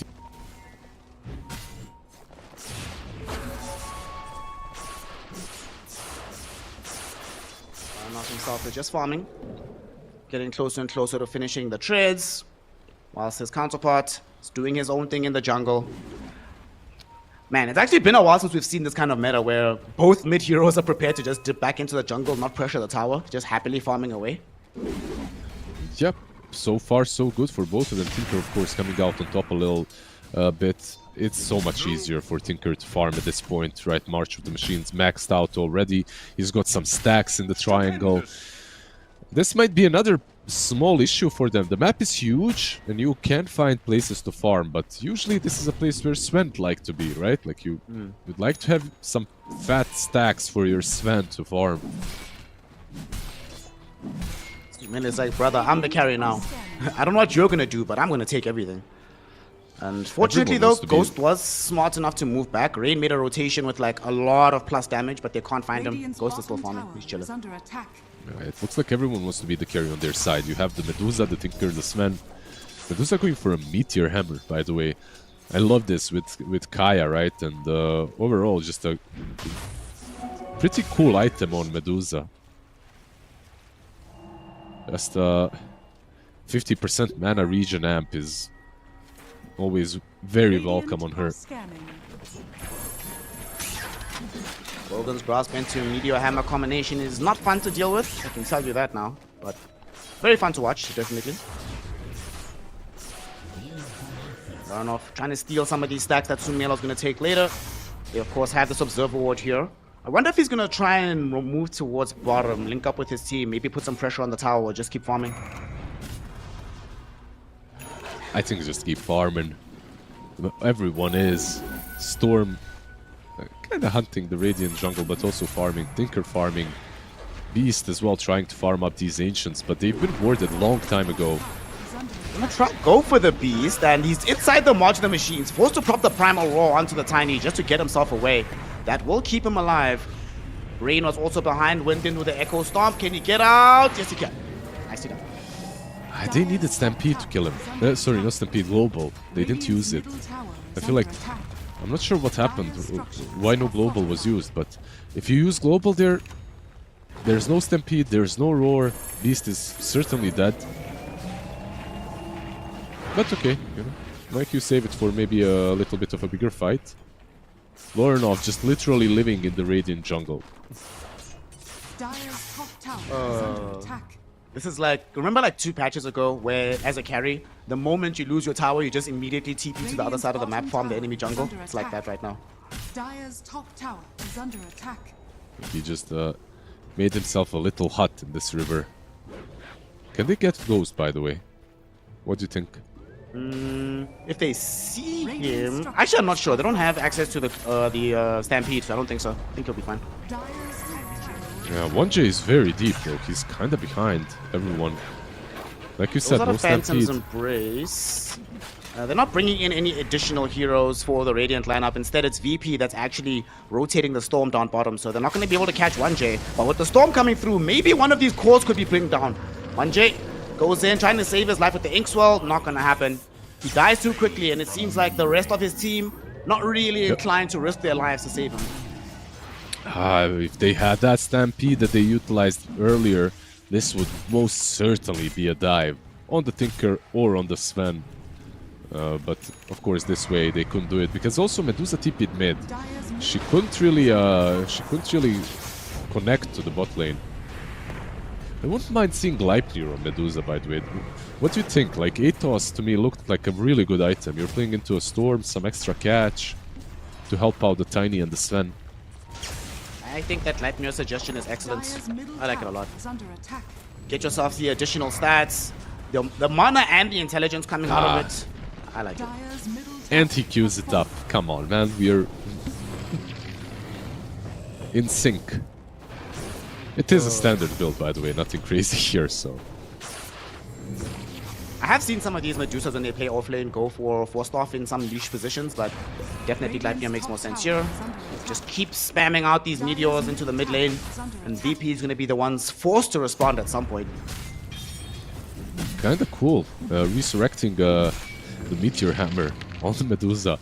Like, that's one problem that this hero has, right? Like, playing offlane Medusa, you don't really threaten objectives, but Meteor Hammer, yeah, it kinda helps out. Definitely. Smoke. It's a 3-hero smoke. They're going to come across these 2 supports who are going to break the smoke. Omar is the one on the high ground. Very nice avalanche there. There's the Global Silence coming in as well. Where's the follow-up, though, from the rest of Nigma?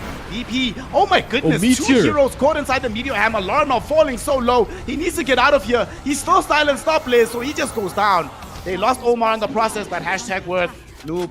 They're not connected to Gorgon's Grasp onto the Hawk. The Centaur is still able to juke around this area. But here comes Ghost from the other side. Stormhammer, God straight going in. The Centaur losing his life. So very nice hook stop. That will buy some time. But unfortunately, your tank ability means nothing in the face of the Sumail Tinker. Absolutely. You looked very tanky, even being attacked by God's Strength Sven. Like 300 damage, and he was still being tickled, basically. But of course, once Tinker shows up with his pure damage dealing laser. It's a completely different story. A cool outplay, by the way, from Nigma. Setting up around that ramp was beautiful. The global, the toss, and then another additional silence on Storm Spirit. Storm is supposed to be your answer to all your problems this game on VP. And right now, he's the lowest net worth core. Not really where you want him to be. A solid item behind Sumail. The difference between them is literally a Kaya. He gets his now, but could still be dangerous. Might get net worth down bottom though as they go in onto this Medusa. They'd love to find this kill. Not picked up just yet. Soulbind between himself and the Tiny, but still alive for now. And Ghost and the rest of the gang now show up. Make VP think very carefully about how far they want to go for that kill. A beautiful positioning by Omar. Just beautiful. Hiding in the trees. Throwing an avalanche on them. Saving Noob. Giving him just enough time to use one extra Mystic Snake. Just beautiful. Now the Medusa has Dazed Gaze again, so you can't really go on top of her again. Maybe they try now. They find the Echo Stomp. 2-hero Earth Splitter might be there. Only connect onto Noob, but he's stuck on the high ground. They actually toss him forward. Shout out Omar. They stop this Stampede away on the Centaur. Gorgon's Cross, Meteor Hammer connects. They don't have the full capability of killing him off though. In the meantime, Ray taking a lot of damage from the Master of the Machines. And now dive in, Laranov looking for GH, but the Global Silence immediately there to stop him from going. But it's going to end at some point. Laranov now able to get the catch onto GH, and it looks like the Silencer will be the lone casualty of this fight for now. They're trying to make Omar join into that list. They run out of the catch on Laranov. There's a Gorgon's Cross. No Mystic Snake anymore, but no more dive, no more mana. VP will back off. They have the Aghanims to work with on TA2000, but no mana on Storm made them go back. Global Silence this time around wasn't communicated that well, because Ghost, he popped God's Strength, and then he popped Mask of Madness, so he couldn't stun. That was the problem. So there's no follow-up for the Silent Storm. And hold that thought, Centaur. Get him out of here. He does not have access to a Stampede, so he dies. More intelligence being taken by GH. The TP attempt from 1J should be successful.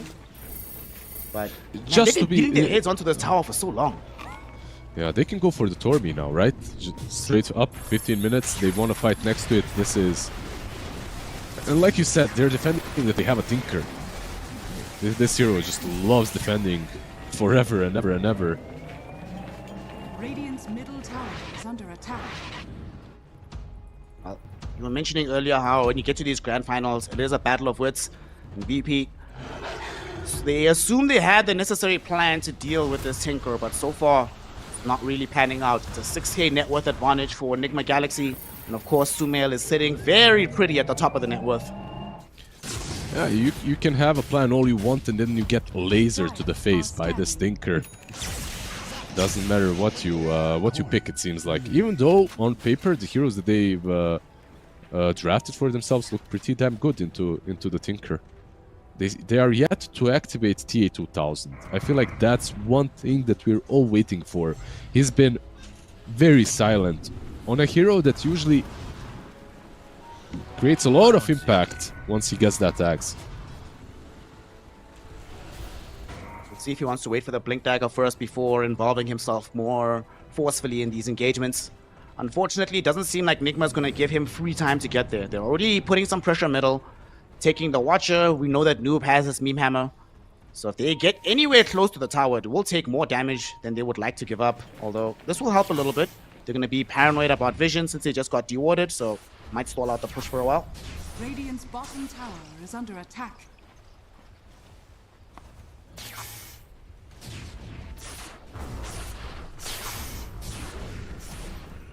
So what do we have incoming right now on the Dire lineup outside of that Blink Dagger on the Beastmaster? Laranov is trying to get himself towards a Manta. Needs a way out of that Global Silence ASAP.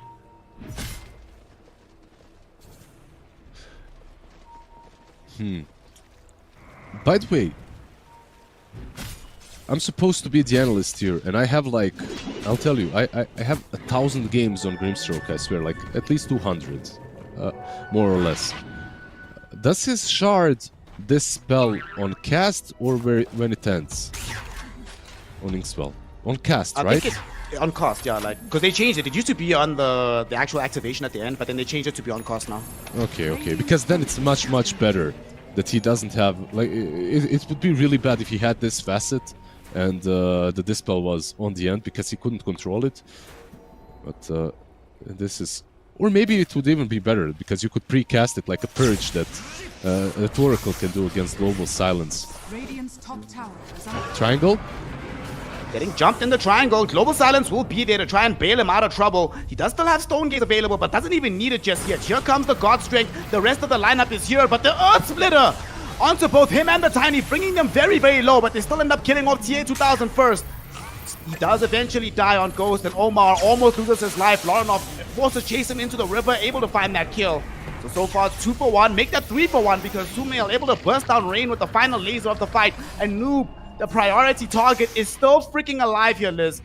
And they need to be very careful because the longer they take to kill him, the more time that Sumail has to return into the fray. He's in the fountain healing up, and they know that they have to leave. There's no way to chase anymore. Yeah, it's crazy that they didn't kill off Noob in the end. Like, he managed to stick on the high ground. Of course, Storm had other pressing things that he needed to do. Chase Omar, killing him off, and then going back to help out Rain, who already died, of course, trying to take down Medusa. Beautiful Earth Splitter, beautiful initiation.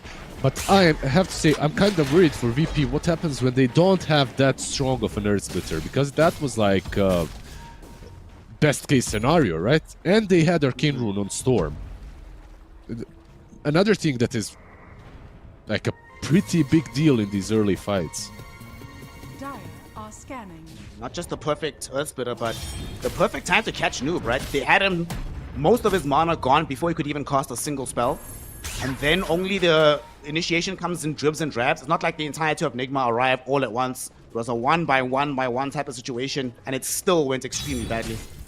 Yeah, of course, on the other side, we had all the big ultis too used.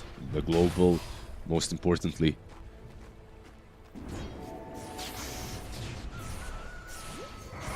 $6K gold lead now for Enigma Galaxy. Some consideration must be given towards when they feel confident enough to take the Roshan. Probably only after the BKB on Ghost.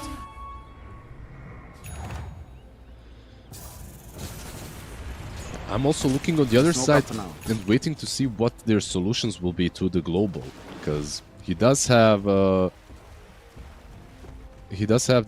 reverberating silence, right? So reverberating silence. TA 2000 gonna get jumped right now. He doesn't have a BKB just yet either. Ghost goes on him with the God Strength. Do they have the damage? Yes. Sumail supplies it with the laser. And even if he wasn't there, they still had him in the Gorgon's grasp. He was dead to rights, and now the path to the tier 2 tower and the entire control of the triangle is open for Enigma Galaxy. Global Silence will be popped. It's reverberating on the Storm Spirit. He does have a Manta. Able to get himself just barely out of trouble. Zip away at the last moment. And expends all his mana to get back to safety. Now I can pronounce it properly. Thank you. But yeah, they don't get the Storm, which is important. He moves away, even though they lost. Their Beastmaster. Perhaps they can set things up somewhere on the map. Still, though, their position 1 Beast, that's usually quite ahead in net worth, is struggling. But look at this, straight up to smoke. Ghost, of course, not having that BKB. He might be a good target now that Global is down. But they know, they're moving back. So it's supposed to be the best case scenario, but sadly they don't have the vision of the jump. And the rest of Nigma's also heading slightly towards the bottom. Noob, I think they saw the Gorgon's grasp and the snake onto the creep wave, but they don't want him. They want the bigger target, and they find him. Ghost is being gone on right now. Will attempt the TP out, but he knows that his life is forfeit. So, nothing he can do. Just has to watch this happen and tell the team, guys, just stay back. We finally actually have to give up this tier 1 tower. Yeah, without reverberating silence, you gotta go back and not fight. What's weird is that they managed to find a good angle for him. Of course, not only it was a weird angle, but a great angle for VP. And now maybe this is Rush even. Because they had to go through Tinker and Silencer, who was on the right side, and Tiny and Medusa, who were on the left. They just made it somehow past all of them. Mid lane. Unfortunately, even though they did that, they cannot make it into the Roshan pit safely. There's just too many annoying spells. Mid lane, they're actually going on to Loranov. He does have the Manta again. Able to zip out, but once more, he's going to be forced into the base. So maybe, can they Roshan this time? I don't think so, right? Their rush is not that great. I mean, they do have Aghanims on Tinker, actually. That makes it a bit easier, but you have to commit a lot of mana. They have Blightmere or Medusa. How's the BKB on Ghost? Not there yet. I feel like both of these teams would be happier or more comfortable going into Rush when they get the BKB on Beast and the BKB on Sven. Look at these defense matrices, man. What a spell. What a spell. Defense matrix on top of a Medusa. Good luck, guys. Yeah, you need to buy some extra Solar Crest or something and just cast everything on her. Let's see how many shields we can get on top of one hero. Oh, she gets Warcry as well, right? Like, you get Warcry from Sven this game. You get a Glimmer from Silencer. Yeah, good luck killing her. BKB on Sven, and they go into the pit.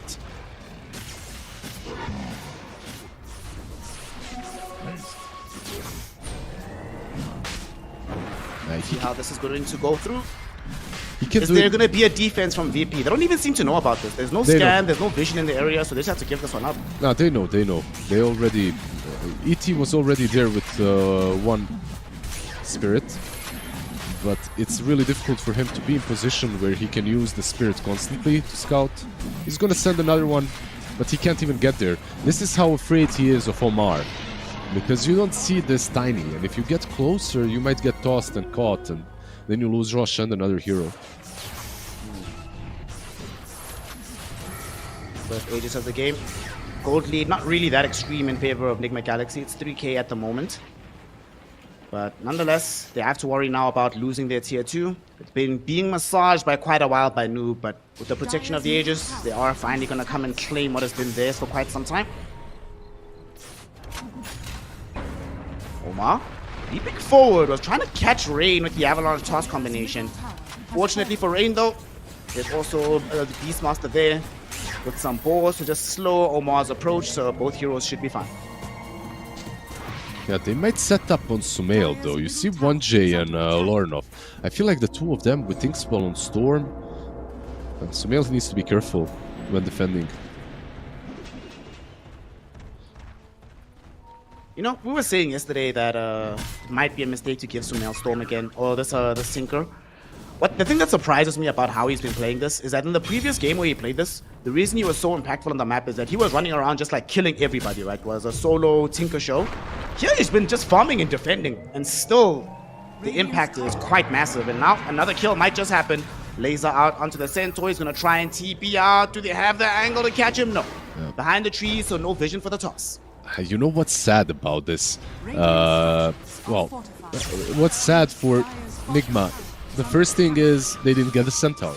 But they should maybe be lucky because they were setting up 3 heroes on top lane to catch the Tinker from defending the tier 2 tower. And he probably would have, right? Like he always does, go into defense. So.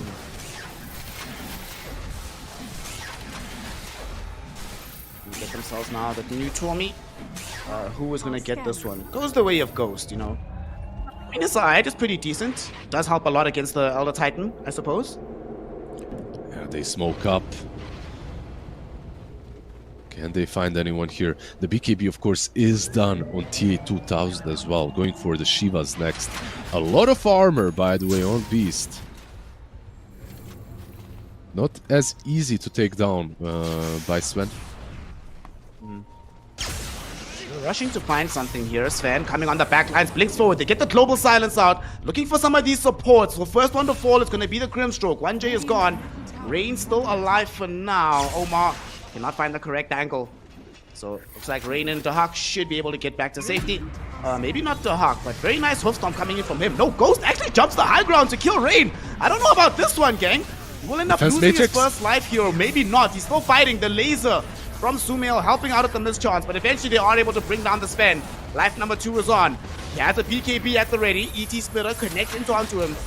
but there's not enough follow-up damage to hold him in a really deadly spot. No lockdown, so he's just gonna get himself up. Okay, so 2 supports with 1 buyback on position 5 for an Aegis, and no BKB even used on Sven. I feel like that's a win for Nigma, right? Like, yeah, sure you lose the Aegis, but you put yourself even further ahead. 9k advantage now in net worth. You also got that fight at the perfect moment. You get to steal their Wisdom Shrine. Keep the supports further and further in the dumps. I mean, dude, look at the experience graph overall. ET is level 12 right now. My boy is struggling. Yeah, his Earth Splitters have been amazing though. Like, so much impact from the 0. And honestly, when it comes to levels, he's got his Natural Order maxed out. He's got the Echo Stomp maxed out. As a support ET, when you're a 5, if your game doesn't go well, you can still have a lot of impact. High ground push though, incoming. Meteor Hammer spam. Dire's bottom tower is under attack. Now, what will you do to defend this one? They do have everything except for the ET splitter. That's going to be up in the next 20 seconds. Enigma Galaxy, though, they have the Global Silence in 10. But crucially, they just picked up the BKB for the Sumail Tinker. Yeah, that's a massive one as well. Now he doesn't have to be afraid of Storm, but GH maybe does. Well, let's see what Storm can do here. There's going to be the Soulbind between the Silencer as well as the Storm.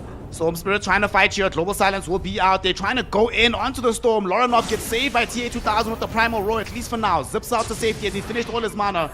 Nice dive hole from TA2000. That will protect them for now, but Omar says no. The toss back is still coming for you, my friend. Delivers him into the waiting hands of the rest of the lineup. They brought him down, and sadly, Lizard, he bought out, so he doesn't have buyback available. Oh man, this is like just perfect from Nigma. Textbook, not even the Silencer dies. Like, you jump him with Inkswell Storm Spirit and you can't even kill the Silencer. Somehow GH manages to pop his ult, and from that moment, like the moment the Global Silence is off, you know you're cooked on the side of VP. Trying to delay proceedings, but unfortunately runs headlong into the March of the Machines with that Gleipnir there. Ghost does lose a lot of HP in the meantime. Get another decent amount of spells coming in from Rain. Unfortunately, it's not nearly enough to actually threaten Enigma Galaxy with the lead they've amassed so far. I love how they're not even trying to go on the Medusa, at least in these last couple of fights. Noob is absolutely ignored. They try to go on everyone else, but they've given up. They've given up killing this beast of an offlane Medusa. 15k net worth. Yep, hard to chew through. You know, you're talking about how they've given up on this Medusa.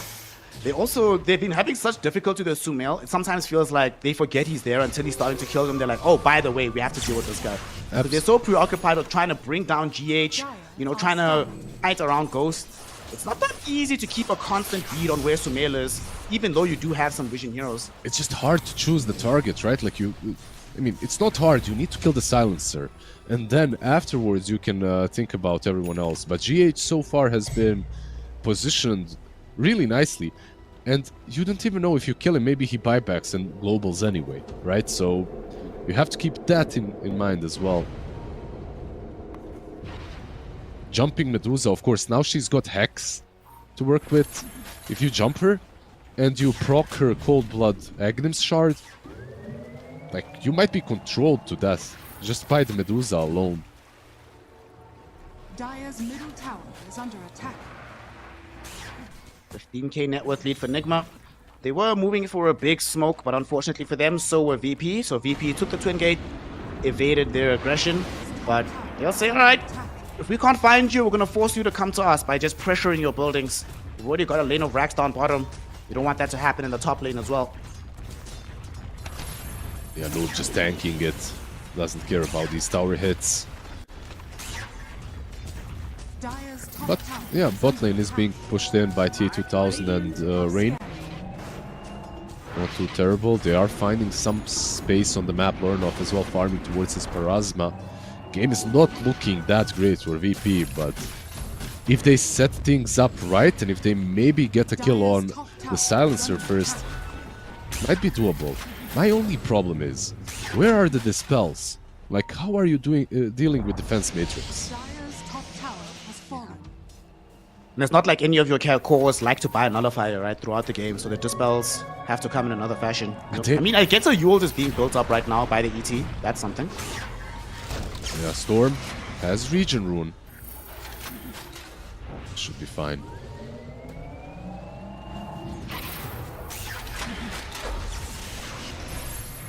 Storm in the back. GH. Putting pressure on the map. GH is being jumped by Laranov. He did get off the global silence. He's not dead. Another defensive matrix keeps him alive. Laranov forced to use the BKB TP out just to stay living himself. Does bait out the global silence and exchanges that for a BKB charge. So I suppose that's a trade, but still doesn't feel good that you still can't kill a 5 position alone. Well, wait. God's Strength as well. Sven used that too. A lot lower when it comes to cooldown. But still, it's a cooldown that got used. So maybe you can fight after this without a BKB on Storm. It's not easy, of course. Guess what? Guess what Grimstroke is queuing up, by the way. Well, we did say we want to see some dispels, so Nullifier it has to be. If it can't be the Beastmaster that builds it, it's gotta be him. Yeah, I love the Sigma moment as well, voice line, just as I see that. So for everyone in the chat, 1J on the Grimstroke, he's queuing up a Nullifier. That's how desperate they are for some dispels this game. And I suppose, given that the Medusa is playing a offlaner, not playing core, it's not as necessary for you to pick up like the Ags, right? Like Dark Portrait is amazing against the Medusa, but not as great into the carry, Sven. Yeah, basically. Like it's pretty bad, I would say, even into carry Sven, and pretty bad into offlane Medusa. It's still like usable if you are super rich, you can get it, but most of the time you'd opt to go for anything else in this game. Maybe even a Hex down the line if you find the gold. Radiant's top They're tower is under smoking attack. up. Do they know that the Storm Spirit is here? Okay, Laranov is retreating, but the smoke is still coming directly in towards him. Oh my goodness, they see him, they see him, they see him, they see him, they see him. Can he jump away in time? Yes, he can. At least for now. Okay, he's all good, he's all good. Wait, maybe not. They actually an Observer Ward and a Watcher right in front of him, so they could still chase him. Ghost knows this, he's on the way. They really want to find this kill. He's running out of mana. This is very scary. He Manta dodges the Stormhammer, so now there's nothing left for Global if they go on top of him, but they don't even need it. This Observer Ward, man. Shout out to Omar. It's almost like you could see the future with how they conducted themselves in that gang. This ward right here and the one on the stairs to the left they're my two favorite wards in the game right now. Like around the ancient camp on top, there's always something to be seen there, or always someone farming on the enemy side or trying to run away. So nice follow-up by Omar, by the way. Heads up play to keep the chase on and not give up. Well, now we have another Aegis on hand for our boy Ghosts, and this time around we have a Roshan's banner in tow for Enigma Galaxy. They struggled to deal with him once last time, and on the second life they couldn't even get him to pop his BKB. Let's see how they fare on this defense, especially because they will not have the Storm Spirit for another 30 seconds.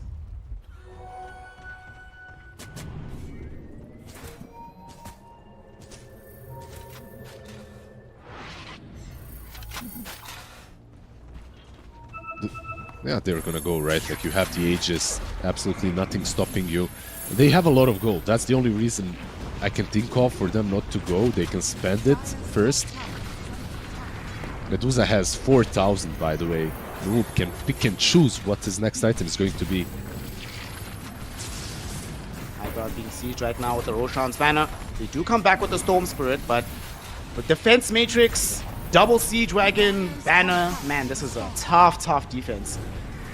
They do know that there will be a little bit of time where Sumail has to go back to replenish his mana, but sadly we're so deep in the game that time is like 5 seconds. They go in right now. They're looking towards getting gold with the Cardi being available. The Beastmaster sitting in the cart, popping those drums of Slum. That's an innovative strategy. Unfortunately, they lack the damage to actually kill the Sven during it. Yeah, but they did get damn close, right? Like about 20% HP left on Ghost. And it's not really the longest cooldown on the Centaur, so perhaps they can use it again. Back up in 2 seconds. There's TA2000. He's the one that needs to supply that damage. Noob is not carrying in Aegis, but he is carrying like 6,000 effective HP right now, so it's still very, very tough to bring him down.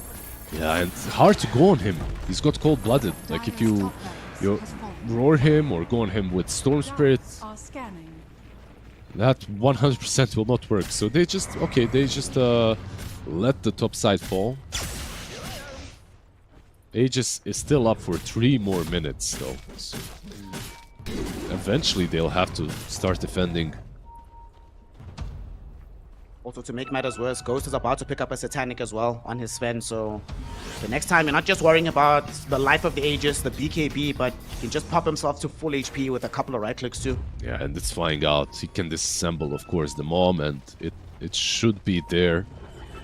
Full Satanic completed. This is your Hail Mary play, right? Like, get from behind, try to jump the right target. Okay, they get the jump, they get the Soulbind out onto two, to the Tiny and the Medusa. Unfortunately, Lorinov is taking more damage than them. They still do end up killing Omar first though. That is something good for them. They blink back on the side of VP. Will anybody from Nigma Galaxy go forward to try and catch them? Tinker wants to find these leaps forward, and so does the Sven. They can't catch them just yet. Blink gonna be online in a few seconds for the Centaur. TA2000 invis from the Glimmer. So, they're fine. They actually get out of this. That's a really good catch. Like, you kill off the Tiny. He brings a lot of control to Nigma. Like, you get rid of the Tiny, you bait out the global, and you don't lose a single hero. They did lose some spells, of course, and item cooldowns, putting those BKBs down, but they're already on 6 seconds. It's whatever. Plus, you delay the push, right? Like, you delay the push that was happening with the Aegis. This will be the defense of a lifetime for Virtus.pro to come back into this one. Still 19k gold in favor of Nigma Galaxy, but look at 1J. Making Dota is interesting, and now we have the 1J nullifier, baby. All right, okay, I'm gonna go check how many. Please tell me how many nullifiers do you think have been bought on Virtus.pro full time? I'm gonna go check. I mean, in competitive games, maybe 0. Maybe, like, I would say 0. I think maybe 1.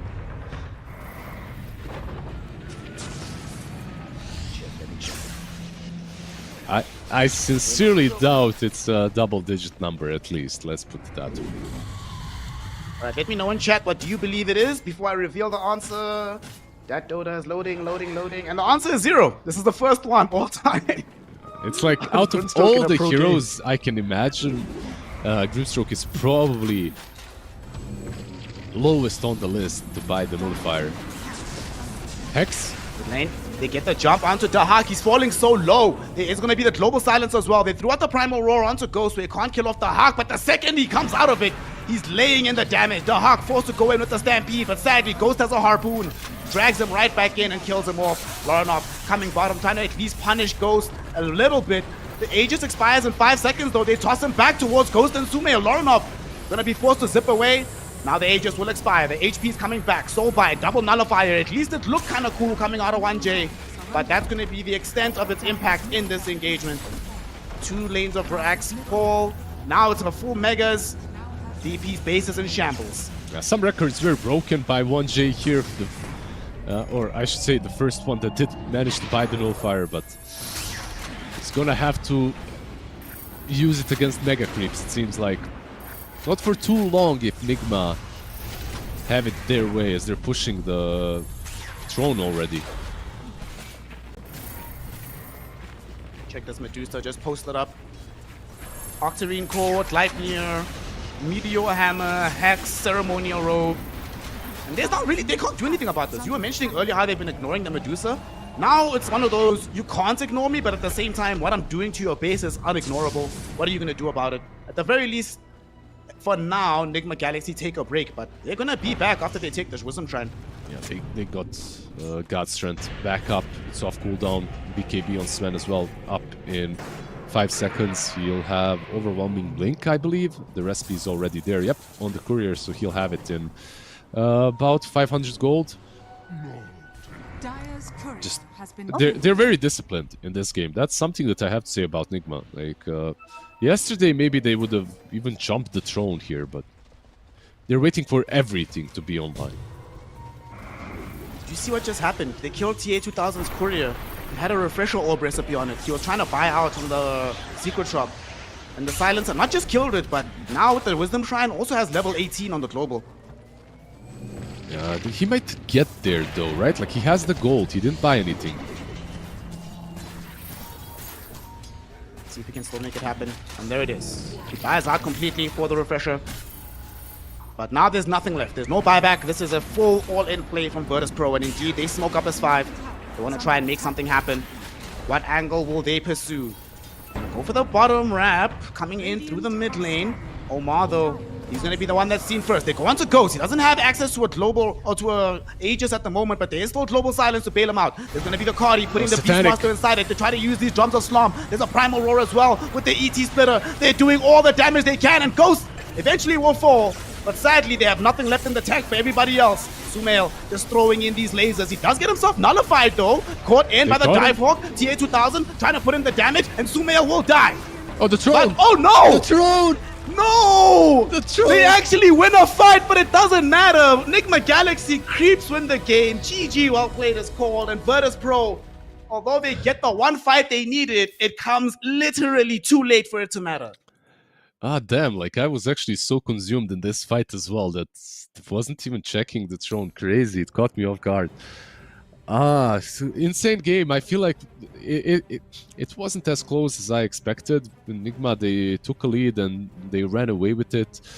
Sumail Tinker, once again, 518. This guy died like maybe 2 times in the whole series yesterday and today. So incredible performance by him. What I did like for Virtus Pro is that they never gave up. Even versus Megas, they found a way to win these fights. And you could see that their ideas did work. Like you got the refresher on Beast, double roar on Ghost. He couldn't even Satanic, like he couldn't use anything. So they get rid of the Sven. They also kill Tinker. Both heroes, by the way, without buybacks. It really makes me wonder what would have or could have happened if the throne wasn't killed by creeps. Actually insane that his only death in the game for Sumail comes in the last 10 seconds of the game, and it means absolutely nothing. I mean, I do really like what they did. They did them really cool targeting, right? They went first onto Ghost, right? Obviously try to get the Sven out of the mix, but the ET, he made sure to put the splitter, yes, onto Ghost, but the Spirit was heading elsewhere, disabling some blinks, you know, just trying to keep as much space as humanly possible. Just didn't matter in the end, and you know, now you just get to thinking to yourself, man, what if they had that refresher or cardio combination when they were doing the defense up top, right? When they almost killed Ghost the first time underneath the tier 3 tower there. This game could have looked so different. They could have defended that top lane of Rax, kept that alive. Suddenly it's only one lane going into the late game. You can definitely deal with that if you have like some Beastmasters or whatever, but Dota 2, game of margins, and Virtus Pro's margins only started looking positive when it was too late for it to matter. Yeah, unfortunately. But that's also what makes Dota beautiful. Like, you can have on paper some ultimate win condition in the game. Like, you can be on paper better later on. It doesn't matter if the enemy team is faster than you and just executes their strat a bit faster, gets to their power spikes, and closes out the game by the time. No one is waiting for you to get your BKB blink and Aghanims, you know, like you have to make some plays even without these items. I have to say though, I do believe that we're in for an interesting final. I don't think we'll get like a clean trio sweep from Nigma. But I've been wrong before, I might be again. I'm hoping for a final that will be a little bit different from what we've seen recently.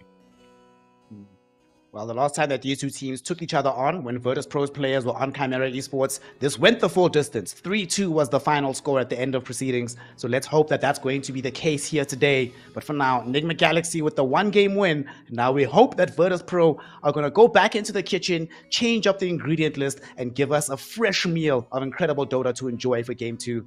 With that, we're going to let them go and prepare. We're going to let you go and grab some water, and we're going to welcome you back in a few minutes for Game 2 of Enigma Galaxy versus Virtus Pro.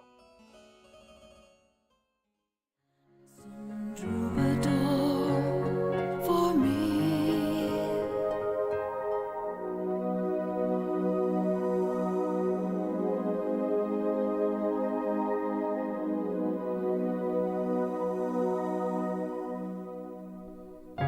Tell him of all I feel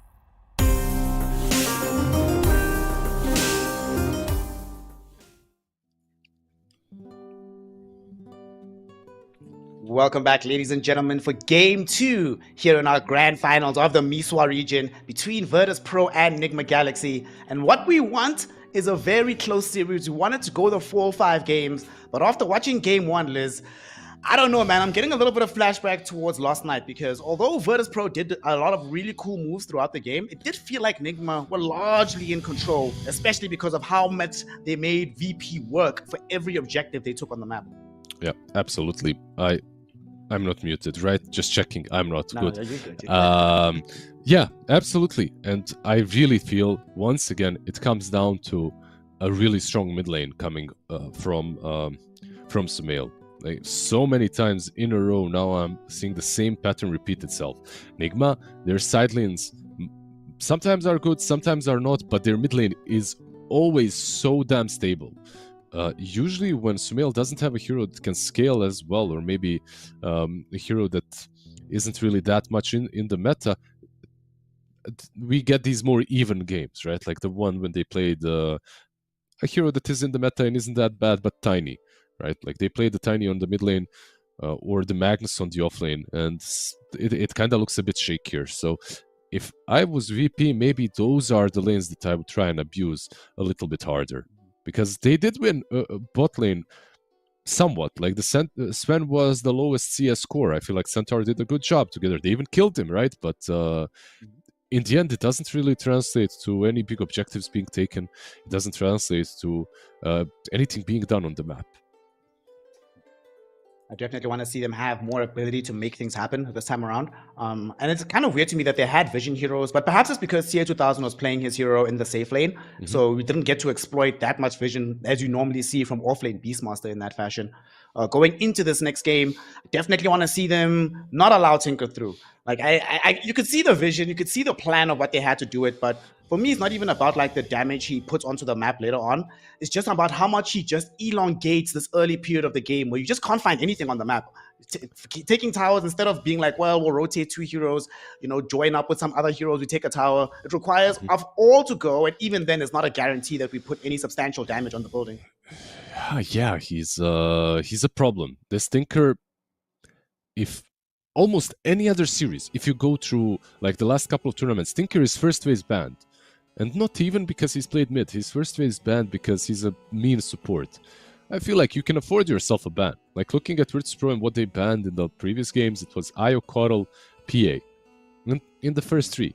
I feel like maybe Tinker is one of those. Maybe you let the Coddle go through and you deal with him in some other ways. Like you deal with the GH Coddle in some way and you actually ban out the Tinker. Maybe an option. Just, you lost to it yesterday, you lost to it today.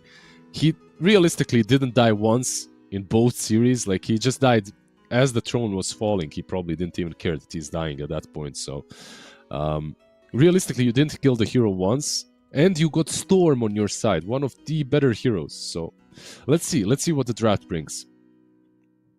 Indeed, let's get into it. Game 2 of the MESWA El Clasico between Virtus Pro and Enigma Galaxy. In this draft, I am really hoping that Tinker gets banned, but I'm also, what I want to see is CA2000 play one of his more traditional hard carry type of heroes. That's, outside of those last couple of engagements, didn't really feel the impact out of that Beastmaster, right? Or rather, I didn't feel the impact that couldn't have been had from the offlane on that hero. Yeah. Let's see. PA Coddle, my dear friend Snare by VP. There's still Tinker in the pool. They do have the first pick on VP. I wonder if they're able to pick it up. Yeah, they do. There you go. Yeah. So they snatched away, they pick it themselves. What do you think? Is this a support Tinker for them? Most likely, I would say. Yeah, I think it's more likely than not. Also, the way that Rain has been playing, like I will say, even though they lost this first game and they lost yesterday, Rain has been performing out of his mind. You mentioned in the previous game that the game wasn't going so well, but you could still feel his impact in the midst of those fights. So give him a hero like the Tinker that can have obscene impact from the 5 position, I think is a very good idea. Yep, absolutely. He really did have a decent game overall on the ET. Like, not a lot of heroes that jump him, which is something that TT does not like, so he could position himself exactly how he wanted to, but in general, his Earth Splitters were good. His Stomps were on point as too. So I'd like to see what he can do with something greedier on a 5 if he gets to play the Stinker. 5 seconds We will be given the answer for that as well. But for Nigma, this does open up once again another hero that Sumail likes to play, and that's the Storm. That's probably an option for them from the mid lane, but we might wait a little bit. Maybe a tiny Tusk, kind of similar approach, right? Like both heroes do more or less the same, with of course a little bit more of that saving potential coming from Snowball and Tusk. I also like the fact that what they've got right now between Medusa Tusk, you actually don't know what lane this could be. Medusa can be off or safe lane, Tusk can be 4 or 5. This could be the off lane duo, this could be the safe lane duo, you just do not know, so you can't exploit it immediately with your next couple of picks. Yeah, absolutely. Like they can put these two. Well, Tusk is a 4, maybe a 5, but that's it. Like he's not gonna be a core. But Medusa, yeah, she can be safe or off. So that's the beauty of this pick, and I also think that's the beauty of the first game Medusa on Nigma, because now you kind of don't know if you're AP. You played versus Medusa carry yesterday, you played versus Medusa offlane today, so you have to very carefully choose your heroes in the second stage. We often used to see heroes that would exploit the arrival of your Snowball from the Tusk, things like the Dark Willow being picked into this, Hoodwink or whatever. Is there any space for that in tandem with the Tinker as well? It depends. If Tinker is safe lane, then maybe some Dark Willow is a possibility, with the Centaur even more so. If Tinker is mid, maybe there's even a Jakiro option. You know, like you can get these kind of position 5s. Ice Bat, of course, always comes in handy. Why the AA ban, by the way, by Nigma? They just didn't want to play versus 5 AA, I suppose. 5 seconds. How good is it versus Medusa? It's not that great, right? Yeah. It's probably just one of those annoying, it's too strong to deal with overall. You just rather not have to worry about it.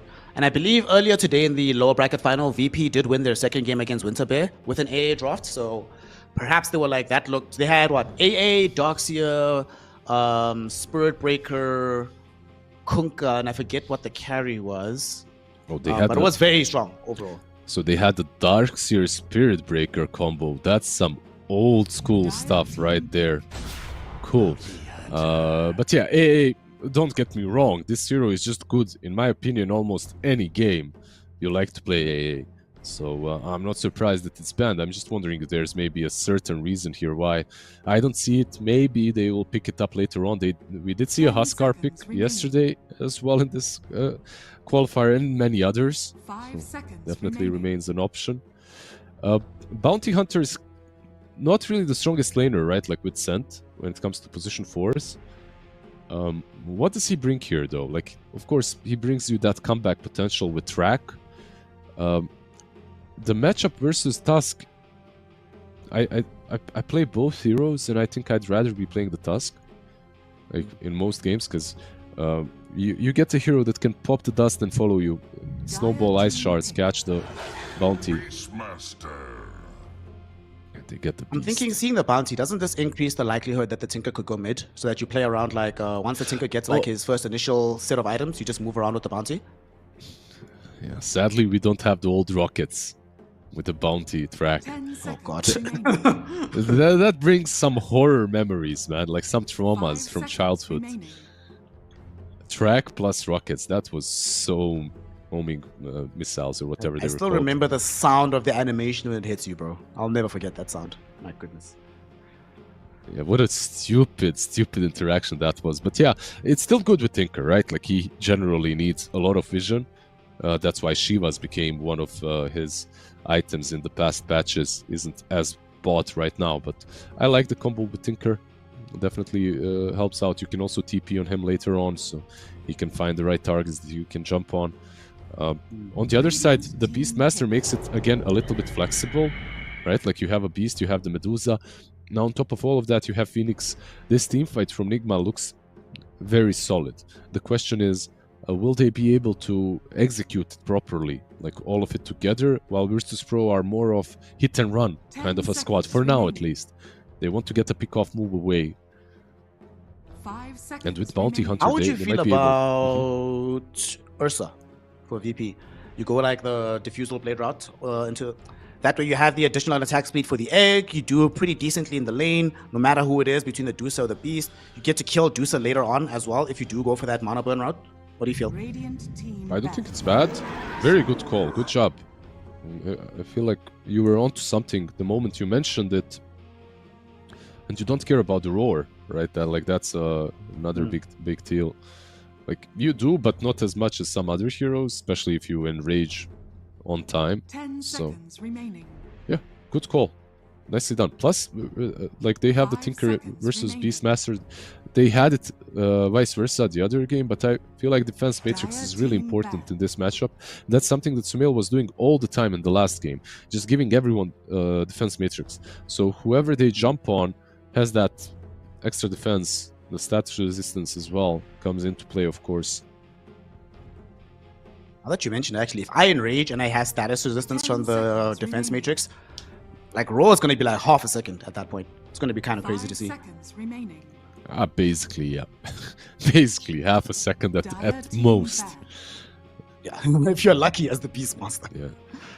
So they ban out the sniper from VP. What do they want to pick here? Is this... So, what do they want to go for? It's like a Storm, a Puck. What else suffers against the sniper on the mid lane? Storm, Puck, Ember, I guess. Yeah. These kind of heroes. A lot of annoying mid laners suffer against it. You know, that Huskar that we have seen a couple of times also suffers, and they have the ultimate last pick here on Igma if they really want to cheese it out. You know what is one of the funniest interactions with Huskar if he is picked in this game? Have you ever tried to life break a hero that's being stampeded away? You just follow forever. It's really funny. They ban it out. Okay, we're not gonna see it. They don't want to get Huskard as well. So VP, they could still presumably put a hero mid, or they still need another support for Ring to be played into. You mentioned the possibility of Jakiro earlier on, if they do go in that direction. If not Jack, what other fives are actually left in the game right now? 5 seconds remaining. There's a very simple silencer solution as well. Like into Phoenix, this hero used to always be good. Like, you have a global silence, you get last word in the lane as well, and he can't dive out. He can dive in, but he comes back exactly to where he left. So Arcane Curse as well. I think maybe an option for them. They have the stun from the Centaur, which might not be enough. So maybe you need some extra control coming from that 5. 5 seconds remaining. If it's even a 5, by the way, it could be Tinker 5 and position 4. You see, like, I wasn't sure what they needed, so they went for Kunkka instead. So I suppose this is like the heroes we were talking about that Enigma might want to get now that they've banned both Sniper and Huskar. Most of those heroes do not have a good time in the lane against the Kunkka, right? Overall, they're not happy with that. You also now get... Just think of the defenses Ursa will have in the fight. Ursa by himself with Enrage, Tinker defense matrix, Coco Ram on top of all of that. My goodness, that's going to be tough to get through. Yeah, definitely all into defense on the side of VP. This is... if they were in an arena, the crowd would be cheering defense. Defense. I just played versus Kunkka, by the way, an hour or two ago. Looked as annoying as the hero always was. We'll see what they decide to build on the Kunkka, but this should be our mid, I guess. And when it comes to the other side, you don't have a Monkey King that you can pick. It's been banned out. Is there anything crazy in the meta that you could pick into this Kunkka? Like, how do you feel about Razor mid into the Kunkka and into the Ursa as well? Yeah, that's one of the options, right? But they would definitely struggle until the Blink is purchased on Beastmaster. So maybe still get the Spirit instead of DK. Choose your hero. Okay. A very similar, like, there are these matchups on the mid lane that are like inherently even. You have the DK into Kunkka, DK into Tiny into Kunkka. Like, there's a slight edge for one hero or the other, but no one really loses there. No, like, you shouldn't lose too hard at least. And this DK Kunkka matchup is basically two guys with two bracers duking it out on the mid lane, and no one's falling below 50% HP. That's how I imagine it. Actually, DK will Then be how safe about the lane. matchup between the Kunkka and the Beastmaster? Because Sumail is playing the Beast. So what does that matchup look like in the mid lane? I was gonna ask you if he plays Beast like BZM does 10 earlier. seconds remaining. This changes things a little bit. I feel like Beastmaster might be a little bit better here, because you can spam those axes, the boars are annoying. But it's very similar, right? Like, two big guys, just a lot of sustain on both of them, kinda hard to take them down. But very cool that Beast will be mid lane. So Sumail playing the Beastmaster. When's the last time he played Beast? Like, did he play it in this patch? I had a feeling you were going to ask this. I just went and checked the information, right? He's played Beastmaster in his career 23 times, so this is game 24. The last time he played it was 2 days ago, right here in these qualifiers, in one of the matchups that we weren't covering on stream. However, before that, the last time he played it was in September of 2018. Yep. Crazy amount of time. What's also very interesting is they took that game as a warm-up, right? Because you don't expect him to play the Beastmaster mid, and even though he did play it a few days ago, he played it versus these teams that are barely immortal rank. So you can't really take those games with, how to put it, like, you can't believe what you seen there if you're Virtus.pro's coach. Like, you see some heroes, but they're probably not going all out, right? Like, not versus some legends. So you have to take it with some reservation. I completely agree with that. Well, this game though is certainly going to provide some very useful and tractable information, as we are now getting into the second game between Nigma and Virtus.pro. One game up for Nigma, but 3 is the magic number. We've seen it many times in the past. You win 2 games, you're feeling solid, you think nothing can go wrong, and then you end up being reverse swept. Not only have we seen it, Nigma Galaxy themselves have experienced it quite a lot. Yeah, and versus this team, exactly, like versus Chimera Esports, or now they are called, of course, Virtus.pro, so... How many of you do I have to kill? Let's see, they smoke up on both sides. Who has the stronger level 1? I think Nigma, right? You have tag team, so... Probably Nigma. Yeah. 30 seconds But to Nigma battle. can't find the angle, and the smokes will be broken a bit. The Hawk is like, well, turns out we're not fighting here, boys. Go to the other side of the map. Yeah, I just want to see how much Rain will be able to do on this Stinker. That's the X factor for me on the side of VP, because this hero from position 5 can carry games. Like, you can literally get so much farm that you make that The battle begins. extra core in the game. I definitely want to see him doing his best Whiteman impression while playing this hero. But we're now underway.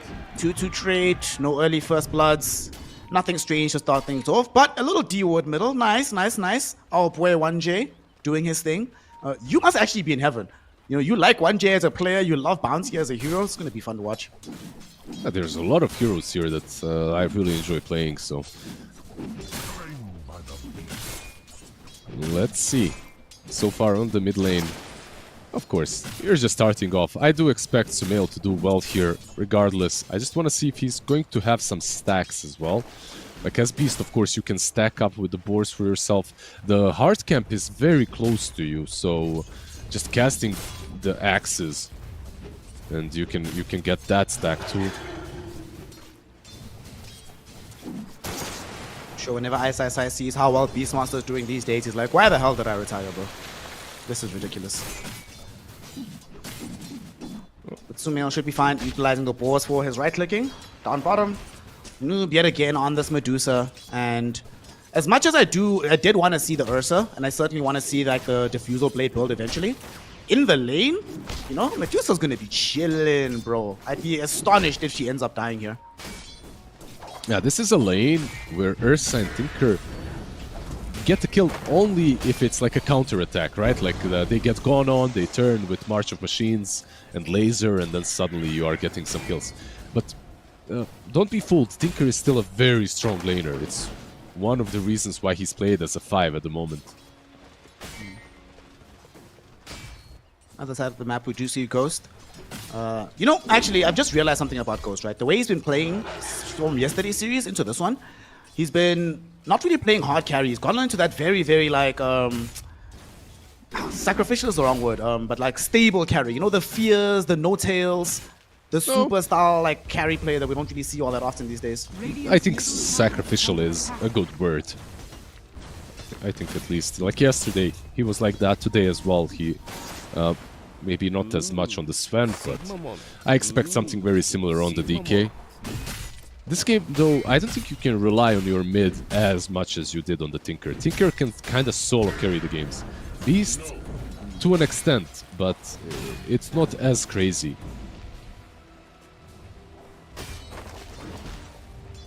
Still no first blood just yet. Where do we think it's going to happen if it does take place? We said that bottom is going to be a counter initiation. Can something happen in the top lane that guarantees a kill? I feel like top lane is way more volatile. Ursa down bottom, actually. Oh my god. Ursa gets jumped on and killed. Oh my goodness. Okay. Never mind. Never mind.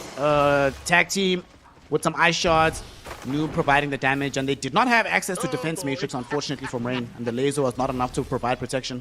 Yeah, you don't get it early on a 5. You don't even get it when you're mid. You get it like way down the line. Yeah, no Earth Shock to get away. Ice Shards tag team, good enough to take him down.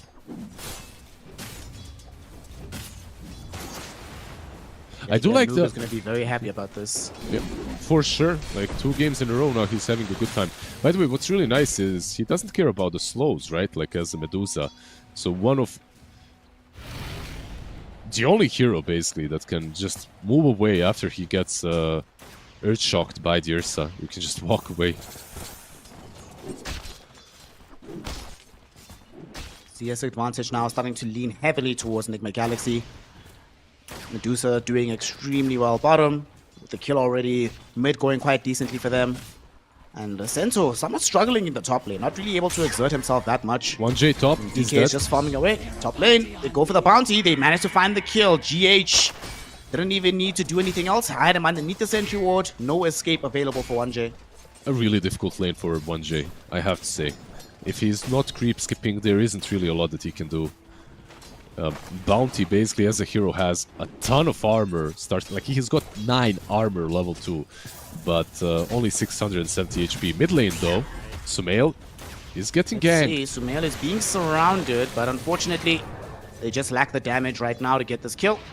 GH TP'd in. They were almost about to draw in the TP from Omar as well, but he ends up cancelling it. That might hurt them later on. Now that you see that Omar doesn't have a TP and GH, maybe you can make another move on the mid lane with the bounty. There will be basically no supports with TP to help out.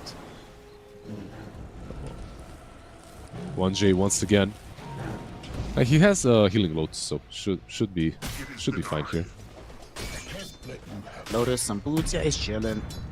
Sadly though, this is gonna be some time that he's just wandering around, not really doing all too much. Might just want to secure the team the power rune at 6 minutes, but they're mid. It's gonna be around middle for a while. Hi, they're mid. They know there are no TPs on supports. They might set up on Sumail. Gonna try for it. X marks the spot is there. Sumail running away, does have 6-1 charges, will pop them, and they just lack the damage. Overall, the Torrents does come out eventually, but it misses.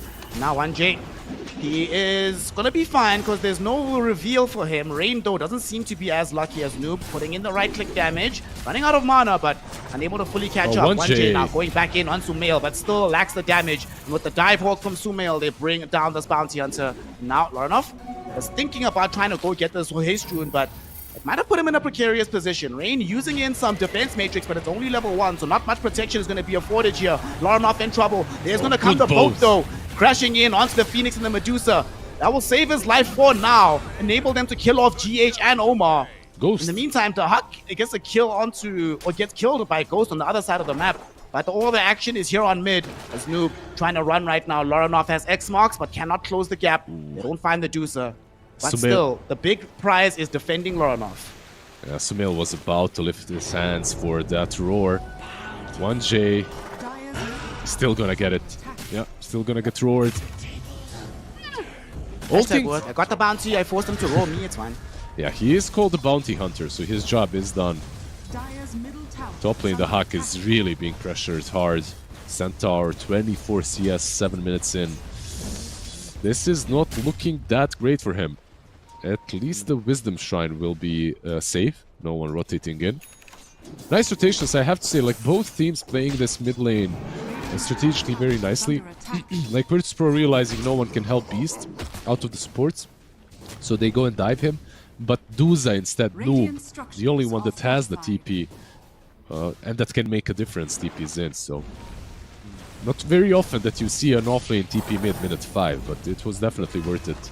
Dire's middle tower is under attack. I also think that just the nature of his counterpart in the lane made it a very safe move. He knew that even if he comes mid, like Ursa's not gonna pressure your tower, bring it into like really mortal territory, so it's whatever. You can leave there for a wave or two and not lose out on too much. In the meantime, his own carry was able to get the enemy tower down to half while all that was happening, so he probably feels that it was all upside for Noob. There was pretty much no drawbacks for him making that maneuver. Oh, GH. Going on to GH, he does have the X, the boat is there, and they will be able to kill him. Alright, that's something. That's definitely something. Yeah, he didn't manage to snatch the shield rune. If he does, he probably even lives long enough to use that dive away. But yeah, like you said, definitely something. Most importantly, Bounty is involved in these skills. Lorenov is recovering his 300 top of the net worth on Kunkka, so nothing to recover from. I should take that back. Like, he's doing very well. Noob down bot. So maybe the first rotation from Sumail going bottom. They're going. Noob is here. Does pop the... Oh, it doesn't have the mana for the Stone Gaze, but it won't matter. They're still going onto TA2000. The Roar was there, but they don't have enough follow-up to kill him just yet. And TA2000, now with the Enrage, will be able to get back to safety a little bit. Ice Shots blocks him in for a moment, but he's able to hop over with the Earthshock. Ghost, having taken the Twin Gauge rotation, comes through. They find Rain with the Dragon Tail stun. The Tinker is falling very, very low and will eventually take a tumble. Bounty Hunter not going to be allowed to escape either. He gets revealed underneath his own tower and brought down. Good rotation from Ghost, will now leverage. Perhaps... Oh no, he's going right back. I thought he was going to stick around with this Dragon Tail or Dragon form, but it's about to end anyway. Yeah, Tinker falling like timber. You said it nicely. Dragon rotating in. With Orb of Corrosion, by the way. A very interesting build on Dragonite. We don't see it that often any longer. Going for Armlet. So this might be your Armlet mom kind of a Dragonite. I like it. Like, he wants to be that ultimate late game scaling carry. Fortunately, he might be dead right now because they're rotating onto him. They're coming through. Lorenov smoked up with 1J. They don't have the best vision in the area, but they know that he might be somewhere around. Sadly, it seems so does Enigma Galaxy have an awareness that somebody's here. They're trying to juke around here, but Bounty should be able to see him eventually. It's daytime now. No, it was nighttime just as they passed him, so they didn't see him. But we'll see the Tusk. That does allow Ghost to go into the ultimate form, coming back in. They find the stun out onto the Kunkka. The egg dropped behind them as well. Aisha is not allowing 1J to escape either. Nice snowball. Egg will pop right now, but the big chase is onto Lorenov. The snowball did dodge the stun. Unfortunately, though, it will still lead into a couple deaths here. Nice snowball onto Bounty. Nice chase onto Kunkka. Nice response from Enigma Galaxy to this rotation. I don't know if you feel the same, but this Dire tier 1 tower for me, like the jukes around the trees are like the amount of them is infinite. It's so hard to find the right angle, and if you smoke up, like chances are you're not going to find the target fast enough. And you don't have like multiple ways. About, Sorry. I was gonna say, you were talking about those wards in the previous game, and sometimes you see those wards being able to counteract that exact juking you're talking about. Down bottom, tier 2000, taking some damage here. Walrus punches out. The Enrage is about to expire. Do they have the chase? No, they do not. Defense Matrix shows up, protects him. He's gonna be fine. Yeah, he's really hard to kill. Like, they tried even with the Roar the last time they were down on the bottom lane and they didn't manage, so without Beast, it's even harder. As long as he has Enrage, of course.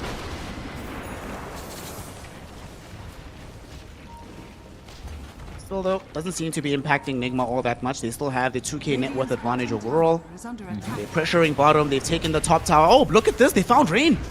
The snowball. He was on the last second of his TP. That is so unfortunate. Rain will end up going down to the hands of GH. Unfortunate, but Omar and GH just always in the right position. I feel like they're just playing this game faster and reading the movements of Virtus.pro, like all the time.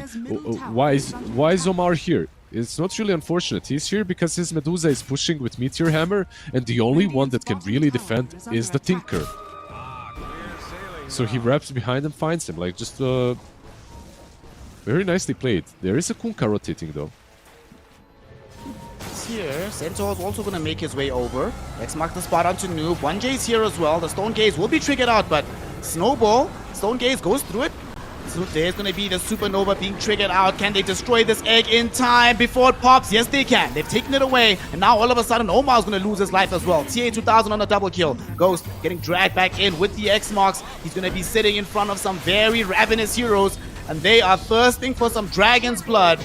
They will take it. Triple kill for TA2000. Perhaps they have enough in the tank to take on Noob, but they can't find the angle for the X-Marks from Laranov, so Noob will be allowed to live. Yeah, they bit a little bit more than they could chew. Like these two heroes, Centaur has a Crimson Guard, Kunkka with Blade Mail, Double Bracer, and the Rum, right? Like from his boat. Like it's so hard to kill one or the other, and the egg was very aggressive. Keep in mind, you are playing into an Ursa, and he can, for the majority of the game, he can solo the egg. So, nicely played by TA2000 as well to jump in and just get rid of it. Noob is at least able to claim the tier 1 tower with the Meteor Hammer, but very similar to the first game, they had to work for this bottom tower. The work that Rain has put in defending it for so long, though he did eventually die and the tower does fall, the cost to Nigma was quite extreme. Their gold lead has been shaved completely away. It's only really this DK that's still far ahead of everybody else, but we do see that these VP heroes are catching up very rapidly at the moment, especially with this Battle Fury now complete for the Ursa. Yeah, Battle Fury Ursa, you've got the track now as well ready, so a lot of good things coming together for VP. Mid tower as well defended by the Tinker, now that you mentioned it, by the way. What a hero, bro. What a hero. There's only one thing I like about Tinker being in the meta right now. The new players to Dota over the last few years who didn't have to deal with like the old days of March the Machines, they now are starting to understand why we were all so fearful of this spell being reintroduced. So I give this if you're a Tinker player, enjoy it for the next 6 months. There's no way that this spell stays into next year.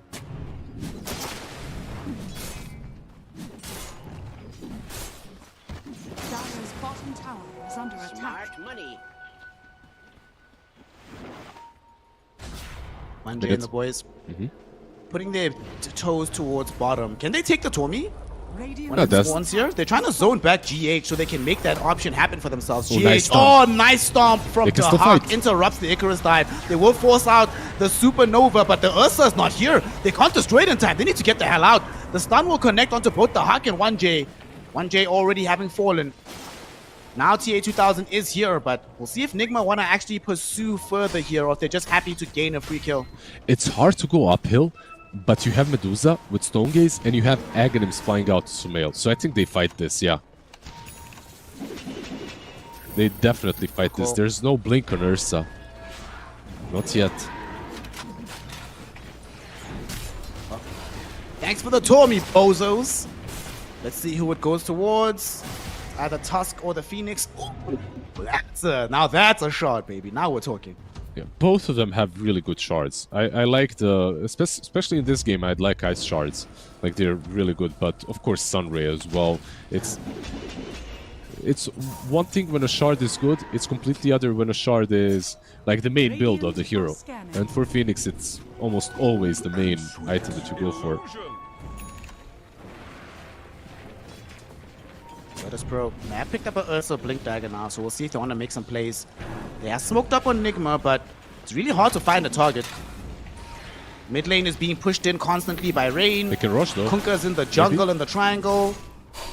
They get just a sliver of vision of Kunkka taking these Ancients, so maybe you jump Laranov here, Sumail. Do they have the reach? Ice shots. Nice block onto Lorinov. Not going to be allowed to escape here. He will throw out the boat though. Coco Rum will delay proceedings for as long as possible. And there's going to be the defense matrix as well. Bro, they maxed out the defensive stat. You are not lying. They simply cannot kill him. And now that they've brought in the Centaur, these heroes need to retreat. 1J though, my friend, you do not have all the defensive tools of these other heroes. He will end up dead. But now TA2000 goes forward, finds Sumail, gets immediate revenge for his boy. Noob going forward with the Stone Gaze. Unfortunately, Dark facing away from him. Now though, the Stone Gaze is over. Marching the Machines on the ground. They're going to drop the Meteor Hammer, but TA2000 moves away from it. The Hawk still losing HP, defense matrix, buying space and time. Finally, they get the kill. They did buy back on 1J to try and return this fight, but sadly, he's unable to massively contribute here. So it ends up being a 2-for-1 engagement with a buyback from VP. I think before the buyback it was okay, but now they get the Yules middle onto TA2000. They want to chase this Ursa Bear down. They can't catch him in time. Omar getting himself dragged back in by the X marks. There's a Torrent as well, and with TA2000 on top of him, it should have enough damage, but also they have enough damage to kill the bear. Lorinov now finding himself dive bombed by Sumail, who has respawned into the fight, able to find the kill onto Lorinov. Rain attempting his best to run away, will not be allowed to do so. Now 1J, he knows his life is forfeit. He does have access to the Shadow Walk, but they don't have vision. They don't have any dust anymore. They've used them all in the fight. So he's going to be the lone survivor here, but everybody else ends up tumbling. What a crazy fight. And VP, they get punished super hard here, Liz. Yeah, absolutely. And this is free rush now as well. Maybe not the freest. Ursa is up in 10. I'm not sure that they can take it that quickly. There's a shrine as well that you can TP to. The outpost, I mean. But yeah, VP, they got baited. That GH dive in with Yules and Ursa was perfect. And also, I don't know if you noticed, Ursa could have lived, but he got A-tossed. So his Earth Shock didn't give him any distance. He couldn't get away. He was about to run, but he just really got surprised by that A-toss of Noob. Well, now Noob and the boys having Aegis given towards the Beastmaster, of course, who is rolling deep with the Aghanim Scepter. And in the next 90 seconds, he'll have Blink Dagger as well, so it's not like Nigma Galaxy are going to stop with their progression on the map, the way things are looking right now. By the way, Kunkka was picked a bit later down the line, right? Like, he wasn't one of the earliest. He was the last pick even, right? Am I correct? 23, yeah. Yeah. But there was a Tusk already on Nigma. And I feel like Tusk, even when Kunkka was full meta, always picked, Tusk used to be one of better heroes because you can snowball the X, right? Like, you get that save versus the boat as well, versus Torrent 1J. See if they can find him. He should be fine. Yeah. Oh, no, he's not. What the hell? How did they see him? They have a sentry. It's on the I ground. see it now. Okay. I see it. And he thought that he was hiding, but he wasn't. If you don't look at them, it doesn't mean that they can't see you. You know, yesterday we were literally talking about the... Oh, we're about to lose Sumail. Bye-bye, my friend. Oh, he has Blink. TA2000 just needs... And one more right click, but there's no Blink Dagger available, but he's still got it. But basically, you know, yesterday you were mentioning how the sentry buff that time ago changes things. Like, I'm 100% sure 1J thought he was safe, but just forgot about the additional range on the sentry. Yep, probable. Very probable, especially when you're playing Bounty. You're always playing on the edge. Let's see, Sumail, Blink Ags. No Aegis, though, to work with, so... Nice little snatch by TA2000. Speaking of TA2000, needs to get out of here. Gonna try to take the Twin Gate through. Sumail sees him, does not have Primal Roar though, but he does have the Dive Hawk. Unfortunately, not gonna stop him. TA2000 is out. He's being chased still though on the other side of the map. Lorinov forced to drop the boat just to cover the retreat for his carry, and it will succeed. Yeah, he didn't have Gleipnir to work with on Noob. It was still on cooldown, so he couldn't get that kill. And I don't know why, but I did expect Dive Bomb to stop him from going through, but it's a route. Didn't happen.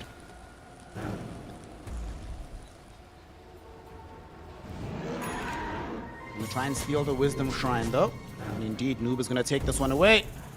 The Hawk at the very least is on the other side, but now Ursa could be in some danger. Able to Earth Shock over the shards though. They don't really want the smoke at the moment. I mean, they don't have a Centaur, so definitely not a fight you want to take. Oh no, Rain! He TP'd in to throw out the March the Machines, but Sumail was waiting. My man has definitely been playing Tinker. He knows exactly where to position to defend, and therefore he knows where to find the Tinker when he's trying that play. it's a really difficult tower to defend as well. You don't really have a lot of options, a lot of ways to TP in as Tinker, so... I have to say, Sumail is really low. 50% HP already. If they decide to maybe backstab them, mid lane, Ghost, mid lane, DK. Find Ghost. Ghost is falling low. Ghost is almost dead, but the snowball buying him space and time. He's still alive. Are you kidding me? Omar and GH working overtime to protect their Dragon Knight. Man, give these guys a raise. I hope they're getting some union dues because they are playing out of their skin here in game 2. Yeah, GH almost killing himself as well, overplaying it with Sunray. Blade Mail coming in clutch. The Hack with that Lotus. They want to fight. They're also low on Nigma. Like, Nigma, they need to back out. They cannot fight this. No resources, basically. GH has no mana. He's using Clarity now, though. Bro, they really want to fight this. Ursa has this diffuser blade that we were talking about in the draft. He would love to expand it onto Noob, but Nigma playing very, very carefully. They're being defensively responsible, you know? Like, I remember one of my trainers used to tell me that all the time. Take as many hits as you want, but as long as you're defensively responsible, you can always make a counterplay. And that's what Nigma's been doing. And now here's their counterplay. You'll Scepter out onto Dahak. They throw him into the air. Does have Stampede available, but for now he's rooted into the ground. Nice little hoof stomp, but it's not going to really matter. Ice shards in front of him, damage behind him, and a quick trip to the fountain for the Centaur. Yeah, they just gave up on the Cent. It was hard to defend him. He's on the high ground. You don't really have a way to engage properly in the back. It's almost suicide for Tinker to play in that area as well. They are finding some items on VP, like the Radiance is definitely massive on Kuka. I'm not sure what he's going to build with Sanj, but he's got that next as well. Maybe SNY, we'll see. But they're just finding a lot of solutions on Nigma right now. I believe they have 2 Yule Scepters. Yeah, Beastmaster Sumail has a Yule's of his own flying out. And it's such a value item. It's absolutely insane how valuable it is in this game. You just have to... Sometimes things all come together. Yules versus Stampede and Rage. Yules versus Tinker to Dispel. Yules versus X marks the spot. It's like the best item you can get in this game. It's crazy. What nothing is crazy. Even Medusa queuing it up. Like, just go 5 Yule Scepters. I'm sorry, Snare. This is funny. Wait, what? You're not lying. She actually is. What? And Tusk. And Tusk. The only one not going Yules is Dragon Knight. So awesome, dude. Medusa. They almost killed Bouncy, but they came too late with the dust, unfortunately. It does linger around a little bit, so he has to be careful, but he has haste.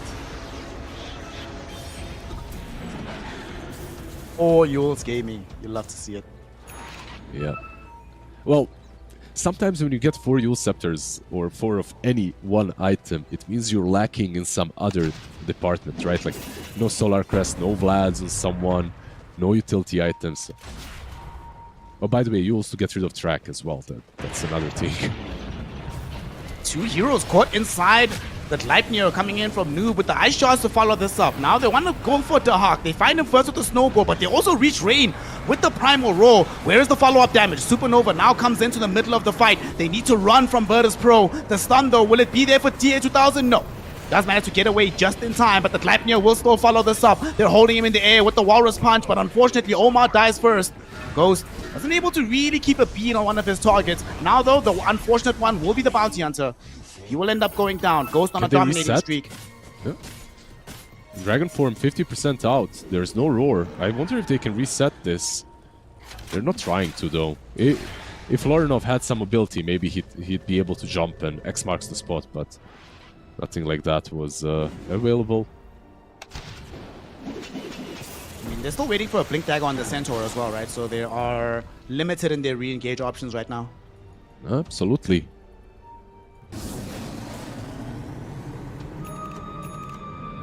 Sumail being healed up a little bit by the Sunray. Can he solo this? It seems like he can. Easy. I must say, Ghost, with this build, this is not the build that we see nowadays as the most common one after the changes in the patch, but he's still demonstrating just how obscene this hero is. No pure farming item, wait for the Corrosive Dragon, and he's still top net worth. Yep. Good work coming in from the carry of Nigma. I love it. I actually love this item build. I think it's really strong. It used to be meta with the Fire Dragon, but I also like it even with the Corrosive, especially when you're playing a one that needs to scale. It just allows you to scale much better. Even though Mjolnir is the common item right now, and it's also not that bad, right? Like you go for Mjolnir, it also allows you to farm quite a lot from position 1.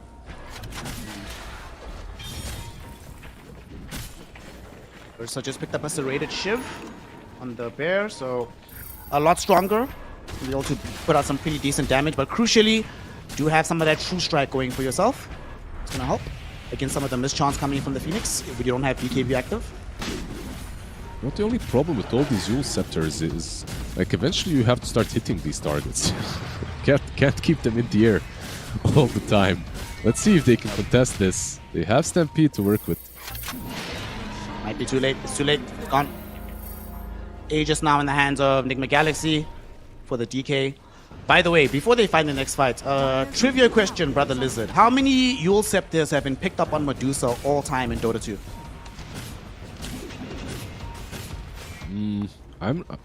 This last couple of patches when she became all about int and mana, I feel like, and offlane, I mean, when she was played, I feel like Yule's was purchased a bit more than before, so competitively, right?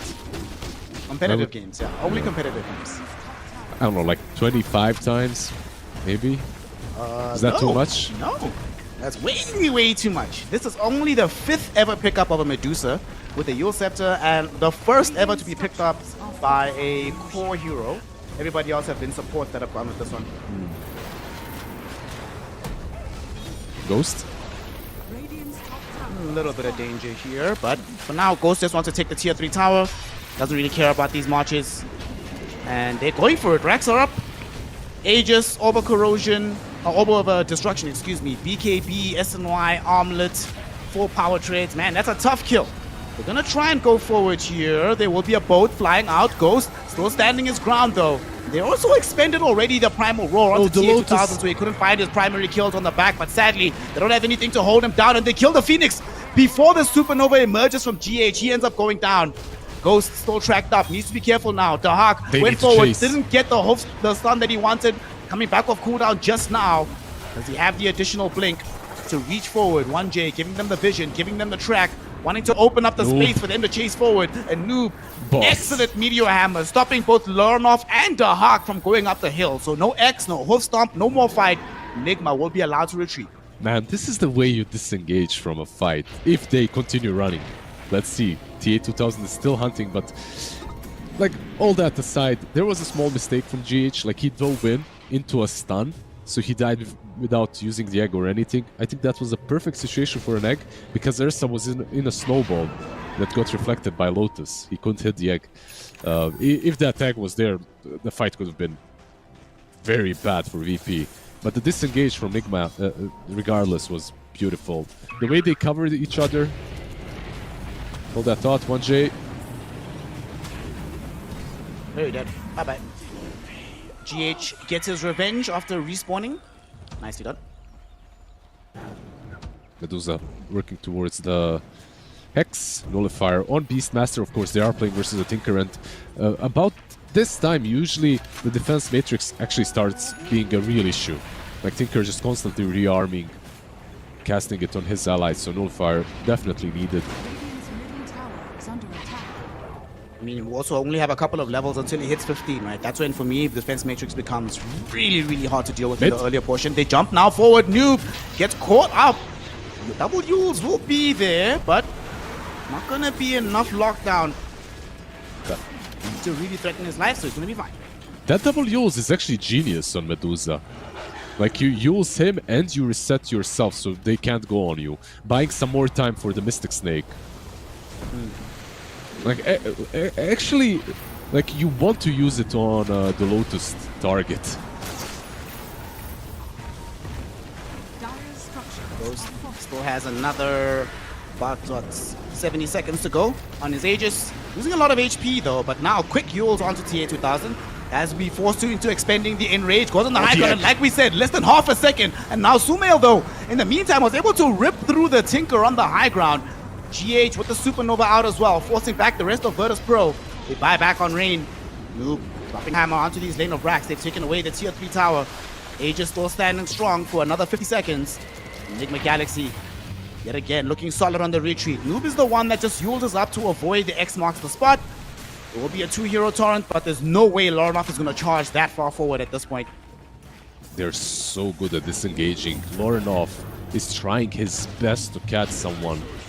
You get the catch on the Medusa with the X marks the spot. You get her back into the river though. Ice Paw for the Sunray is going to be there. Yules now onto TA2000. Doesn't have a BKB available. TA2000 is in some trouble here. He's going to be surrounded by Enigma heroes. Yules again into the air. GH doesn't have the egg but doesn't need it. The Sunburn and the additional slow ensures that they can kill off TA2000. Omar will find himself unable to TP home. Interrupted and killed off by Dahak, but unfortunately for Dahak, that's going to cost his life as well.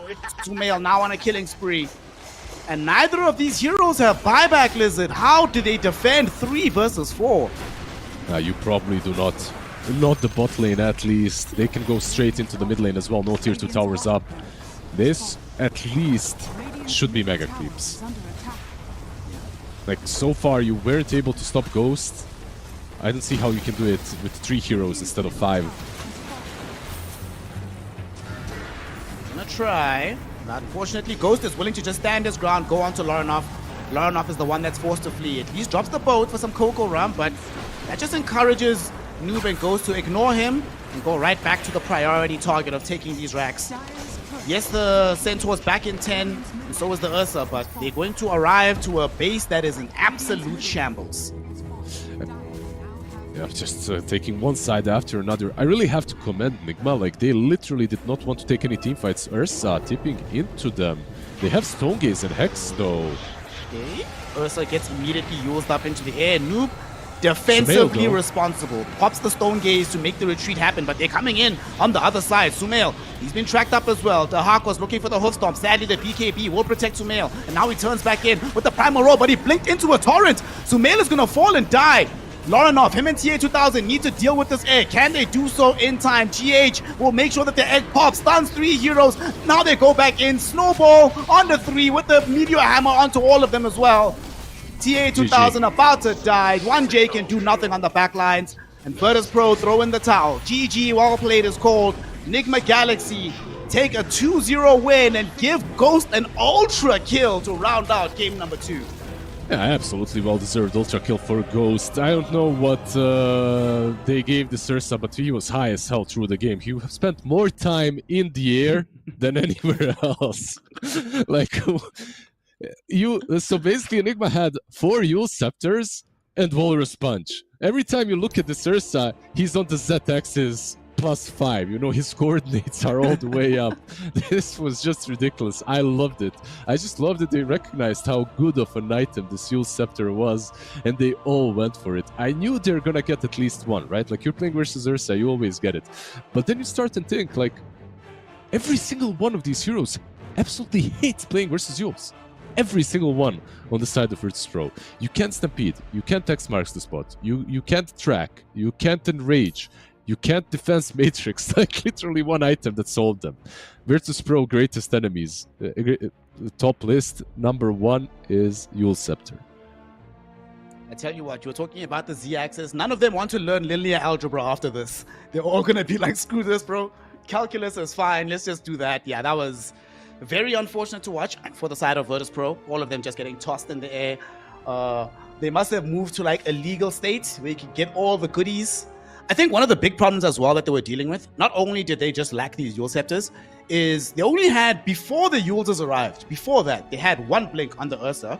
Lornoff didn't really have a big mobility item. They did have 1 forced off on 1J that he got fairly late into the game, and Dahak also got a very late blink. It came after his Lotus Orb. So even before they had that issue of having Yules into the air all the time, they just had no initiation, it felt like, from the side of VP. Yeah, that's one thing that they definitely struggled with. I guess they were hoping on Kunkka a lot, you know, just X marks the spot, and then you can follow through it, but it was not allowed. Nigma, of course, they execute very nicely. They have their comfort heroes as well on supports, GH and Tusk, and they can save each other. Very nicely done multiple times through this game. Snowball saving from the X marks the spot and Torrent, and then Phoenix as well, of course, he can freely get away because you can use the egg on the end of that dive. Like in general, just a really good performance from Enigma. I really enjoyed this game. It was a lot of fun. Virtus.pro, not to take a lot or anything away from them, I think once again that they had a decent draft, but they couldn't quite execute it well enough. Like so many games I see this Tinker become a much bigger problem a lot earlier, but this time around Rain, like, I've been praising him, by the way, just to say I've been praising him in almost every series that they've played, but he got caught quite a lot of times in the last game.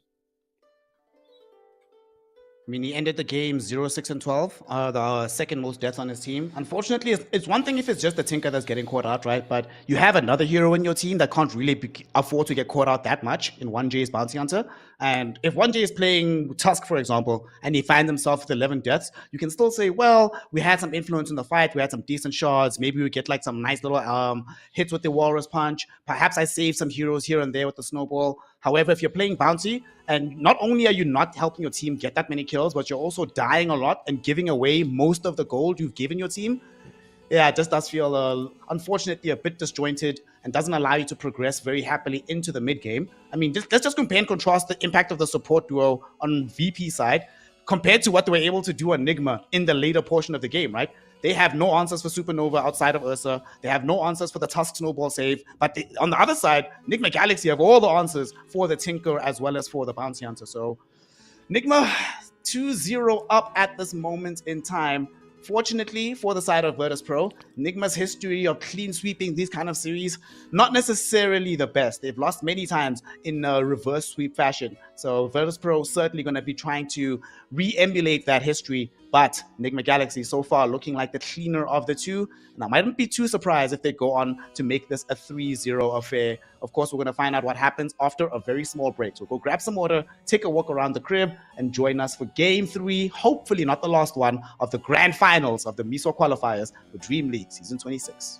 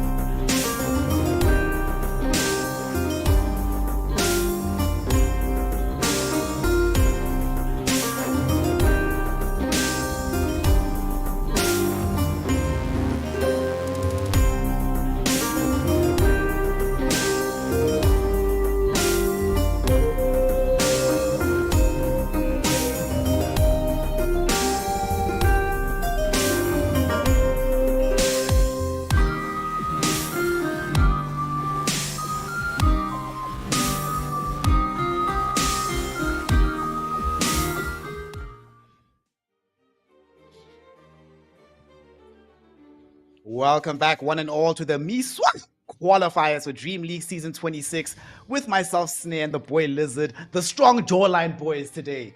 And of course, right now we are witnessing the grand finals where Enigma Galaxy are one win away from securing themselves a position in Dream League Season 26. What you'll find interesting, Brother Lizard, is that since the entrance of Quest Esports into the MENA region, since now Chimera Esports, which is now VP, have entered into the region, Nigma have not qualified in 3-0 fashion for a Dream League once. Every qualifier that they've gone through, even if they win, it's always like a tough slog back and forth. So what do you think of their chances of finally breaking that curse with this next game? I think they're very high if they continue drafting the same way that they have. And if, you know what, like usually I say it's down to the draft, most of it in these kind of qualifiers, because teams are so even, especially in grand finals, like Virtus.pro and Chimera, they would always duke it out, like go 5 games or something. But right now, at least, Virtus.pro, they're executing faster, and they're a team that even when they're kind of behind, they always look like they are able to find a way back in this series, right? Like maybe they won't look like that versus some other tier 1 team, but versus Virtus.pro, at the moment, they look that way. Now the question remains, like, will Virtus.pro get themselves a solid advantage in the lane, in the drafting stage? Because that's one way that they can come back into this one. Yesterday they did win versus Nigma, so they've got what it takes. But I'm not sure how they're feeling morally, like what their mentality is like after losing what 3 games in a row now, right? It would be 3 games in a row. So they lost the last one last night, 2 right now. And I think the big problem as well for them is they definitely had to have come into this matchup with some ideas of what to do if Nigma went for certain routes in the strategy. You could see that in game 1, right? They gave them some of their strong heroes. They felt they had the counter, and indeed, on paper they did. But like you mentioned, Nigma's just playing a little bit too fast and clean. And I think the big thing for me that is the difference between these 2 squads is in the early game. Whenever we see like these rotations coming in from Virtus.pro, they really struggle to reliably connect them onto the side of Nigma. But when Nigma Galaxy make those same moves, they more often than not are able to find their targets, take an objective, and open up the map. So this draft for VP needs to be able to stymie some of that progression from Nigma Galaxy. So let's get into it and witness if that's going to happen with the 3rd and potentially final game of the Dream League Season 26 finals here in MESWA. Radiant side, Nigma with 2nd pick. VP has 1st pick on the Dire. I don't want to see Tinker. I don't want to see Nature's Prophet. And the thing that scares me, Liz, is the way that this series has been going. VP, they might forget to ban out Nature's Prophet and take it away from Nigma. It's not gonna happen.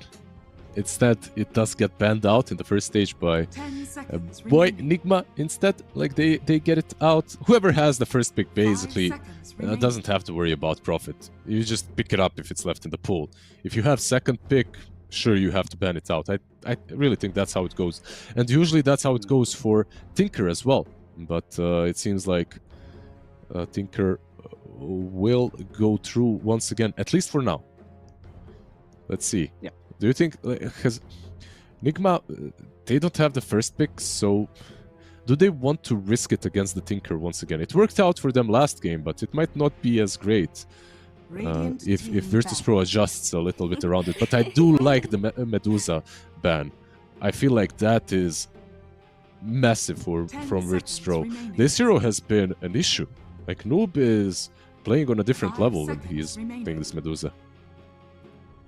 That's one of those situations where throughout the draft or throughout the series, you now have this new problem, right? You came into the series worried about Nature's Prophet, about Tinker, about AA, these kind of heroes. Now all of a sudden, your Medusa's upgraded to that priority. So VP have 1 ban left, right? Is it going to be Tinker? Is it going to be the IO that we've seen them ban out? Is it going to be Phantom Assassin? We just don't know. But that's what happens when you have such dominant performances, right? It needs to be addressed in the next game. Yeah, like the beauty of best of 5 as well. You get a lot of games to adjust your drafts accordingly and maybe improve on what you consider mistakes in game number 1 and game number 2. However, there is one thing as well. If they do not ban the Tinker here and they don't pick it, Nigma might get it again. then you're in kind of similar position. One thing that I'm wondering, why did they move away from TA2000's TB? Like, what do you think is the case and the reason? I don't know, to be honest, because it looked so solid yesterday. Even the one game they lost with the TB was still putting in massive amounts of work, right? He was extremely strong throughout the game. Yeah, I don't know, man. Like, especially because it's his most played hero, right, on TA2000, and it is a hero that can carry games. Although, a lot of carries right now, if you ask them about the TB, they will feel the same way. You get to this mid-game timing and you just don't feel like you can do a lot with the hero. But I'd like to see it even like old school OG style when Notil was one. Like, just press that meta and go from one tower to the other. Just go through the just pressure the map and you can have a mid laner that scales. But okay, Tinker left in the pool, and of course Tinker picked up once more. Rain will be applying his trade once more on this hero. I think one of the reasons why Enigma Galaxy is probably willing to let this one go is relative to the performances we saw, for example, when he was playing Jakiro or when he was playing the Elder Titan. Just relative to those, we haven't felt like this. His Tinker was game-breaking, right? In the same fashion that we see other Tinkers being absolutely broken. So I think they're probably okay with this. And the trade for them, Beastmaster is still flexible. Noob can play it. Sumail can play it. I don't know if Ghost plays it too, but clearly Enigma is very, very willing to experiment and be flexible with their draws right now. Yeah, I feel like the power of the Beastmaster in this particular matchup is if you find the Tinker, you will kill him in one roar, right? Like he will not survive if you find him.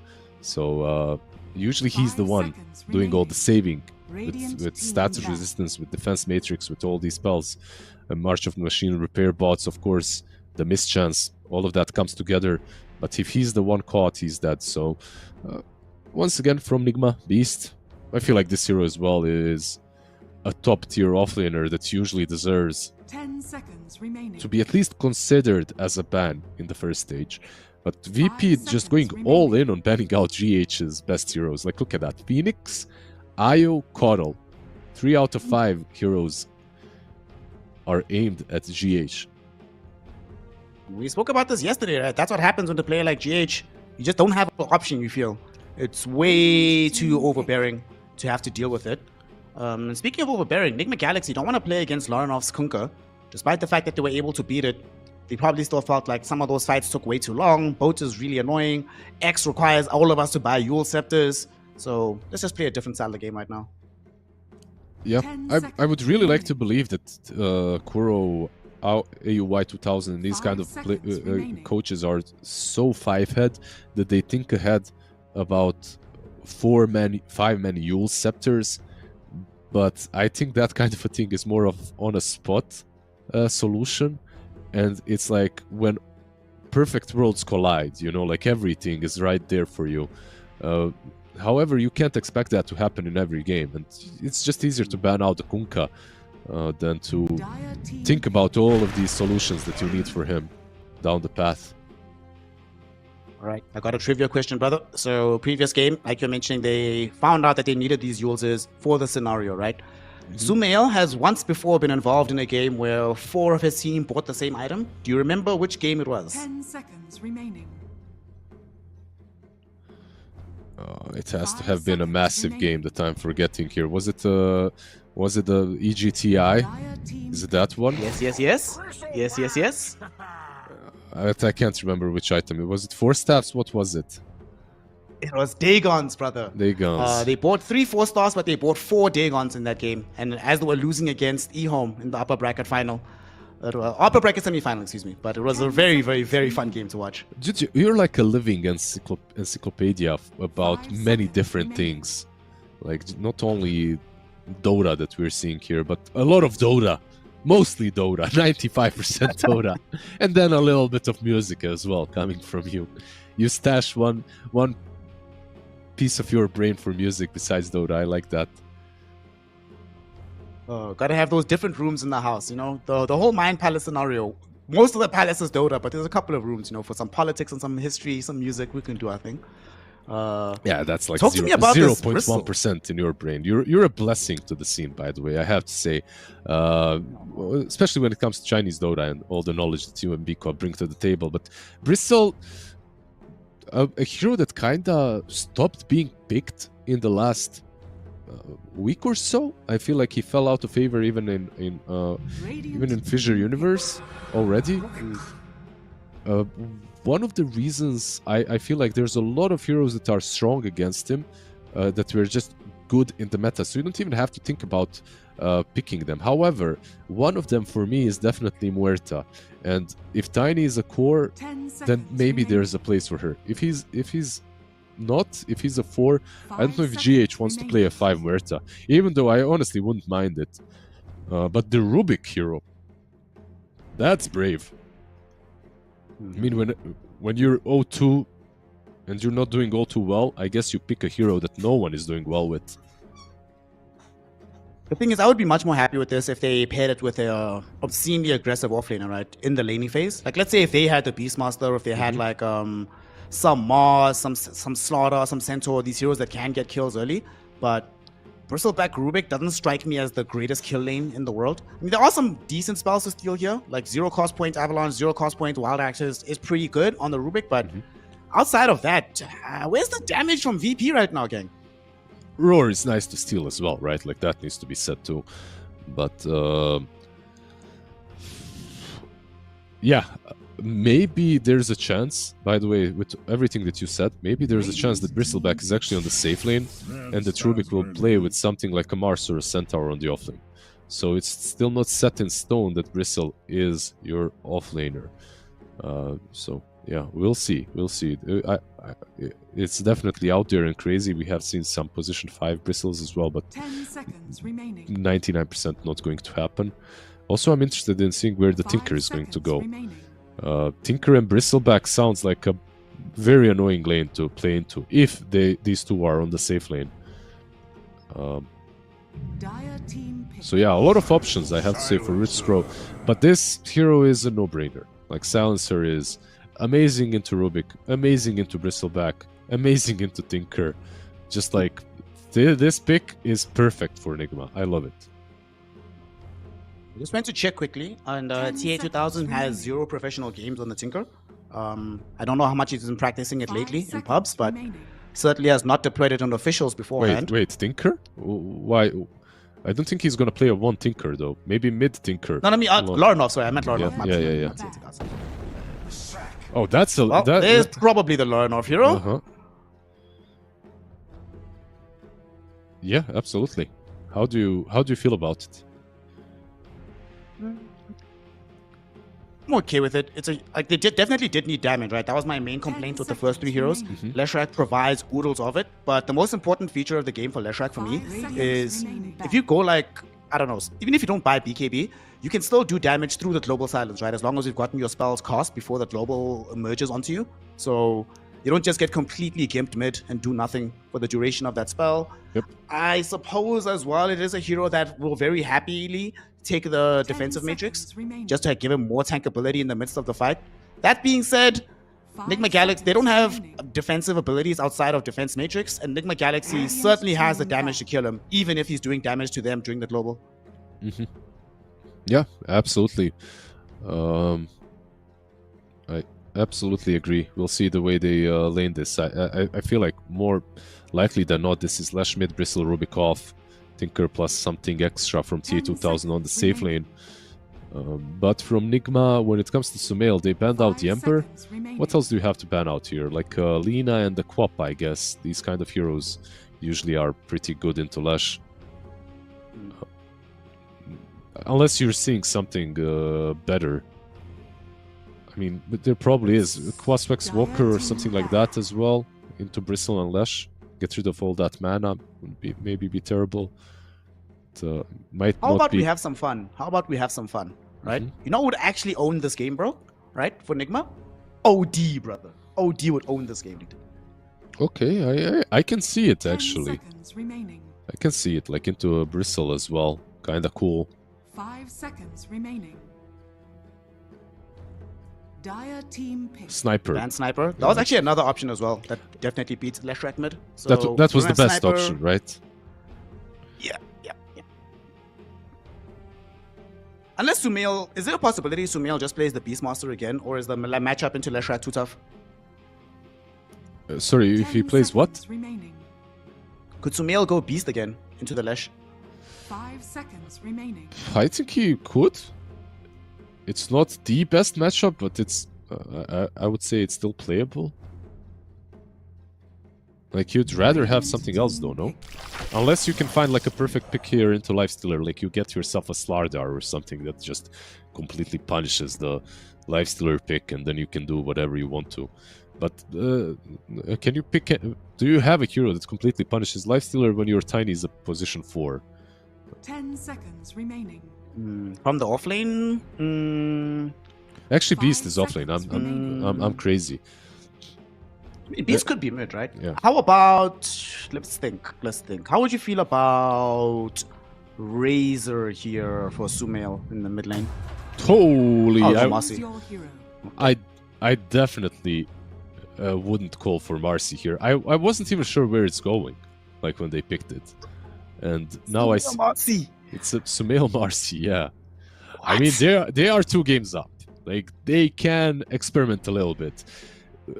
Look, Marcy, even as a support, when she gets on top of Lesh, or these kind of squishy backliners, she just rips them apart. And now you're playing Marcy on mid. She will find farm, eventually an Aghanims with a nice little silence to play with. You have, actually, you have Silencer already, so you don't even need it. I mean, this looks like a mean Marcy game. Marcy mid with Fleeting Fury. Yay! Okay. Alright. I like what's been cooking here. I like what I'm seeing right now. Shout out to Kuroki for drafting a very entertaining draft. For Virtus Pro, man, Lorinov had to pop off. I feel like this Leshrac has to do so much throughout the course of this game to just feel really comfortable. I think he'll be okay throughout the mid lane, but if let's just say, for example, Leshrac doesn't go well, right? All of a sudden, you don't have any push.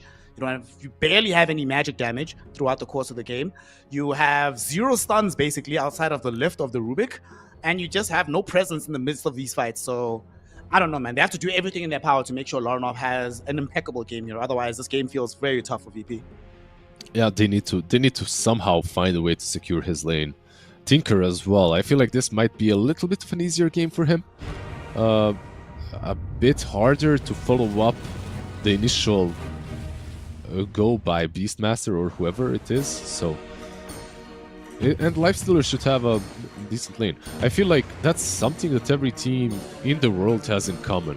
Like, when you are losing, when you are on the brink of elimination, you resort to your comfort zone, right? Like, it's suiting and it's easier to play. Like, even if it's not the best meta, it's easier to play when you are playing in your full comfort zone. So they go for these heroes on Virtus Pro.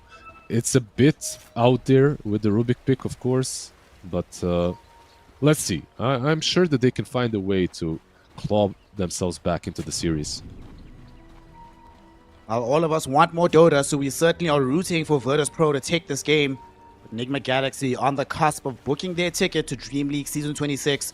Let's see how it all breaks out. Enigma, they smoke up, they head on the high ground. Oh, 2 heroes caught with the Stormhammer. Sumail jumps forward as well, but unfortunately they jump into quite a bit of damage. He needs to get the hell out of here. Sumail almost died. Lightning Storm slowing these heroes down, but not able to catch up to Sumail. Omar will be the unlucky one. Will be sacrificed to the altar of Virtus Pro, and that's a first blood. Not just any first blood, Liz. The kill goes to the Leshrac. I mean, perfect beginning, right? Like, exactly. The kills, they came to you. And I'm not sure what that was from Enigma. Like, they 100% don't have the damage level 1 to take this fight. Like, you have to find some very isolated targets if you want to get any kills. Very nicely done by VP to defend that going. They might get all 4 bounty rules, by the way. Oh, let's see. Yep. 4-4. Okay. Now, I cannot envision a better start to a game than getting a first blood for my mid laner and getting all 4 bounty runes, having him basically start the game, null tally, a ton of branches, not that far away from having the bottle either. Man, what a start. I mean, every single hero on their side is starting with like that one extra item that you usually go for, either a bracer, an ult tally, or a wand. So they all have something extra going into the lane. This is, like you said, can't wish for a better start if you're VP. Now the interesting part comes. We get to see the laning phase. I want to see how the King is going to approach this game. By the way, another trivia question. Tell me, Brother Lizard, how many times do you think Sumail has played Marcy in a professional game? Dire's courier has been killed. Is this his first one? Yep. Yeah. We have a lot of firsts today. Like, so I can't remember what the other hero was. I know someone played the first hero for in the previous series, right? In the previous game, I mean. The first null talisman, not null talisman. The first nullifier was built. Nullifier on the Grimstroke. Yeah. That was the case. Oh, we're still progressing now, nice and early. Top lane. You see that Noob, for once not playing the Medusa, gonna be forced to actually click buttons in the lane. Has to actually do work. Wow, can't just stand there.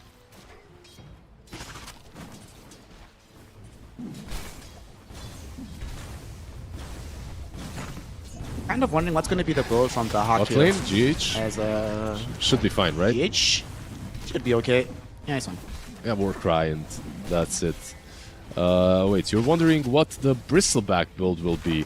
I mean, seeing these heroes on the other side, this might be some Crimson Lotus kind of a build. Like, well, he is going for Snot Rocket, so mostly utility. Like, I think Lotus is a really good item this game, and so is Vanguard, so... These are the items I'm waiting for. How would you feel, given that there is a Sven bottom lane? Sven actually getting a kill, but might die to Dahak, and indeed he does. How would you feel about a Halberd on this Bristleback, so that you have the disarm onto both the Sven and the Marcy throughout the game? Also a fantastic pickup, but that's where the Vanguard comes into play, right? Like, you can start with Vanguard and then go for Halberd. I wouldn't mind that at all. I feel like it's one of the best meta items at the moment on offlane anyway. Now middle lane has been trading evenly in the CS department, because it seems like there's an ironclad law of Dota that Sumail is not allowed to lose a lane. I think it's coded into the game itself. What can you do? Even against a First Blood Lash, like he's still doing. Alright, the lane is basically even. 18-3, 18-3 after these. He actually misses the last. Never mind. Noob. Only one TI win, bro? Yeah. Trash player. Fluke TI.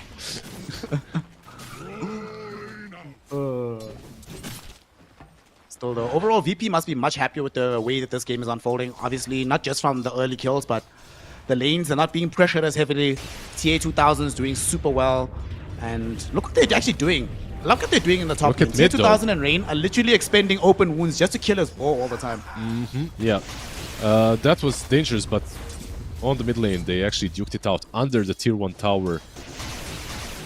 Misanthropy coming into play, this facet from Lash. And Rubik now as well. And Jay, oh my goodness, they just couldn't find the vision, but they got him. Lift back, one more right click is all they need, and the kill will go onto Sumail. Can they get anything else out of this? In the meantime, they do end up trying to chase onto Lorenov. Omar cannot close the gap to have the Avalanche toss. He does not have boots, and Leshrak is extremely fast as a hero, so he should be fine.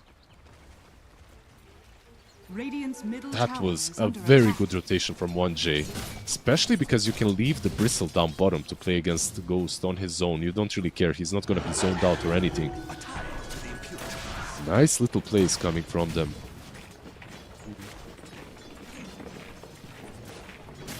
Dire's middle tower is under attack. Top lane, putting some pressure in onto this Lifestealer. They know they wanted to force him to rage, and indeed they do. Direhawk will be there a little bit. They toss him back. He's actually in more danger than I thought. They have to rotate in 1J, but he arrives too late. He will end up taking a tumble here. Noob, will he be punished surrounded by these two supports? And it does not seem like they're going to have the damage. They let Avalanche three go. will cool down in 2 seconds, so they're going to turn back onto 1J potentially. There's the Avalanche. They don't have mana for the toss just yet. He does have a Lotus to eat. He does, but he dies before he could get off the toss. So 1J will live. Will eat an Arcane Curse. Doesn't get the last word connection though. So 1J lives. It's Omar that ends up dying. March of the Machines, what a spell. It was a nice attempt by Omar to bait them. Like, he was hiding behind the trees, waiting for his cooldown to be reset. Unfortunately, it does not get the kill in the end. He is rotating mid now, but there is a ward, and it's just running out. They might go noob top. See, they are indeed going to die from underneath the tier 1 tower. 3 heroes around him. Open wounds is on, and Omar, as you mentioned, he went towards the mid lane, so not present to try and defend his offlaner. But now here comes Sumail making his first rotation as this Marcy. Not level 6 just yet, but still has enough in the tank to quickly bring down 1J. Punishing that move. So Sumail getting his kill for the game. Yeah, 1J, it's really good that he went for Frugal Filch on the Rubik, because he's gonna need some mana to use these stolen spells, and he's losing some int to Silencer. All the brain drain so far is from the Rubik. But a hero that is really living it right now is Lorenov. Like, this Leshrac is his most comfortable hero, I would say, and he's finding a lot of farm from the mid lane. First blood, and not really a lost lane on the mid, killing off Sumail as well, or assisting at least in that kill. This is always the deal whenever you have Leshrac mid, right? Other heroes that have greater potential to make rotations, like a Marcy, when they do make those rotations, they come back and find their towers at half HP. Yeah, of course, Misanthropy doesn't allow you to hit the tower as well, right? Like, if it was the other facet, the tower would probably be dead. But even though he's having a good time, he cannot lane here anymore, I feel like. Every time Sumail is around, you have to be extremely careful. Like, if he gets gone on with Unleash, he's probably dead. Sumail did bounce forward, so that'll give Lorenov a bit more peace of mind to come into the lane. Whilst on top, TA2000 still playing very comfortably underneath his tier 1 tower. Despite the earlier death, he is doing okay. Still very far behind the Sven, of course, but shouldn't be that far behind for the remainder of the game. Just the nature of the hero. It's much more difficult for him to go and farm the Ancients at this point. He's not level 6 even yet, so needs a little bit more time to work with to get that Radiance. They know that Sumail wants him mid, so they're rotating everyone in. Sumail jumps back in onto the slash, but God, look at how much damage! Holy base! Sumail really did not expect to die that quickly, and GH finding out he cannot render any assistance either. Little did they know that the Hawk would be there with the magic damage on the Leshrac. Much too much for this Marcy to deal with at this moment. It was a nice idea, but Virtus.pro read it. It took too long. I feel like it took too long for them to decide to go on this Lesh. They were way more decisive with the moves in previous games. Nice rotation from VP. And the hasted rune stolen in front of Sumail as well. Sealing the deal. They do have Roar on top, and he does have Unleash to work with. But they don't have those vision, and TA2000 already backing away from this area. Has an idea that this move is coming, so yeah, he's not going to get caught out by this. It's going to be wasted time from Sumail yet again. Yeah, it was a nice obs, if you see it. Like, the Dire Obs is right next to the secret shop. It scouted them out, but Sumail doesn't want to give up. Instead, he goes bot. He knows the Hawk is here because of the Lotus. Yeah, but he took the Lotus and ate it, so now it's a full HP Bristleback. Can you kill him 100-0 before reinforcements emerge? I think you can. We're gonna find out. They're gonna go for him. Unleash, God Strength, 2 ultimates, results in a kill. But on the other side of the map, they're looking towards maybe killing off this Beastmaster. He just TP's out, roar into their faces, TP, bye-bye, they can't do anything. Yeah, when you look at this team on the side of BP, how many stuns do they have? You have Lift, and you have Splitter. That's it. Like, they're gonna have to itemize for some disables. Some Atos. I don't know who can even buy it, but at least Yule Scepter on Rubik is needed.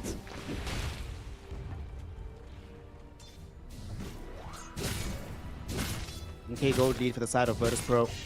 Noob back in the jungle right now just to farm things out. TA2000 still protecting his tier 1, so Enigma Galaxy I mean, they definitely want more on the map at this moment in time. I don't think they're very happy about the fact that these towers are still so healthy and VP still has so much map space to work around with. Yeah, they do have Helm of Dominator for now on Beast. Interesting that he went for Dom.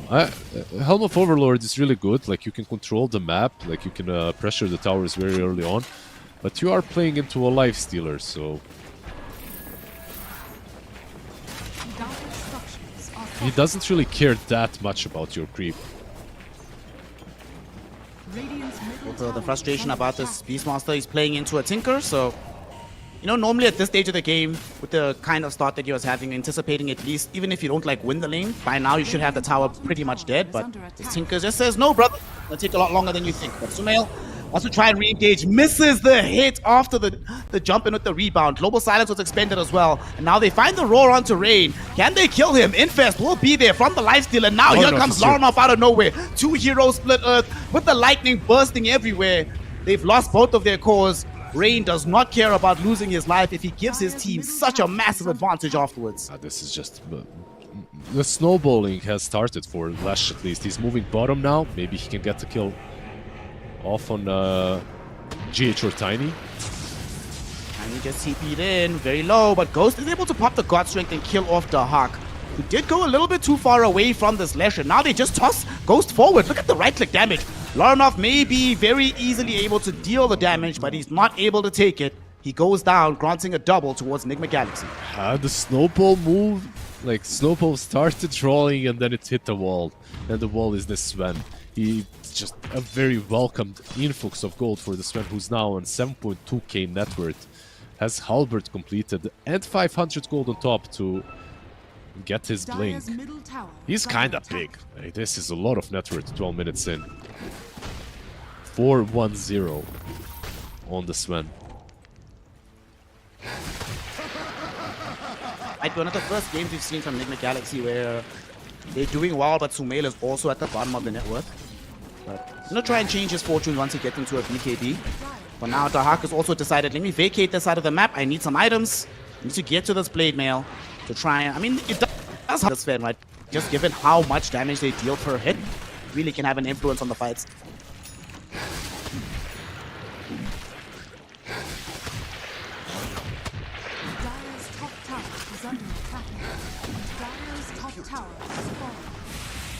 So they do manage to finally get the Tier 1 tower in the top lane from Noob, putting this Helm to good work.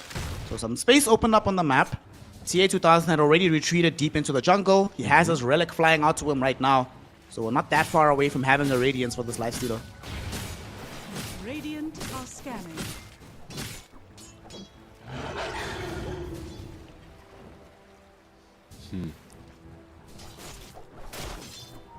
It does look like they want to try and potentially kill him, but no blink available just yet for Momar. It'll take a little bit more time before he has that availability, and they do kind of need it, right? He's the one that needs to be the one moving forward. You don't want Sumail to always have to commit a full rebound to start the fights for you. I have one question. You can't Midas or enchant the dominated creep anymore, right? Like, that's the recent change from 738B. Can you infest I believe so, it? yeah. They now count as 0 creeps. Yeah, can you infest it, though? I don't know. That's a good question. I do not know. Well, that's something we'll probably get an answer to throughout the course of this game. Because basically, it's a creep hero, so you shouldn't be able to insta-kill it with anything anymore. So I suppose you can't infest it, which makes like a huge difference for this build of Beastmaster into the Lifestealer. Helm of Overlord just becomes much, much stronger in this matchup. Now, the better question will also be, if you can't infest the regular one, right? If you get Aghanim Scepter, do you then gain the ability to infest those creeps? Dire's middle tower is under Yeah, because you can infest heroes, right? Like, you should be able to infest them. But can you insta-kill them when you go out? Global, top lane, well... They're gonna try and insta-kill him, though, with the Global Silence being thrown on top of his head. Ghost able to burst him down with the God Strength. and the newly revealed Blink Dagger. Very nicely done by Enigma Galaxy, and they're immediately going back mid to push the tier 1 tower. And they killed him. Like I'm talking about his infest, he wishes that he infested something because he was so close to the Radiance. He could have completed it, but they might get the shard here for someone. Not the best shards on supports, I have to say. Like both on the Tinker, it's alright, but Tinker and Rubik, there are definitely supports with better shards in the game.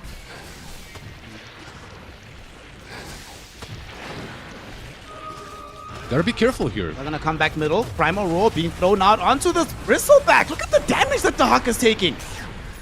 Man, Ghost just blinked in front of him when he could not turn away, whacks him in the head, and he ends up dying right then and there. No help incoming from VP. Now they can just go Roche immediately. I'm not sure if you could help him. Like, he just went in very recklessly. Like, he moved in, bluffing that they won't go on him, but Lornov was on bot lane, so they had some info to work with. A really big pick off, especially slowing down that Lotus Orb as well. And now Roche is, like you said, absolutely free. Aegis now for Noob. And this is going to bring bad tidings. It's not just an Aegis that's been completed for the Beastmaster. We are, what, 400 gold away for a BKB on Marcy. And we just got a blink on Omar. For me, that's the really big item that could open up the map Enigma now with this Aegis also in tow.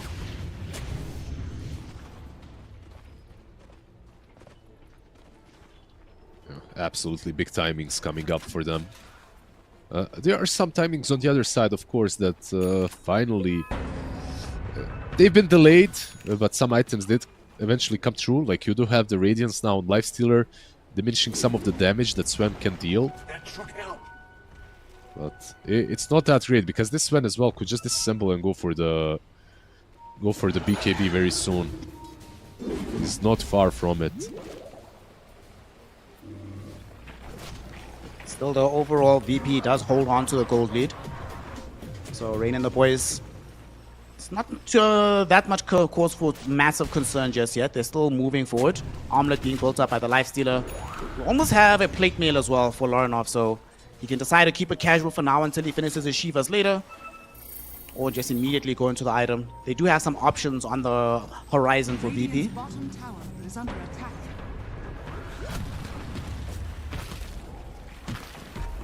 They want to pressure in the top lane. Warp Flare will push back Omar from Rain, so in that exact moment, he's like, man, I'm glad I got this Aghanim shot. It helps out sometimes. Like, it's not the worst shard, truly. Like, it's not like a shard on Tiny when he's a support or Muerta, but it's alright, I guess. B tier for me.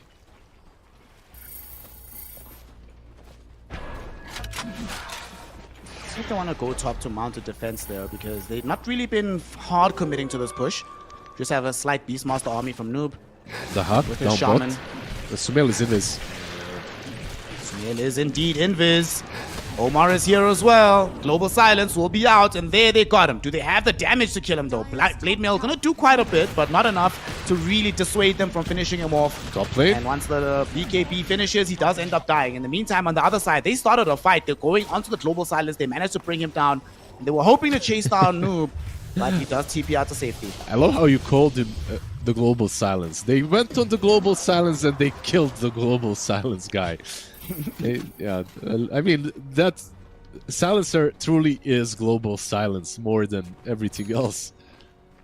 If you could replace one hero with a single spell, Silencer would probably be up there. You don't even have to be on the map. Just have that spell ready every... Oh, by the way, Rubik stole Global Silence. Now this is a mistake from our boy GH. Absolutely not something that should happen. Alright, man. That's, you know, when we were talking about like the kind of spells he can steal in the draft, I didn't even bring up that he could steal global because generally it's impossible, but this is legit game changing if they can make a strong play off of this. And I'm not, do Nigma know is the question. They should. I feel like this should be pinged out at least. If you don't ping this out, it's like such a massive mistake. They do have Aegis for another minute more. Also a full pipe completed on Noob in a second. You know, by the way, you're talking about like how Silencer can be replaced by the global. Do you remember TI-22 in Singapore where half the game was literally Silencer just chilling in the fountain waiting to cast a spell?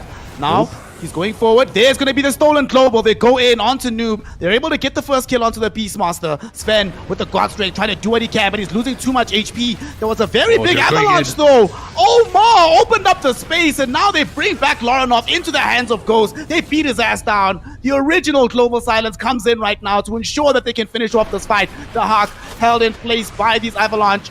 The rebound, the dispose, God Strength on the back line, goes, cleaves through the Tinker onto the Bristleback to earn himself a triple kill.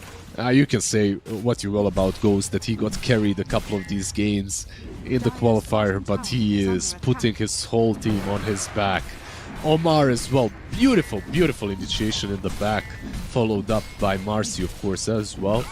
Global Silence was cool from VP, but they used it on a target that already had Aegis. I wonder what forced their hand. Like, they could have waited a while longer for the Aegis to expire. It was on a 50 seconds cooldown at that point. I feel like they definitely could have had a better chance to use the global. It wasn't running out or anything.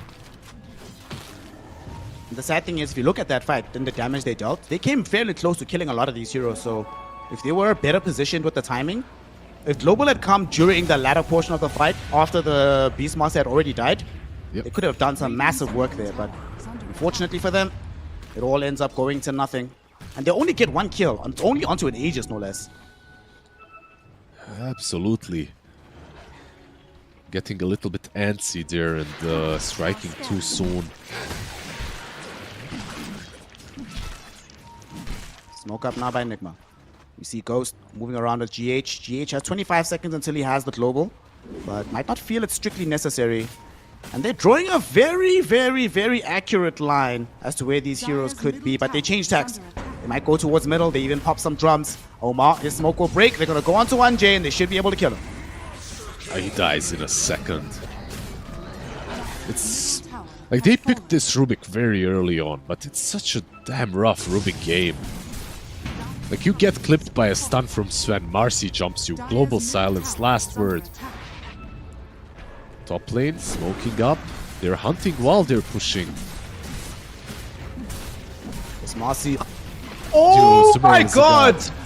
That was one of the sickest things I've ever seen. Rebounding off of an illusion to cancel the TP of the Lifestealer, and now here comes Omar with the Avalanche toss. TA2000 just dead? Bro, Sumail God, the king is back. That was actually crazy. Yeah, a very good play. It was off screen, guys, but he used the illusion to send it forward so he can stop the TP out from the Lifestealer. Like Snare called out very nicely. By the way, one thing that I'm still shocked on VP is how much damage this goddamn blade mail is doing on Bristleback. It's absolutely ridiculous. Like, they need Vlads. Like, I feel like this Beastmaster should just get Vlads. Get some region going at least. Lifesteal going while you're hitting him. We spoke about it earlier on, right? Once he gets the blade mail, there's Sven with God Strength, Marcy, even the Beastmasters. A lot of like AoE damage that's hard for the enemy team to just target around you. So it's gonna hurt them quite a bit when you activate that item. We'll see if they can get this fight going though. Marcy is not here, so this could actually be a numerical overload for Virtus Pro, but unfortunately, not only do they not know that Marcy is not here, their initiation is really tough. It's only really Loranov that can do it. There's no Blink Dagger on this 1J Rubik, so nobody else can move forward and find a stun. Well, maybe Loranov can do it. Like you said, he does have the Blink to work with. Does indeed. There we go. Takes the stun forward, but unfortunately blinks into a Global Silence God Strength stun from Sven. Loranov dies, so does the Lifestealer, who was the cargo within him. Another rebound that stuns up onto 2 as 1J disappears. Rain and Dahak can do nothing but watch. They will finish off Rain. Dahak will attempt his TP out. At least he'll be allowed to leave. But everybody else, no such option available. And Nigma don't even lose a single hero. Yeah, that's a very small, thin silver lining that Bristleback managed to live. That was absolutely perfect from Nigma. instant response, which is crazy, right? But they did show themselves on the side of VP. They were smoked, but Enigma knew 100% that they're being hunted down by the smoke. Very good response, regardless. Instant ghost and instant ghost jump and instant global silence. You see, this performance from Ghost is why I wanted to say in a previous game he's stable, not necessarily sacrificial. Because when you need this guy to perform, and Sumail's not doing so well, he's like, don't worry, gang, I got you. For sure, for sure. Proving his worth this game, 100%.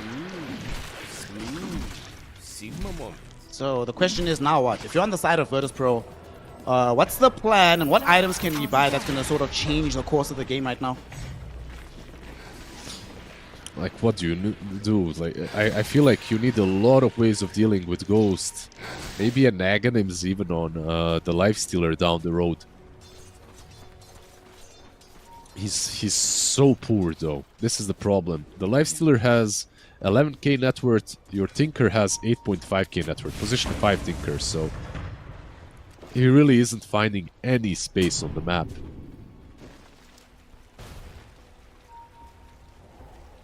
Crazy thing as well is now they already have this MK beyond Ghost, so not at all concerned about this Radiance mischance.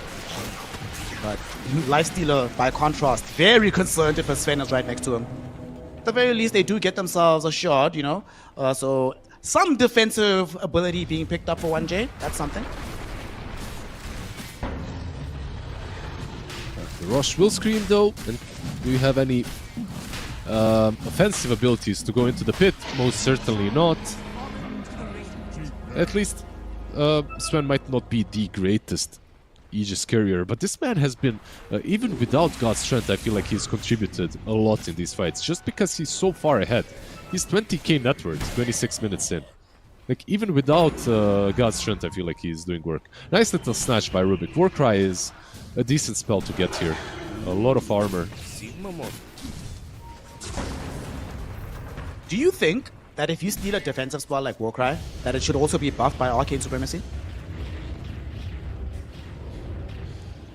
Yeah, it would be cool. You mean like a percentage-based addition to the bonus armor? Or something like that? It would be nice to have that kind of an ability, sure. Because it would, I actually wouldn't mind Rubik being buffed up a little bit at all. I don't think the hero is in the best spot. Mid lane? I agree with that. Bro, Noob! Noob still thinks he's playing Medusa, gang. He's not so concerned about any of this right now. Mara Ghost. Almost caught the Hawk here, but they'll let him go, chillin'. They seem so unconcerned with how they responded to that aggression from Nigma. Nigma as well, just not really initiating in some proper way, just very nonchalant in the way that they're approaching these fights. Because they can, right? You can jump in with Tiny and probably you'll live. They can't bring you down even if you miss your initiation. That's how far ahead they are. They would love to get in through this mid lane. Dahak is gonna do his utmost to defend this. With their Matrix being provisioned by Rain. It's not an easy kill to get, but nonetheless, here's the toss back. He's roared. Global silence is out. Woo! Where'd he go? Alright, there used to be a Bristle back there, but he's just gone. Does have buyback though. TA2000 was dragged back in by the Harpoon, but the Yules onto Ghost will protect TA2000 for now. Unfortunately, no Yules for the building, so the mid lane of Rax will fall without too much effort. Lift was used on the creep, nothing massive. God's Strength, he doesn't really have a lot of it left, so let's see if they even back out after. I feel like they could still continue pushing. You have the damage from Unleash if a fight starts. Enough goes in. They want to try get Ghost. They missed the split earth though. That's unfortunate. They don't get him, and now Sumail going in with the dispose onto Laranov, but he's going to be okay. Defensive telekinesis from 1J will secure his life. And as the Hawk is about to respawn, and as they lack that God Strength you mentioned, they will choose to retreat, but they still walk away with the full lane of Rax, a tier 3 tower, and the death of a Bristle. Just clean execution, just like in game number 2. Laranov is still smoked up from Ninja Gear, and he's hunting. But won't find anyone for now, it seems like. Yeah, Nigma, they're just very clean. This is way more disciplined than what I've seen from them in the past. They're just, they go in, they take the objective, they move out. And then they rinse and repeat. And same thing happened in the last game. Also, Sumail went from being the lowest net worth core 10 minutes ago to now being third on the shots. Big transformation for him in this game. And what's also cool is he is sort of being carried, right? Like he doesn't have to do all too much in this game, and he can basically itemize into whatever is needed. So he went for a nullifier, and you are playing into a tinker, right? So this nullifier is really damn nice on Sumail. Radiant are scanning. About to reveal it as well as they're coming in. They smoke through the mid lane. They see TA2000. Oh no, this is pain and suffering. The worst possible target to lose first, and he's gone. No buyback available for TA2000 here. Your carry is dead to rights, and they can still come keeping for this fight. God's Strength is still available. Loranov taking so much damage. He dies to the Unleashed God's Strength right click. Rain will follow him into the grave, and Dahak, although he's able to stand his ground, although he's not dying, it ultimately does not matter. GG, well played is called. Nigma Galaxy have won the Grand Finals and have booked their ticket to DreamLeague Season 26. Congratulations to Nigma Galaxy and all their fans in the chat. I tried to never say that this one was clean or that they're qualifying for sure, because that's usually when it all goes wrong for Nigma. But no curses available from these two casters, at least today. And I don't think they could have been cursed because they just played clean Dota. Game number 1, game number 2, Noob played. I feel like this is the most improved player on that squad. Like looking at the previous tournaments, previous qualifiers, and this one, his hero pool as well expanded.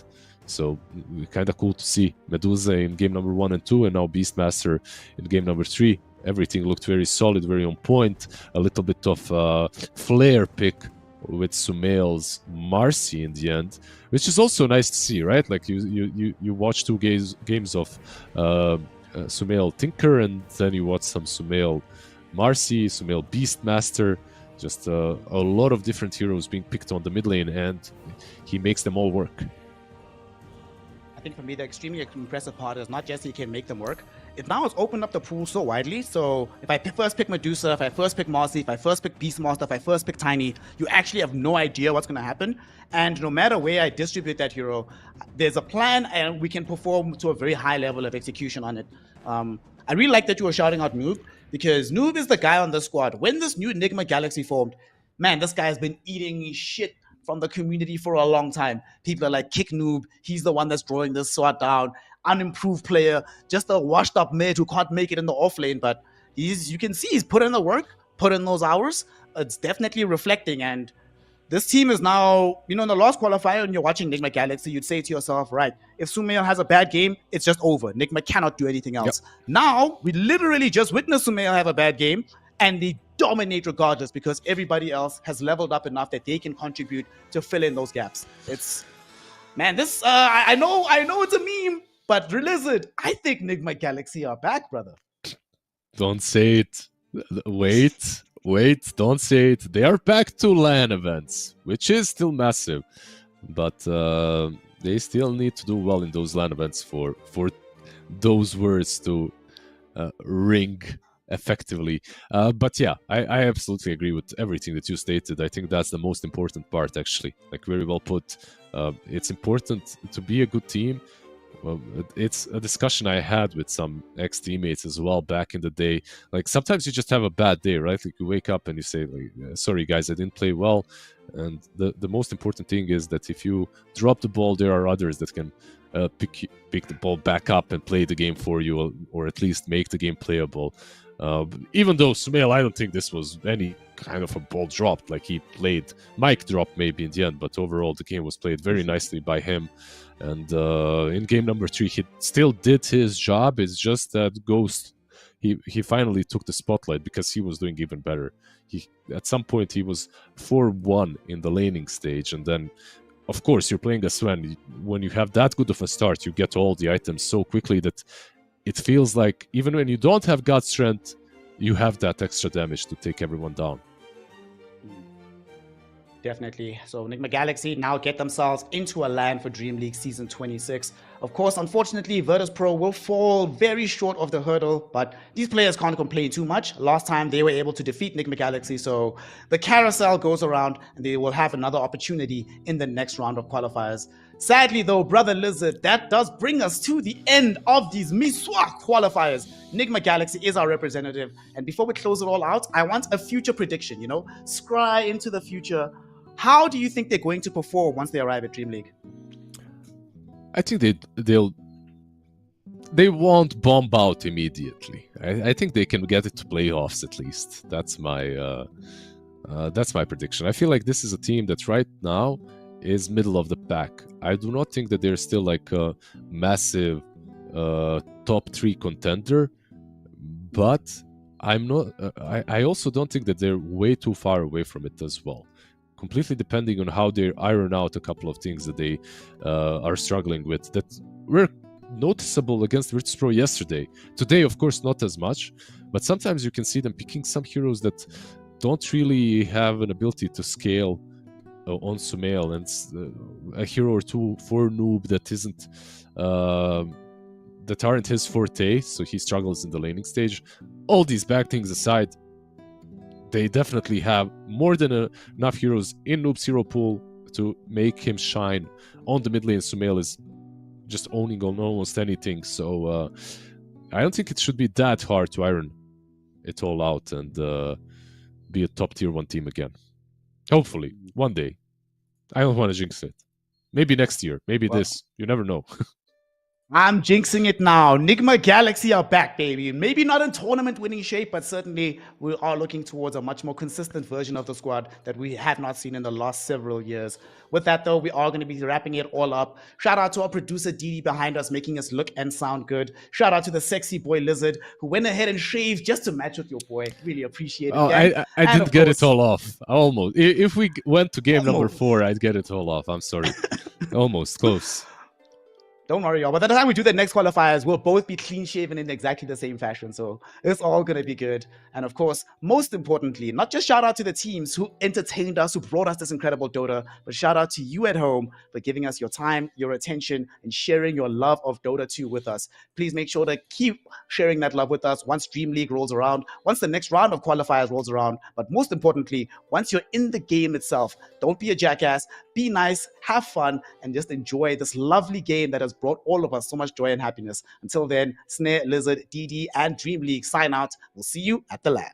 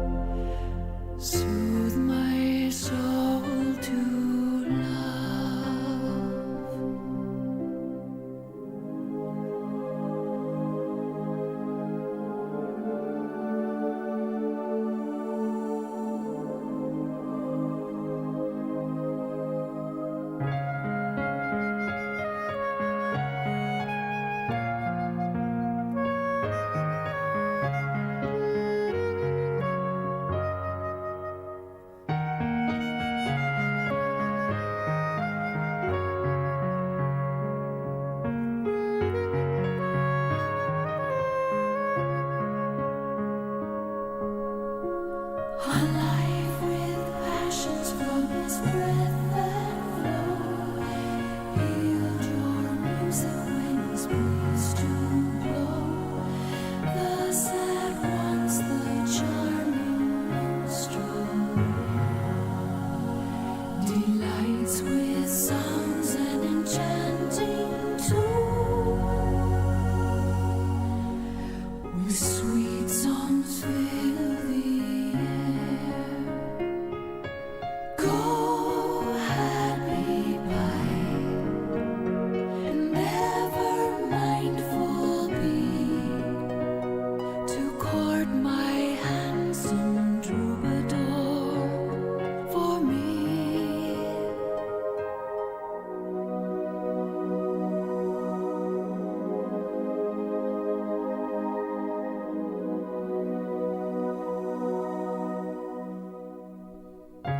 Tell him of all I feel, repeat my love at each moment.